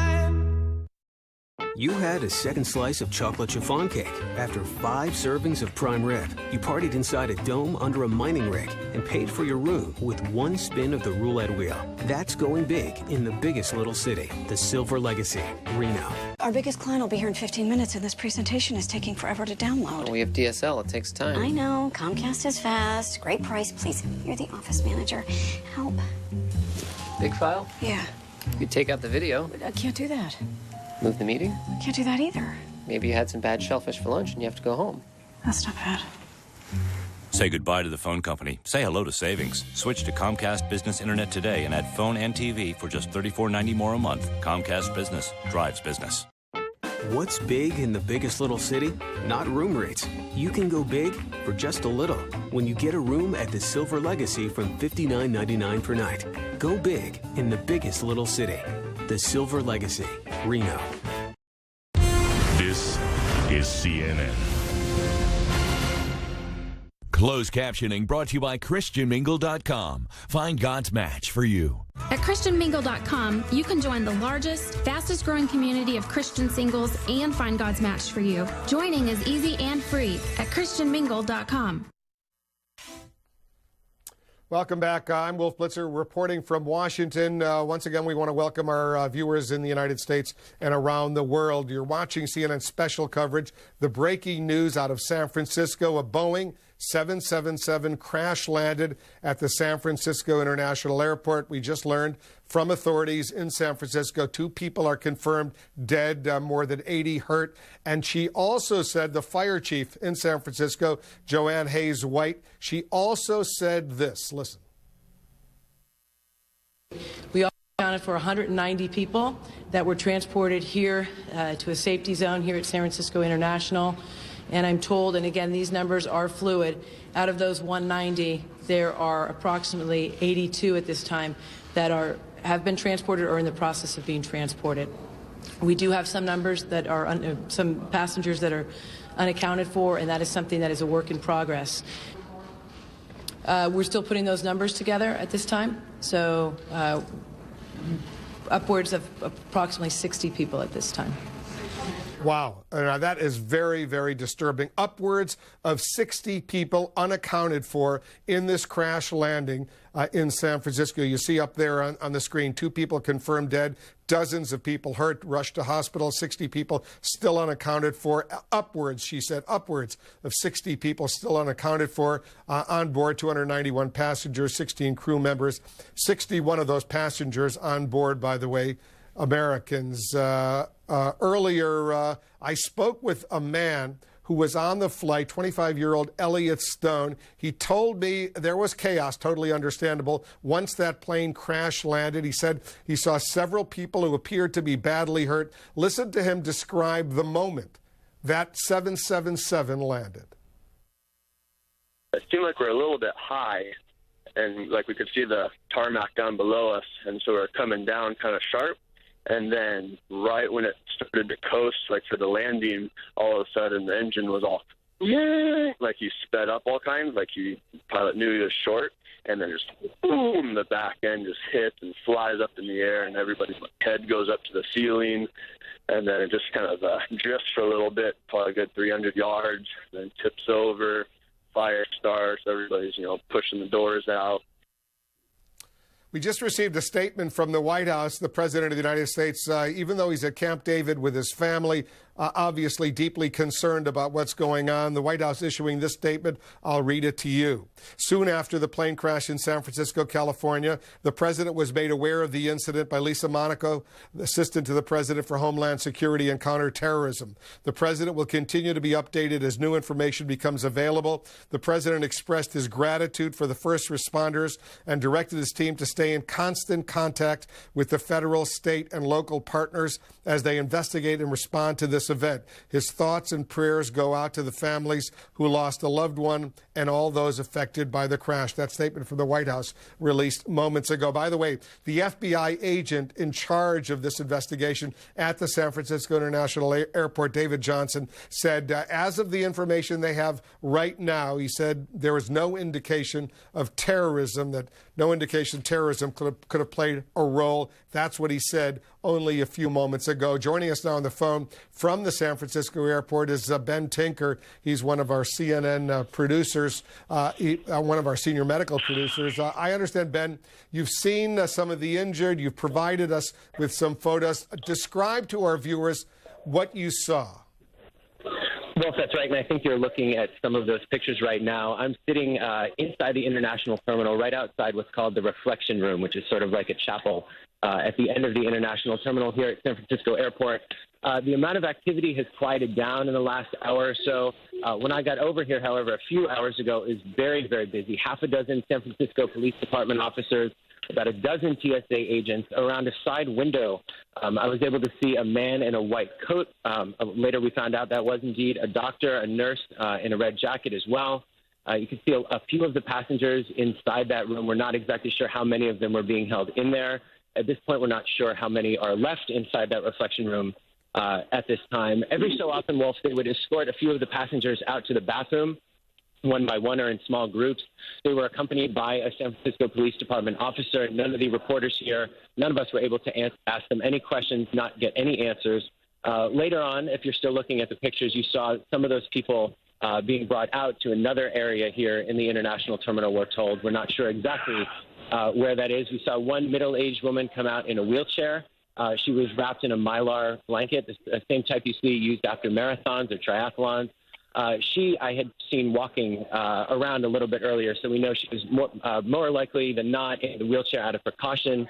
We also saw a younger teenage boy come out accompanied by a few other people as well. And just, Wolf, in the past few minutes, we've seen some family members, some friends waiting to go into that room. Again, we're not sure how many passengers, if any, are left in there at this time, but we know that there are at least some family members and friends waiting for answers.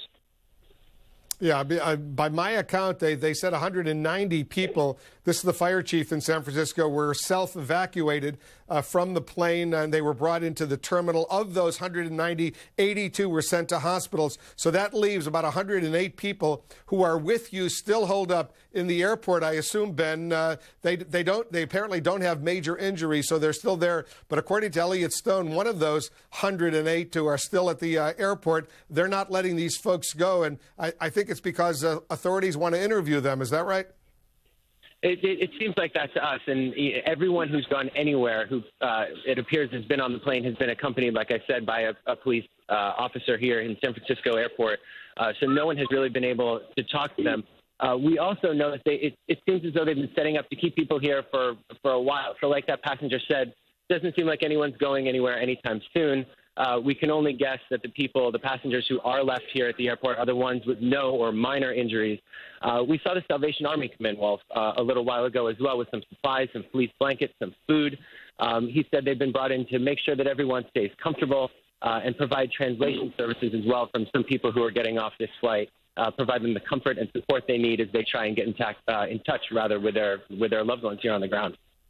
Just to review the math that I have, Ben, and then I'll let you go back to work over there. About 130 people were taken to hospitals. 108 are still where you are. Apparently, they're in fairly good shape. They don't need to go to hospitals. 2 confirmed fatalities, and upwards, according to the fire chief, 60 people still missing. Do we have any information at all about what that means? These are unaccounted for people, upwards of 60 people, in her words, unaccounted for? You know, Wolf, to be honest, where I am at the reflection room, we haven't heard anything about that. But while you were asking me that question, another one of our CNN producers came over. She has, in fact, heard that some of the passengers are being held in this building where we are, the international terminal here. So we're, of course, going to try and get in touch with anyone we can, those passengers who are here in the building, because, like you said, it doesn't seem like they're going anywhere anytime soon. We're going to head over and see if we can find out anything more at this time, Wolf. All right, Ben, we'll get back to you. And if any of those passengers want to talk to us in your cell phone over there, we'd be anxious to hear their eyewitness accounts as well. Stand by. Ben Tinker, our senior medical producer, is at the airport. He's on the scene for us, as is Dan Simon. We'll take another quick break. Much more of our special coverage right after this. Let's play Who's New in the Fridge? I help support bones, the immune system, heart health, and muscles. That can only be Ensure Complete. The 4-in-1 nutrition of Ensure Complete. A simple choice to help you eat right. Nutrition in charge. This is Greta. She works in quality control. She makes a nifty living sleeping on mattresses pioneered by engineers whose singular devotion is not stopping until they've given her the best sleep of her life. That's not Greta. Save up to $500 on the Tempur-Ergo collection and get your best sleep possible. Visit Tempur-Pedic.com to find a store near you. Research suggests cell health plays a key role throughout our lives. One A Day Men's 50 Plus is a complete multivitamin designed for men's health concerns as we age. It has 7 antioxidants to support cell health. One A Day Men's 50 Plus. What does that say? Dive shop. Diving lessons. We should totally do that. Yeah, right. You want to catch a falcon? We should do that. I caught a falcon. You can eat a bug. Let's do that. You know you're eating a bug. Right, because of the legs. We got a Subaru to take us new places. Yeah, it's a hot spray. We should do that. It did. How'd that feel? Fine. We shouldn't have done that. No. Love. It's what makes a Subaru a Subaru. We're at the legendary South Fork Ranch in Dallas for a cookout with world champion grill master Brett Galloway. He's serving his guests Walmart Choice Premium Steak. But they don't know it yet. They will. It's a steakover. Steak is excellent. Very tender. Melts in your mouth. It was delicious. Tonight, you're eating Walmart steak. Wow. It's a good steak. 2 thumbs up? Look, I ate all of mine. It matches any good steakhouse, if not better. Walmart Choice Premium Steak in the black package. It's 100% money back guaranteed. Try it for your next backyard barbecue.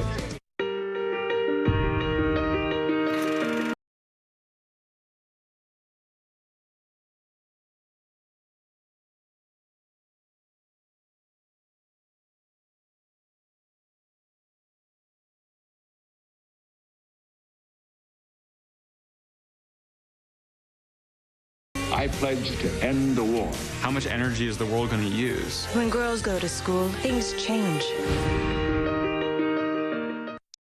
These kids aren't bored.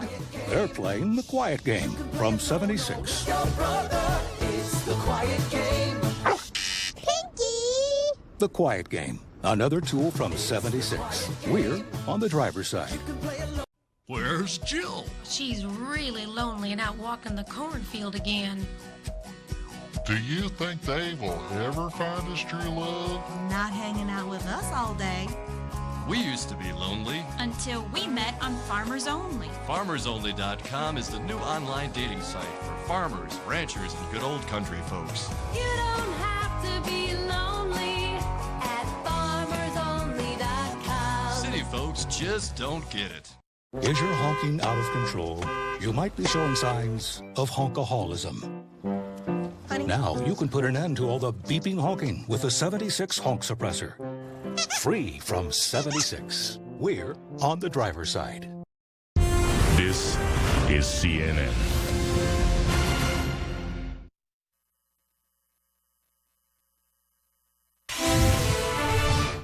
Very disturbing information coming out of San Francisco. 307 people were on that plane, the San Francisco plane, Asiana Airlines Flight 214. 291 passengers, 16 crew members. We now know that about 240 of them have been accounted for, 2 confirmed fatalities, about 130 people taken to hospitals. 108 are still in the San Francisco airport, apparently in the international terminal. They don't need a major medical attention at hospitals. But according to the San Francisco fire chief, Joanne Hayes White, upwards of 60 people remain unaccounted for. What does that mean? 60 people are unaccounted for. Our special coverage continues in a minute.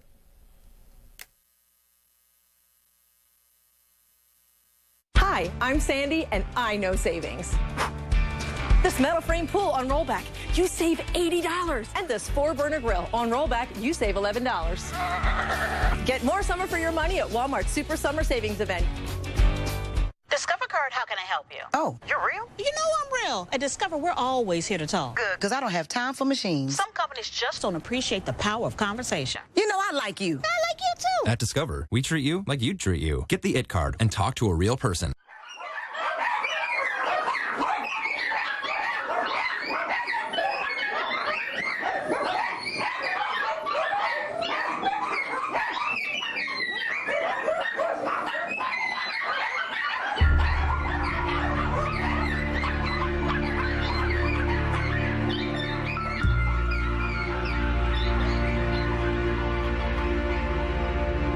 This is what a puppy mill looks like. A breeding factory for dogs. A cruel and horrendous place.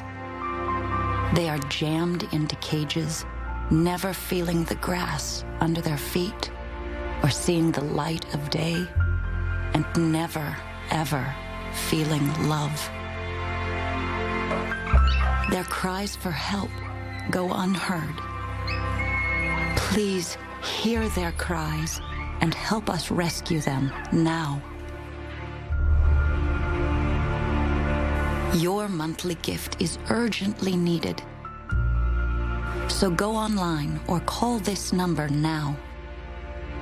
Join the ASPCA with your $18 monthly gift today, and you can help us rescue innocent animals and shut down these horrendous places. The pain and loneliness they feel won't end without your help. So please go online or call with your monthly gift to help save animals like this. And always report animal cruelty if you see it. But right now, there are animals crying for your help. Please, go online or make the call.